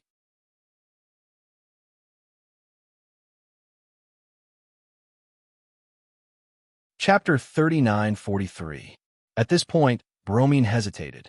His two slightly transparent eyes trembled rapidly. He looked at Xiao Hua, then looked to the left. He was afraid that this was a trap set for him by Dee. However, Bromine had been here for a long time, and other soldiers had started to pay attention to this place. This gave Bromine the so-called encouragement. Fine. Bromine clenched his teeth and said, You're the same as Liu. You're no longer a subordinate of the North Sea Dragon Palace. What qualifications do you have to guarantee? Since you're with this human, you can't get away with it. You don't know what happened in the Yazzie arena last night. Let's go.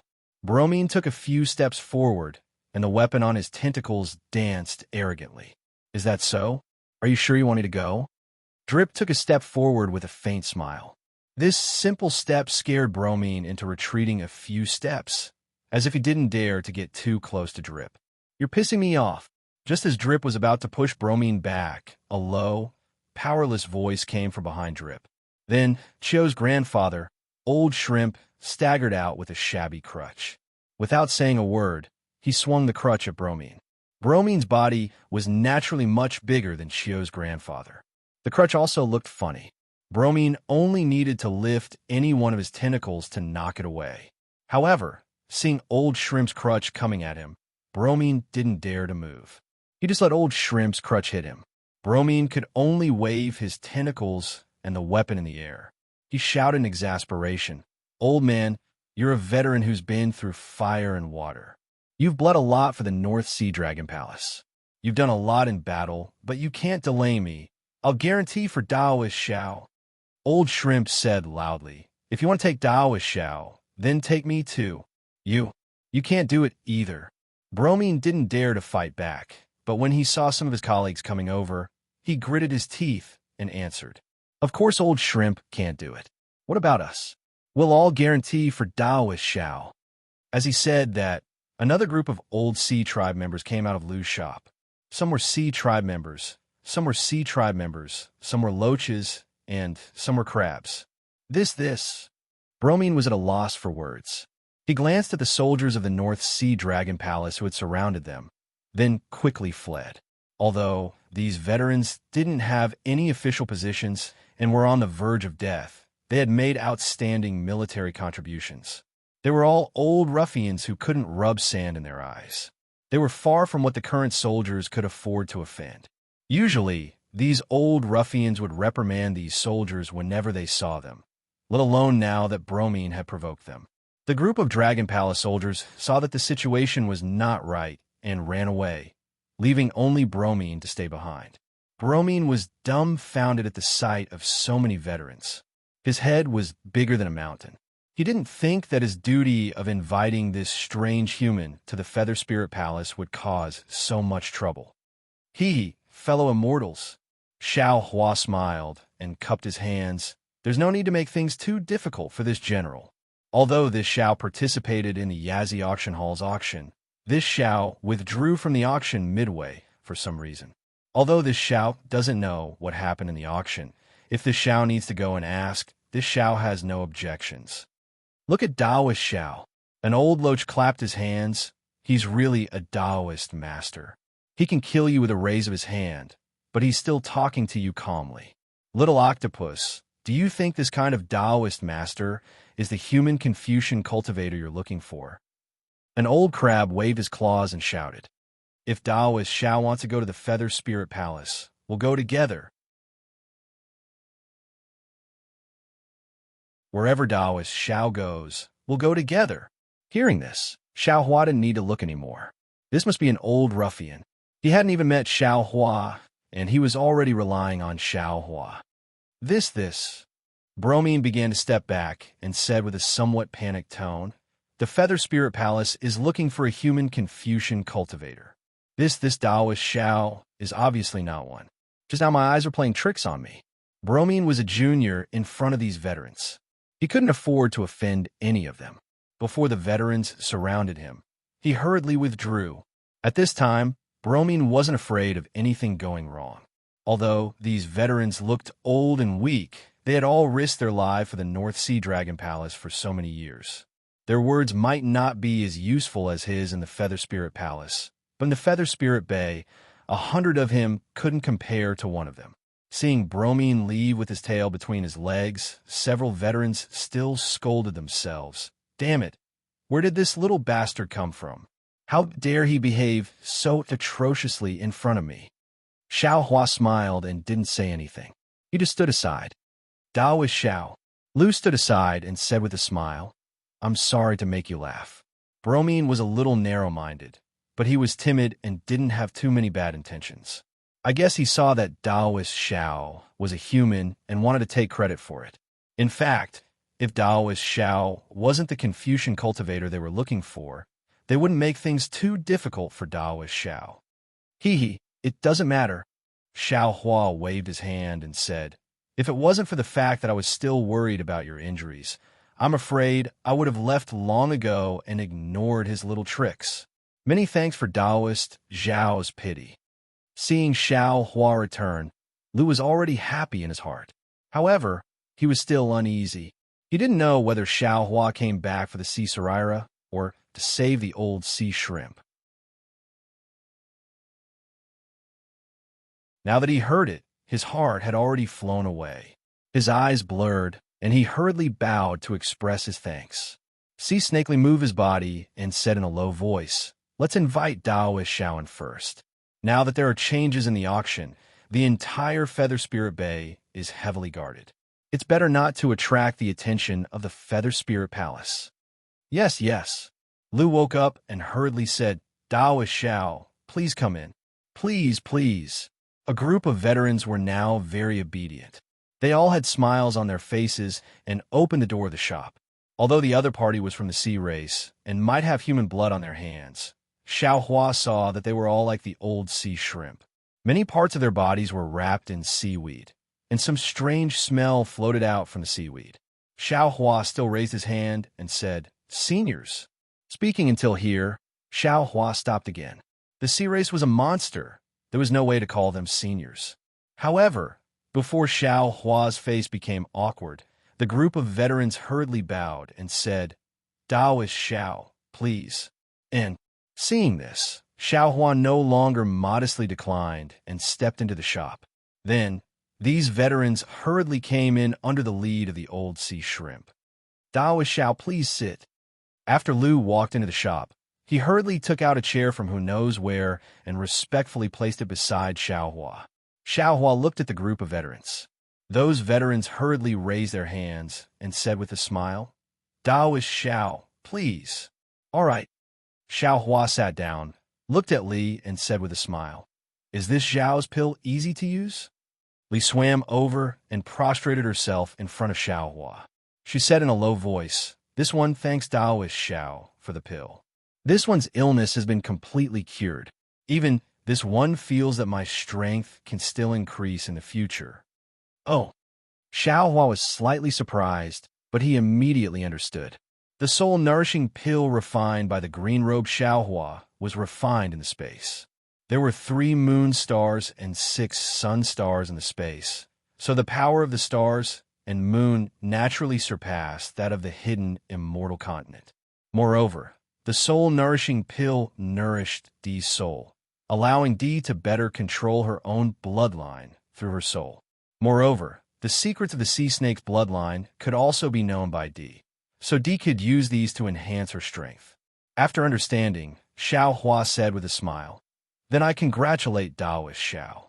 I didn't expect that the pill that this one casually refined would have such an effect." Casually refined? Li was somewhat dumbfounded.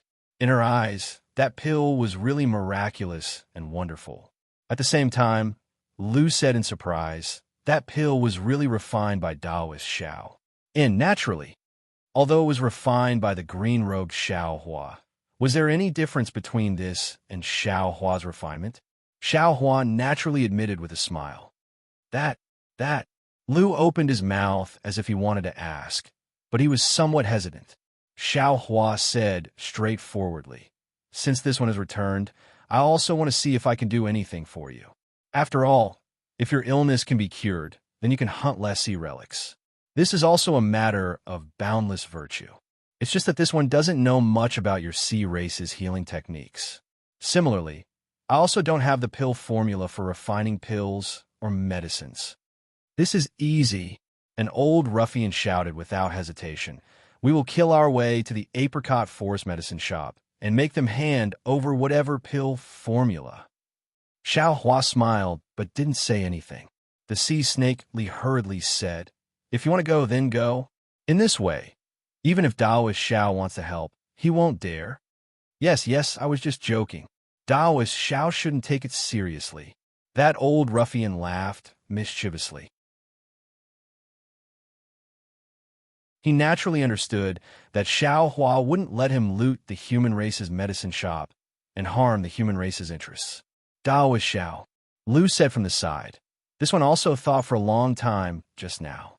It's not realistic to get the pill formula from the apricot forest medicine shop. Moreover, his pill formula might not be useful. Taoist Zhao's pill formula still needs to be obtained from the North Sea Dragon Palace, Zhaixing Lu, Yazi Auction House, Lilai Trading Company, and Luo Merchant Union. Of course the Dragon Palace has it, but the Feather Spirit Palace may not give it. Zhaixing Lu, Yazi Auction House, and Lilai Trading Company need to bid. To be honest, not to mention whether these things are available, we don't have many sea crystals and may not be able to bid. The last place left is the Luo Merchant Union. This one has heard of the Luo Merchant Union's reputation before. It's a merchant union formed by the demon race of the Thousand Demon Sacred Realm. It's not large in scale, and its transactions are always fair. Moreover, they're indeed resourceful and can get things that ordinary demon race can't.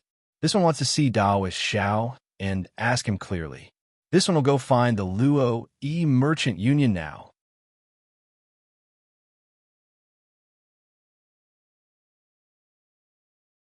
Chapter 3944. Oh, Xiao Hua smiles and turns to look at Yuan, asking, "Is this your recommendation again?" Yuan hurriedly waves his hand and says, "This is not what I said. General knew about it and then asked about it. That's why I reported it to you." Xiao Hua thinks for a while and says to Lu, "It would be best if you could find Bei when he recorded the pill recipe in Luo Merchant Union. I would be able to refine pills according to the recipe." Taoist Xiao, "You don't want to go with me?" Lu is a bit surprised and disappointed. Xiao Hua smiles. "I don't know much about the pill recipes of the monster race. It doesn't matter if I go or not. You only need to ask the monster race in Luo Merchant Union for the pill recipe. They should be in charge of it. Moreover, I have something important to do. I'm afraid I can't accompany you." All right. Lu naturally wants Xiao Hua to go with him. However, Xiao Hua has something important to do, so he can't force him. Beside him, Drop hastily asks tactfully, "Taoist Xiao, what is it? Do you want to do it in Yuling Bay?" And Xiao Hua nods. After thinking for a while, he asks, "Do you know a place called Drifting Pavilion?" "Drifting Pavilion?" Drop thinks for a while and shakes his head. "I am familiar with every place in Yuling Bay, but I have never heard of Drifting Pavilion. Could it be that this drifting lightning abode that Taoist Xiao mentioned is located outside of Yuling Bay?" Xiao Hua shakes his head and replies, "No, it's in Yuling Bay." Drop looks at some old soldiers on the left. After thinking for a while, he says in a low voice. Daoist Xiao, if possible, you should ask these old sea race. Xiao Hua nodded, then raised his head to look at the closed shop door and said, Everyone, this Xiao came to Yuling Bay to look for an old friend. He left a message for this Xiao, saying that he was at the Drifting Pavilion, but this Xiao couldn't find him anywhere in Yuling Bay. I wonder if anyone can answer my question? Drifting Pavilion? The group of old Oceanids are also slightly startled. They all look at each other, wanting to share Xiao Hua's burden. However, they seem to have never heard of this name before. One of the old Oceanids even asks, Daoist Xiao, do you think this flowing lightning residence is at the E-residence? Or a place name? Or a brothel that you humans often talk about? Xiao Hua smiled and said, This Xiao doesn't know either. I only know the name of this place. Io. Suddenly, Old Sea Shrimp seemed to have thought of something and said hurriedly, I remember now. It seems that there is such a place. But, oh, you know about it? Hearing this, Xiao Hua was overjoyed. Seeing that Old Sea Shrimp didn't say anything, he asked, Could it be that there's something strange about this place? Indeed. Seeing Xiao Hua being so cautious, Old Sea Shrimp winked at the group of Old Sea race members and whispered a few words to Xiao Hua. Sure enough, Xiao Hua's brows slightly creased. After a while, Xiao Hua smiled and said, Since this Xiao has come, then I should still make a trip. Everyone, just stay here or go somewhere together. General, hurry to the Luai Merchant Union. When this Xiao pays a visit to my old friend, I can refine some pills or medicines for you. Okay. Lu nodded vigorously and said, I'll go now. When I find a pill formula, we'll meet at Yaoshi. This place is too close to the Yazi auction house. After all, it's inconvenient for Daoist Xiao to be here. Indeed, you all go first. I'll immediately go find a Feather Spirit Palace certificate for Daoist Xiao. An old sea race member said hurriedly. Xiao Hua watched as Lu opened a shop door and the group of old sea race members walked out. He said to the fish monster, Yuan, take this Xiao to that place. Okay, this little one understands. The fish monster was extremely excited. It rubbed its illusory hands and nodded vigorously. Sea Snakely hurriedly said, Daoist Xiao, do you want me to accompany you? No need. Xiao Hua waved his hand. You go with Lu to the Luai Merchant Union. Since there's a pill formula, there must be some demonic herbs, demonic fruits, and so on. You also help to take a look. Lu is not a shrewd businessman. He covered his mouth and said, He's not a human to begin with. And Xiao Hua nodded. He looked around and said, If possible, give all the sea relics in this shop to this Xiao. This Xiao has a use for them. No problem, Li said without hesitation. This one will pack it up right away. When Daoist Xiao returns, I'll give them all to you. Xiao Hua took out a Chinquan bag and handed it to Li. He directly took the fish monster and prepared to leave the shop. The little sea shrimp waiting at the entrance of the shop hurriedly said shyly, Daoist Xiao, Grandpa and the others have gone to find a certificate for Daoist Xiao. Please wait for a moment. They really went. Xiao Hua didn't know whether to laugh or cry. Thus, Xiao Hua simply stood inside the shop and watched Li tidy up the sea relics in the shop. On the other hand, the somewhat tyrannical shop assistant from before had long disappeared. After a while, Li tidied up all the sea relics in the shop and gave the Chinquan bag to Xiao Hua. Xiao Hua looked inside and saw that there were indeed a lot of sea relics. Thinking about how each sea relic was the life of a sea race member, Xiao Hua increasingly felt that doing these things was worth it. Xiao Hua had just received the Chinquan bag when the old sea shrimp brought the two old sea race members back hurriedly. From the looks of it, they didn't seem to be injured at all. Xiao Hua received a fish card and carefully held it. He smiled and said, Many thanks, everyone. You can go and rest first. When this Xiao comes back, I will help you refine pills. Seeing Xiao Hua treasuring the fish card very much, the old sea shrimp and the others were quite happy. They cupped their hands and said, Thank you for everything, Daoist Xiao. Seeing the old sea shrimp and the others leave, Xiao Hua also waved his hand and hurriedly took the fish monster out of the shop. After a while, the fish monster asked in a low voice, Daoist Xiao, where are you going? Bye. Xiao Hua said these two words through sound transmission. Ah, you want to go to Qi? The fish monster was shocked and almost blurted out. Fortunately, he only spoke half of it and stopped. Xiao Hua smiled and said, if you don't dare to go, then just point in the direction. This Xiao already knows where it is. I can ask. No, this little one will take Daoist Xiao there. Yuan clenched his teeth and said. Then he raised his hand and a demonic cloud appeared under his feet, asking Xiao Hua to fly with him. Xiao Hua urged his flying technique and followed behind Yuan, flying towards the outside of Yuling Bay. Sure enough, along the way, there were many shrimp soldiers and crab generals patrolling, stopping Xiao Hua from time to time. The certificate given to Xiao Hua by the old sea shrimp was quite useful. Every sea race took a look at it and didn't ask much, directly letting them go. After flying over the mountain range of Yuling Bay, they arrived at the other side. Before they could get close, a hot aura hit them in the face, and a strong smell of sulfur gradually diffused in the air. Near this hot aura, there were no sea race, and the patrolling shrimp soldiers and crab generals were also gone. After flying for a while, Yuan's figure was already trembling. Obviously, he couldn't adapt to the heat here. Xiao Hua said, Yuan, Chi must be in front. You don't need to get too close. This old man will go by himself. You find a suitable place to stay. After this old man comes out, I will come to find you. The fish monster stopped in midair and said very shamefully, many thanks for Daoist Zhao's sympathy. This little one really can't stand it anymore. And this is a hot place. It's different from the humid life of UC race. It's normal that you can't stand it. Xiao Hua smiled and waved his hand, then flew forward. The fish monster watched Xiao Hua's figure fly over the foothills and fall into the valley. It quickly turned around and flew straight to the inside of Yuling Bay. The salty sea breeze swept up the moisture and fell on the fish monster's body. Only then did the fish monster let out a long sigh of relief.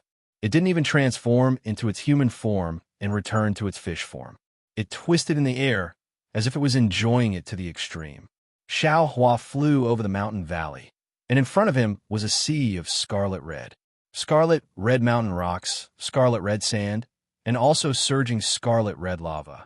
However, this scarlet red only covered a range of a few dozen li. Looking further into the valley, there was another stretch of dilapidated fences and dilapidated walls. Some dilapidated stone pillars, collapsed pavilions, and other things piled up in the valley.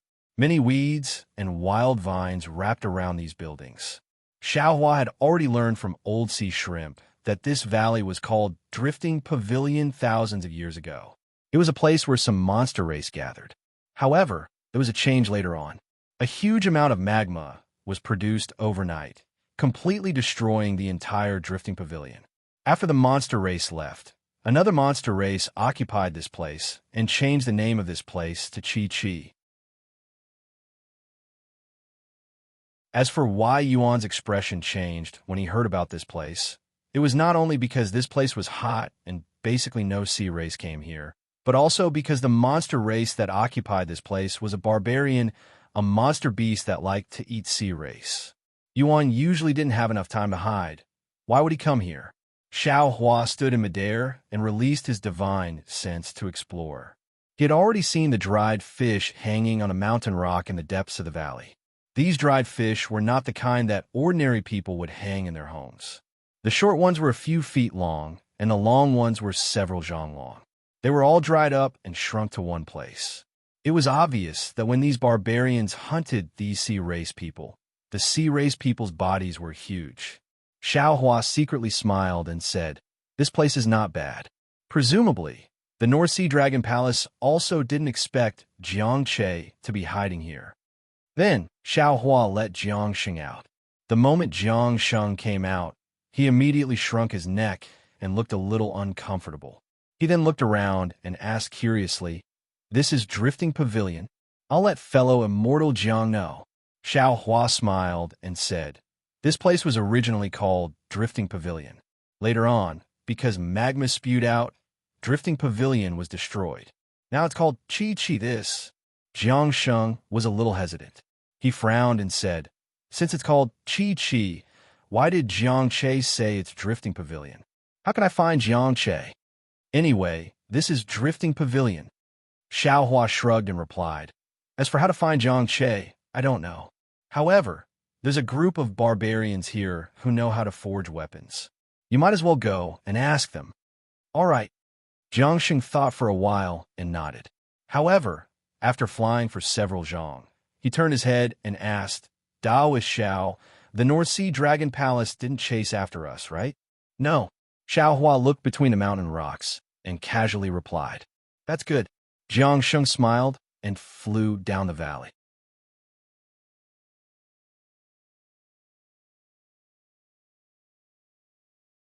Chapter 39:45. At the bottom of the valley was an enormous mountain crevice. Within the mountain crevice was a space of hundreds of meters. Within this space, one after another, stone caves surrounded the crimson magma in the center. In front of the stone caves, there were many materials and large pieces of stone scattered about. At the edge of the magma, there were also some weapons submerged in the magma. Only some parts of the handles were exposed. Xiaohua and Jiang Sheng had just approached this mountain crevice when they were immediately discovered by the demon race. They saw 5 leopards, each about 30 meters in size, holding weapons as they flew over from the left side of the magma on a demon cloud. The leopard in front was holding a dried fish in its hand and was biting it with all its might. Its sharp fangs flashed with a blood-red color. Stop! One of the leopards shouted loudly. Is this a place where you can come? Jiang Sheng turned his head to look at Xiaohua and smiled. He flew forward a few steps, cupped his hands, and said, GG Pai. Xiaohua was stunned and blinked his eyes. He could be considered proficient in the demon language and dragon language, but he actually didn't understand what Jiang Sheng was saying. However, since Jiang Sheng and Jiang Che had arranged to meet here, and Jiang Sheng didn't bring any keepsake, presumably this strange demon language was also what they had agreed on, right? As expected, when the leopard heard Jiang Sheng speak, its expression changed slightly.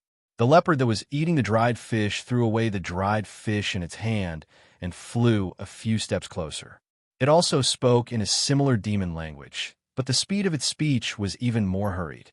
The 2 demons spoke a few words, and then they both stretched out their claws and stuck them together. The claws slightly touched a few times, and the rhythm was also different. Then, the leopard raised its head and looked at Xiaohua. On that sinister and strange leopard face, a trace of smile was squeezed out. Seeing this, Xiaohua also nodded and returned a smile at him. The leopard raised its hand. It was still that strange demon language, which seemed to mean please. Jiang Sheng transmitted his voice in a low voice. Spiritual Master Xiao, please follow me. Okay. Xiaohua knew that Jiang Sheng was being cautious, so he also sent a sound transmission and flew down with Jiang Sheng. The other few barbarians also gave way. Their faces were also filled with respect. The leopard in front led Xiaohua and Jiang Sheng into a cave. The inside of the cave was even hotter than the outside.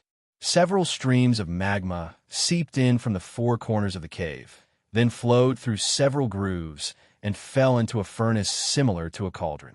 This furnace was square in shape, and strange demon characters were engraved on it.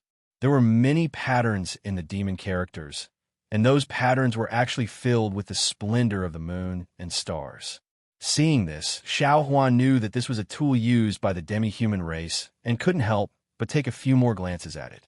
However, he could see that there were only some raw materials in the furnaces, presumably still being refined.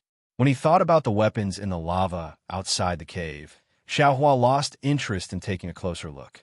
The strength of these barbarians was limited, and they could only use the lava to refine weapons. They had no value to him as a reference. Naturally, there were also some barbarians following behind Xiaohua. When they saw Xiaohua looking at the furnace, they frowned and looked at each other with dissatisfaction in their eyes. After passing through this cave, they arrived at an even larger cave. Inside, there were some weapons commonly seen by the sea race, and they seemed to be of good quality. However, Xiao Hua's gaze didn't even stop. He directly looked into the cave and saw another deep cave. At this moment, there were several larger barbarians standing in front of the deep cave. The leader of the barbarians walked forward and whispered a few words. Unexpectedly, he also spoke in strange demon characters. The barbarians guarding the deep cave also raised their heads in surprise. They looked at Jiang Sheng and then at Xiao Hua. After a slight hesitation, they muttered a few words before turning around and entering the deep cave. Xiao Hua looked at the dark cave and didn't release his divine sense. He then lowered his head and looked at his feet. Below his feet was a layer of magma that had cooled down. It was ochre red in color, and there was some fire-type yuan qi emitting from it, causing the entire cave to be scorching hot. At this moment, Jiang Sheng turned his head and smiled at Xiao Hua, as if indicating for Xiao Hua to wait a moment. Xiao Hua also smiled and nodded. He didn't mind. After a while, the barbarian came out and waved the large black fork in his hand. "Go in. Damn it, I finally understood a few words."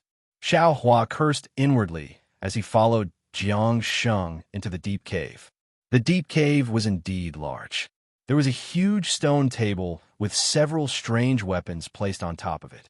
At the head of the stone table, there was a barbarian that was over 10 zhang tall, sitting coldly on a stone bed. Next to it were several other barbarians with graceful figures. They were probably female and were obediently accompanying it. Next to the stone table, there were also a dozen or so barbarians. They were all staring at Xiao Hua and Jiang Sheng with fiendish expressions. Ji Gu Gu. The barbarian opened its mouth and spoke in a difficult demon character. Jiang Sheng took a few steps forward and also spoke a few words. Then, the barbarian was slightly stunned, as if it didn't dare to believe it. Similarly, the dozen or so barbarians were also stunned.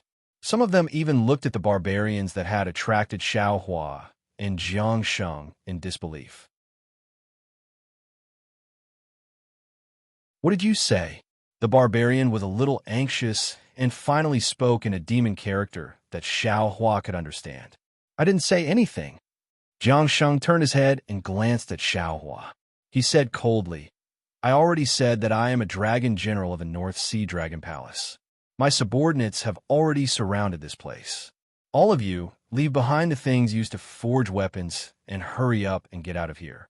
Otherwise, don't blame me for killing all of you. Don't you think that Taoist Master Xiao?" Jiang Sheng's tone was gloomy. The gaze he used to look at Xiao Hua was also sharp and even had a hint of ridicule. "You." Xiao Hua listened to Jiang Sheng's baffling words and couldn't help but be stunned. Just like those barbarians from before, when he looked at Jiang Sheng's gaze again, Xiao Hua suddenly understood. After all this fuss, he had been led by the nose by Jiang Sheng. There was no Jiang Che in the flowing lightning residence. Even now, Jiang Sheng still didn't believe him. Damn it! Without waiting for Xiao Hua to say anything, the leader of the barbarians roared angrily and swung his arm. The female barbarians around him were immediately sent flying. The leader of the barbarians pounced towards Xiao Hua like a flying mountain. The two claws made a woo-woo, whistling sound and instantly slapped in front of Xiao Hua's eyes. "You're sick."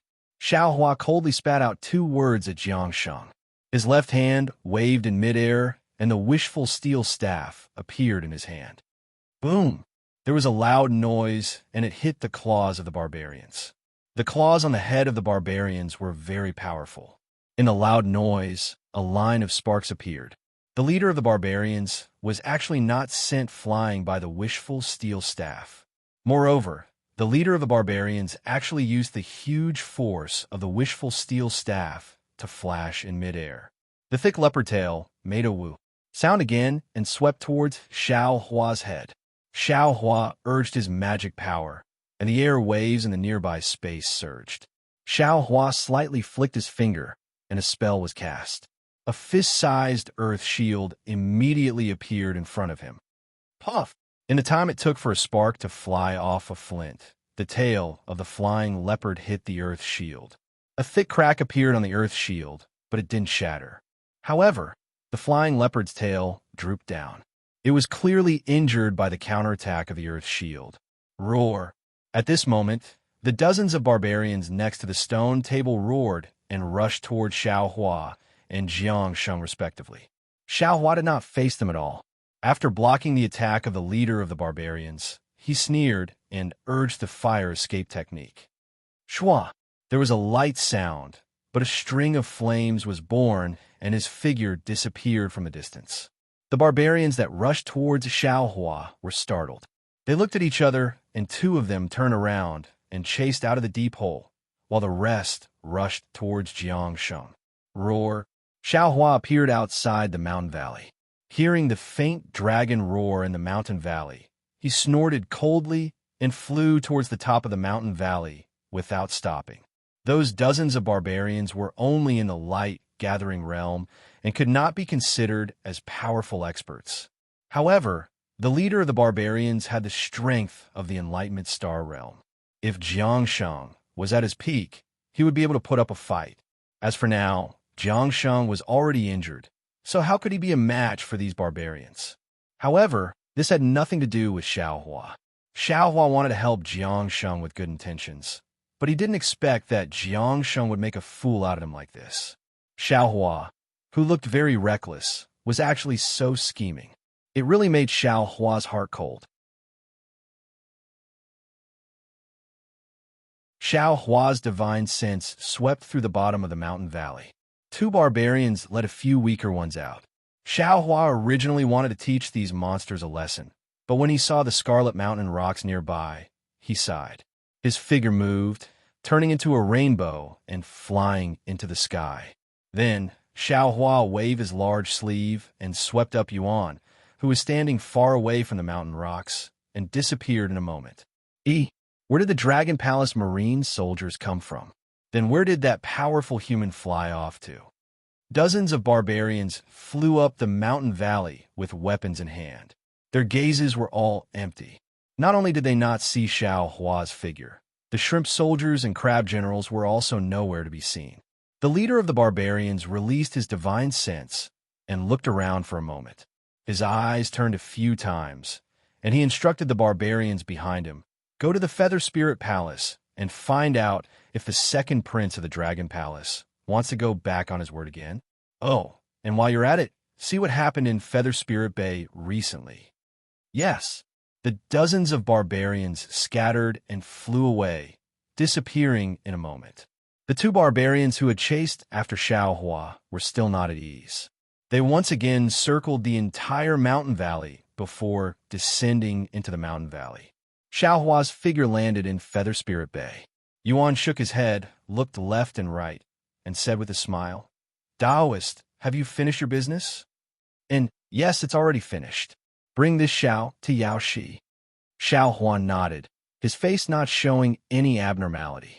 "Senior, please follow this little one." Seeing that Xiao Hua was so serious about his promise, the fish monster was overjoyed. It carefully flew in front of Xiao Hua, bringing him into the depths of Feather Spirit Bay. While Xiao Hua was flying, he was thinking about how to refine pills for Old Sea Shrimp and the others. At this time, he was not in the mood to be angry about Jiang Sheng's distrust. After all, from the beginning to the end, Xiao Hua was helping Jiang Sheng with his own wishful thinking. It was normal for Jiang Sheng to be suspicious, but Xiao Hua helping others to this extent was indeed a bit shameful.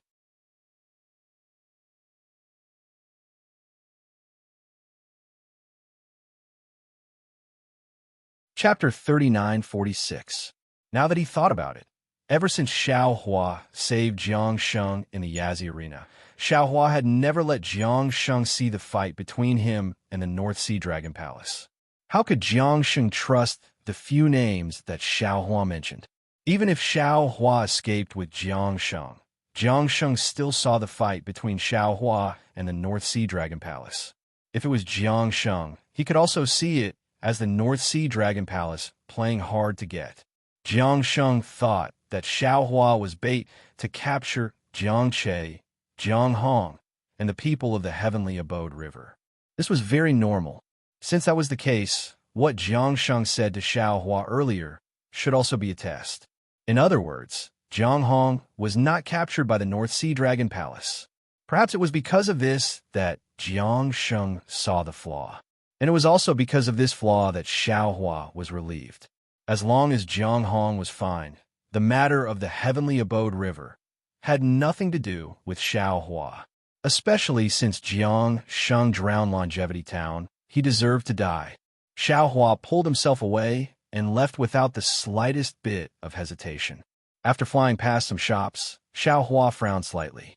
Everywhere he looked, there were large and small puddles.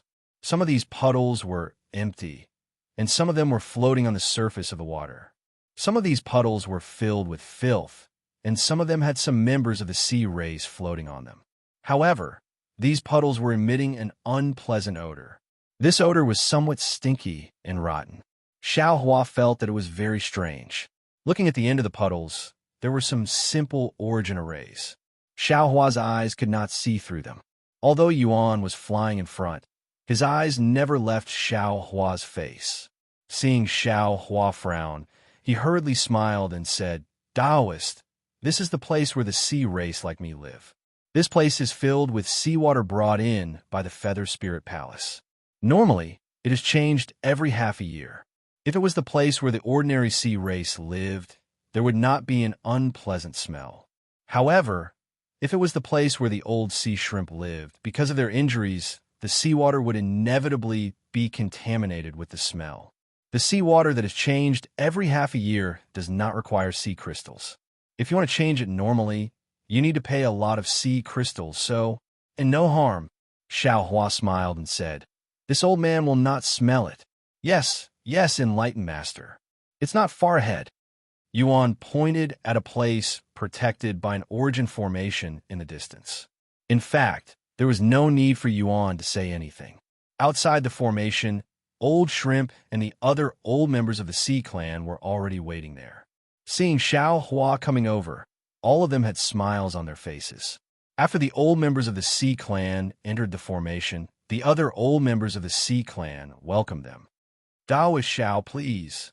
Old Sea Shrimp very respectfully invited Xiao Hua to enter the origin formation. In front of Xiao Hua were dozens of old sea creatures with different appearances. Before Xiao Hua even opened his mouth, these old sea creatures all slightly bowed, carefully greeting Xiao Hua with smiling faces. Xiao Hua raised his hand, saluted everyone, and said with a smile, Gentlemen, has General Liu returned?" Old Sea Shrimp hastily walked out, raised his claws, and said with a smile, "Old men don't surround Taoist Xiao. Since Taoist Xiao is already here, he will definitely help us if he can. I still want to let you rest for a while and wait for you to return." "All right." As they spoke, the dozens of old sea race members dispersed. However, they didn't go far, and their gazes were fixed on Xiao Hua. "Taoist Xiao, this way please." Old Sea Shrimp raised his hand and invited Xiao Hua to walk towards the center of the origin formation.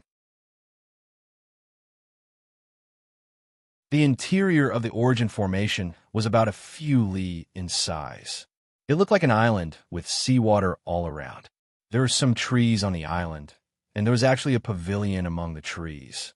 Near the pavilion, there were also some clear and melodious chirping sounds of birds. Xiao Hua flew across the seawater and landed on the island. He looked around and said with a smile, "This Yaoshi really lives up to its name." "Indeed," Old Sea Shrimp said with a smile. "This Yaoshi is a famous place to receive guests in Yuling Bay. Many humans like to rest here. When I came over, a few Confucian cultivators had just left this place. General Liu is very considerate." Xiao Hua understood. So this Yaoshi wasn't what he had imagined. It was the place where Old Sea Shrimp and the other sea creatures lived. Walking into the pavilion, there was a stone table, a few jade chairs, and a few small cups placed on top of the stone table. The cups were filled with some light green liquid, and Xiao Hua couldn't tell what it was. "Taoist Xiao, please take a seat." Old Sea Shrimp respectfully invited Xiao Hua to sit down. He raised his hand and picked up a cup and placed it in front of Xiao Hua. This is Yuling Bay's ice rain liquid. It is produced from the ice spring at the bottom of the North Sea. It is said that it is useful for the cultivation of humans. Sai Xiaohua sighed. He took the cup and said, "Why are you so polite? Presumably, this thing will cost a lot of sea crystals. It is enough for me to know your intentions." Old Sea Shrimp said with a smile, "There is a saying in the human race. No one will blame you for being polite. We are all vulgar sea creatures. We don't understand the etiquette of the hidden immortal continent. Normally, we would only learn it after seeing others do it. As long as Taoist doesn't get tired of it, we'll be satisfied." "Forget it." Xiaohua raised the cup, raised his head, and swallowed the ice rain liquid into his mouth. As the ice rain liquid entered his stomach, an ice-cold yuan qi came out from the ice rain liquid and rushed into Xiaohua's meridians. At the same time, Xiaohua's body felt refreshed, as if all the pores on his body were about to open. "Not bad," Xiaohua said with a smile. "Ice rain liquid really lives up to its reputation. If Taoist likes it, then use it all." Old Sea Shrimp hurriedly put the other cups in front of Xiaohua. "These things are useless to us sea creatures." Xiaohua bitterly smiled. This ice rain liquid was admittedly not bad, but that was only for ordinary cultivators. The amount of yuan qi within this ice rain liquid was simply insignificant to Xiaohua. The only thing that could make Xiaohua praise it was the momentary feeling and nothing more. Looking at Old Sea Shrimp, who was very eager, Xiaohua waved his hand and received the ice rain liquid. He said with a smile, "I appreciate your intentions. I have no use for this thing now. Let's talk about it later." Good, good." The Old Sea Shrimp smiled and chatted with Xiaohua for a while. Xiaohua also asked about the Feather Spirit Bay with interest. At this time, Xiaohua knew that the Old Sea Shrimp and the other soldiers of the North Sea Dragon Palace were born in the sea. However, because of the war, they were sent to guard Yuling Bay because of their meritorious service. Yuling Bay was naturally a peaceful place, and there would be no more war. However, after these veterans retired, they could no longer cut through the wind and waves and return to the Northern Sea Territory. They could only spend the rest of their lives here. In fact, for these old sea creatures, as long as there was seawater, anywhere was their home. However, they were injured and in pain every day. Usually, it was inevitable that they would think of their former carefree life and miss their former sea. As for Lu, he was just as Xiaohua thought. He was a loyal sea creature general. When he saw that his subordinates' injuries could not be healed and they were howling every day, he took out the sea crystals he had accumulated to treat their injuries. The sea relics in the shop were also killed by him, using sea crystals to invite soldiers he was familiar with. As for Old Sea Shrimp and the other sea creatures, they naturally lived in the puddles that Xiaohua saw when he walked over. The fishy smell was emitted by the pus and blood on their bodies. "How many sea creatures like you are in Yuling Bay?" Xiaohua asked with a frown. "At least 100,000. Old Sea Shrimp answered without hesitation. Xiaohua was puzzled and asked curiously, "How come there are so many? Then, why do you all have to live in Yuling Bay? Won't you return to the Northern Sea?" Old Sea Shrimp smiled bitterly and said, "Taoist Xiao, you don't know." However, before he could explain, a sharp voice called out from afar, "Taoist Xiao, have you returned? Taoist Xiao, have you returned?" Then, a Yuan Shun hurriedly swept over and landed on Xiaohua. The voice sounded again, "Quick, Taoist Xiao, Lu has encountered trouble in the flowing merchant union." Xiaohua stared blankly. He didn't understand why Lu had encountered trouble in the flowing merchant union and why Drip was looking for him. However, he didn't hesitate. His figure turned into a rainbow and flew to the sea where the Yuanshan formation was and said, "Quick, let's go." On the way, Drip told him what had happened. In fact, it wasn't a big deal. Today, there was a small auction in the Flowing Merchant Union that was similar to the Yazzie auction house. After participating, Lu came across a bee skin and bevan that had a pill formula recorded. Coincidentally, the Apricot Forest Medicine Shop also participated in this auction. The Apricot Forest Medicine Shop was determined to get the beast skin and bevan. Of course, Lu wouldn't give in. The two sides started to bid, and the beast skin and bevan reached an extremely high price. The apricot forest medicine shop obviously didn't believe that Lu could take out so many sea crystals. Therefore, they took out their chinquin bag and asked for the sea crystals immediately after bidding. This was contrary to the auction rules of the Flowing Merchant Union, so the Flowing Merchant Union didn't agree. However, the Flowing Merchant Union reminded Lu that if he couldn't take out so many sea crystals after the auction, not only would the beast skin and bevan belong to the apricot forest medicine shop, Lu would also have to pay a large amount of sea crystals to the apricot forest medicine shop. Of course, Lu didn't have so many sea crystals. He hurriedly asked Drip to come back and find old sea shrimp and the others to raise the sea crystals. Drip was well aware of how many sea crystals old sea shrimp and the other sea tribes had. She knew that these sea tribes definitely wouldn't be able to gather so many sea crystals. Therefore, she went to find Xiao Hua as soon as she entered the Yuanshan formation. After all, the human-race Dao cultivators who could participate in the Yazi auction house would definitely have sea crystals in their chinquin bags. After hearing Drip's explanation, Xiao Hua's heart was also relieved. After he asked about the price of the beast skin and bevan, his heart was completely at ease. He smiled and said, "You don't have to worry about the price. Even if it was 10 times more expensive, this old man can still take it out." That's good, that's good. Drip was actually a little panicked. Now that she heard it, she was really grateful and said, "Taoist master, this matter. Originally, we sea tribes had to deal with it properly, but I didn't expect that Taoist master would have to take out the sea crystals. This one doesn't know what to say." Xiao Hua waved his hand and said, "My human race has a saying, send Buddha to the Western paradise, send people to their home. Since this old man has the spare energy, this old man will do it alone. But we are monster race." Drip wouldn't say this sentence normally, but facing such a compassionate Taoist master Xiao, Drip admired him from the bottom of her heart and couldn't help but say it.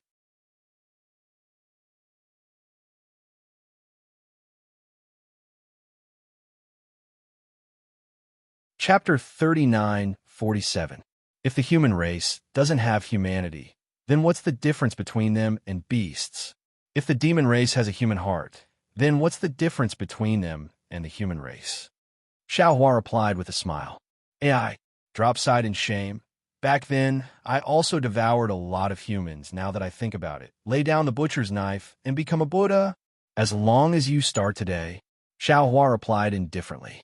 Dee nodded slightly and pointed to a cave in the stone wall in front of her and said, "Here it is." Xiao Hua looked at the cave. It was similar to the Yazi auction house, but the scale was a lot smaller. Even the words Continuous Merchant Union above the cave was a lot inferior. Xiao Hua and Drop landed. Drop took out a palm-sized jade tablet and handed it to the demon race guarding the cave, then pointed at Xiao Hua and said, "This is the honored guest of my general. He heard that the Continuous Merchant Union has the rare treasure of the 1,000 Demon Sacred Realm. He was very happy and specially came to take a look."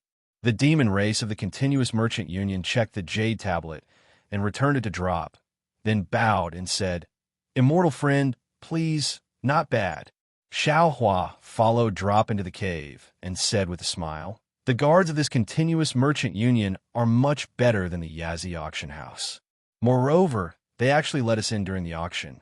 Hee. Drop covered his mouth and said, "It's just some superficial words. The Continuous Merchant Union already knew that I went out to look for sea crystals. Of course, the Luoyi Merchant Alliance is much better than the Yazi auction. Although the scale is small, they treat all the members of the Sea clan equally." Just as Chi said this, a voice sounded from inside, "Fellow immortal, the entire auction is over. I've been waiting for you for the time it takes to brew a cup of tea. The other immortal friends also accompanied me and waited for you. If you can't take out 100,000 sea crystals, then just say it directly. What are you pretending for? In fact, although I'm a human, I'm also a person with a reputation in the Yuling Bay. I also know a little about what you are like. It is impossible for you to take out 100,000 sea crystals.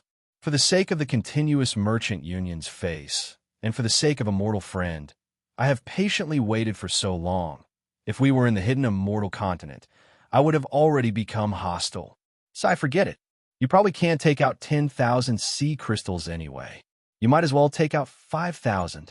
My apricot forest medicine store has been taken care of by the immortals of the Sea Clan in Yuling Bay, and the Luo Merchant Union has been good to us as well. My apricot forest medicine store will bid for the pill formula in Bay 1 at the price of 100,000 sea crystals. Even though Xinglin Drugstore's words were arrogant, they were reasonable. Lu did not know how to respond. Xiao Hua's figure flew into the auction house and laughed brightly. Who said that General Lu doesn't have sea crystals? Oh, spiritual master Xiao? Xiao Hua's figure still hadn't appeared, but the crowd of sea race and human race in the auction hall all turned their heads in surprise, wanting to see who had arrived. At the same time, a voice that Xiao Hua was very familiar with called out in astonishment. Moreover, Xiao Hua understood that this voice was definitely not Lu's. When Xiao Hua's gaze followed the voice, he couldn't help but be amused. It turned out that the one standing in the middle of the auction wasn't another demon, but the demon clan's Ingpa whom Xiao Hua had met before. Needless to say, the Luo Merchant Union must be related to Ingpo's clansmen. Xiao Hua landed in front of everyone's gaze and looked around the auction hall. This auction hall was only a few hundred feet in size and looked rather simple. There were some demon clan and human race sitting in a few simple origin arrays. However, these humans and demon clan didn't cover their faces. The shock on everyone's faces fell into Xiao Hua's eyes. Xiao Hua slightly nodded towards Ingpa and walked to Lu's side. He took out a Qinquan pouch from his Taoist robe and handed it to Lu. General Lu, this is your sea crystal. All right. Lu took the sea crystal with a grateful expression like Lu's. Spiritual Master Xiao? Across from Lu, a handsome Confucian scholar held a folding fan in his hand. He frowned and said, "This one is Zhang Yong of Yu Province's Nanyang Zhang clan. Greetings to Spiritual Master Xiao." Even though this one doesn't know which province Spiritual Master Xiao is in charge of, even though our Confucian Tao is different, we are all humans. Why is Spiritual Master Xiao helping the sea race? If this matter were to spread to the hidden immortal continent, Spiritual Master Xiao and Spiritual Master Zhao's country would have a bad reputation, right? You province's Nanyang Zhang clan? Xiao Hua slightly pondered and immediately realized. Isn't medical saint Zhang Zhongjing from Yu province's Nanyang Zhang clan? This Zhang Yong is naturally the descendant of medical saint. Xiao Hua hurriedly raised his hand and said, "So, it's medical saint Zhang Zhongjing's descendant. This one has been disrespectful. That's all because of my ancestors' great reputation. My ancestors' medical skills have long been lost in the hands of us juniors. This one is ashamed." Zhang Yong saw that Xiao Hua knew his clan's reputation and was slightly proud. He kept his folding fan and cupped his hands. Even though he didn't say anything, his smile already revealed a kind of victory in his hands. He knew that Xiao Hua had to give Zhang clan face. Spiritual Master. Lu also understood and said with a bitter smile, "Since that's the case, there's no need to make things difficult for Spiritual Master. This one doesn't want these things." However, without waiting for Xiao Hua to speak, Ingpo in the distance smiled and said, "So, General Lu is acquainted with Spiritual Master Xiao. Why didn't you say so earlier?" "Sorry, fellow Immortal Zhang, my Luo Merchant Alliance won't be bidding for this item." Zhang Yong and all the other humans and demons in the auction house were stunned. Zhang Yong shouted, "Fellow Immortal, if this item wasn't taken out, then it's fine. But now that the auction is over, you're saying that you won't be bidding. Where's the credibility of your Luo Merchant Alliance? In the future, who will come to the Luo Merchant Alliance to bid for things? Your Luo Merchant Alliance can't compare to Yazi Auction House and Jiaxing Lu.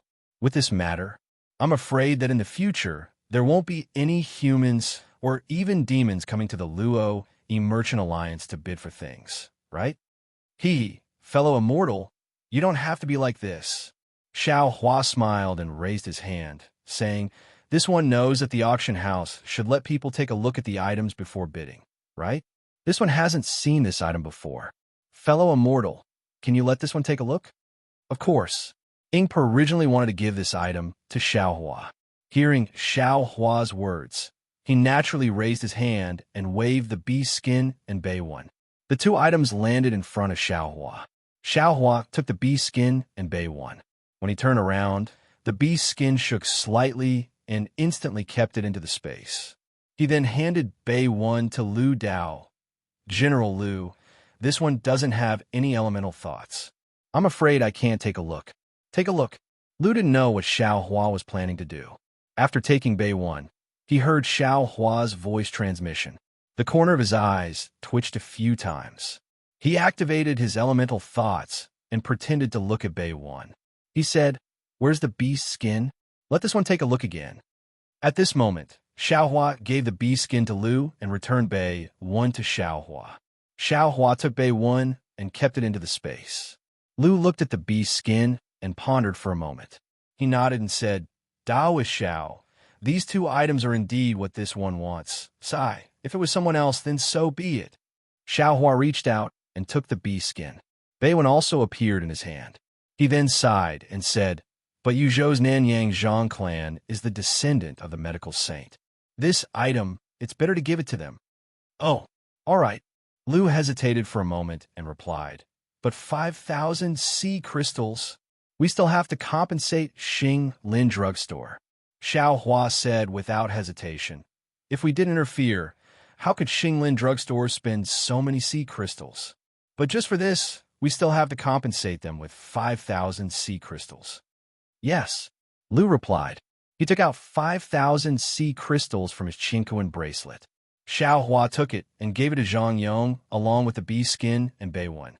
This happiness came too suddenly. Zhang Yong was caught unprepared. But looking at the beast skin and Bei one, Zhang Yong clenched his teeth. Buying these two items for 95,000 sea crystals was indeed not worth it. He originally wanted to take Lu's sea crystals and then bargain with Luo e-Business Alliance. But Xiaohua was so generous that he couldn't open his mouth anymore. Zhang Yong could only take the two items. He took out a Qingquan bag from his bosom and gave it to Ingpa along with the 5,000 sea crystals. He smiled bitterly and said, "Dao's friend, here is 75,000 sea crystals. As for the remaining 20,000 sea crystals, when this one returns to Xing Lin Drugstore, I will immediately send someone to deliver it." No problem, no problem." Ingpa took the Qingquan bag and said with a smile, "This one believes in Xing Lin Drugstore's reputation." "Good." Zhang Yong nodded. He then cupped his hands toward Xiaohua and said, "Many thanks, Dao's friend Xiao. If you have time, come to this one Xing Lin Drugstore. This one will welcome you with open arms." "No problem," Xiaohua replied with a smile. "If I have time, this one will definitely pay a visit." "Fellow Taoists," Ingpa raised his hand and said, "This auction ends here. Fellow Taoists, please come again next time." The group of demons and humans all left. Ingpa sealed the entrance of the auction hall. He turned around and bowed. "Greetings, Taoist Xiao." "Rise." Xiaohua helped Ingpa up and said with a smile, "It has been several decades since we parted on Yaotai Mountain. Fellow Taoist, how have you been?" "It is all thanks to fellow Taoist," Ingpa said with a smile. "With fellow Taoist primeval stones, this one and my clansmen were able to open this Luo e-Merchant Union. Our lives have been passable. Ha! Fellow Taoist words are becoming more and more like my human race." Xiaohua laughed loudly. Ingpa looked at Lu Heli and said with a smile, "Taoist Xiao, can you come with this one for a chat?" "Of course." Xiaohua nodded. He then said to Lu Heli, "You all can go back first. This one will go back in a moment." "Yes, Taoist," Lu Heli replied. He took out the Qingquan bag and was about to return it to Xiaohua.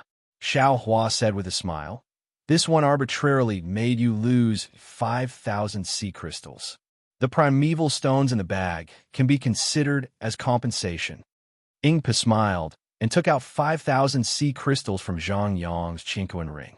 He handed it to Lu and said, "Wool comes from sheep's back. fellow Taoist allowed this one to earn 80,000 sea crystals. Take these 5,000 sea crystals as my thanks. This. Lu was a loss. Beside him, Lu Heli said, since Taoist Shao is very close with the Luo merchant union, you can take it. Thank you, fellow Taoist. Lu took the sea crystals and returned the Chinquan bag to Xiaohua. Xiaohua did not say anything. He took the Chinquan bag and watched as the two sea rays flew out of the auction hall. You're tuning into the Romance Rendezvous YouTube channel. We're so grateful for your support, and don't forget to subscribe to join us on this incredible journey through captivating stories. Your generosity through donations truly makes a world of difference, as it's the primary source of revenue that allows me to expand and enhance this channel for you. Thank you from the bottom of my heart for being a part of this adventure.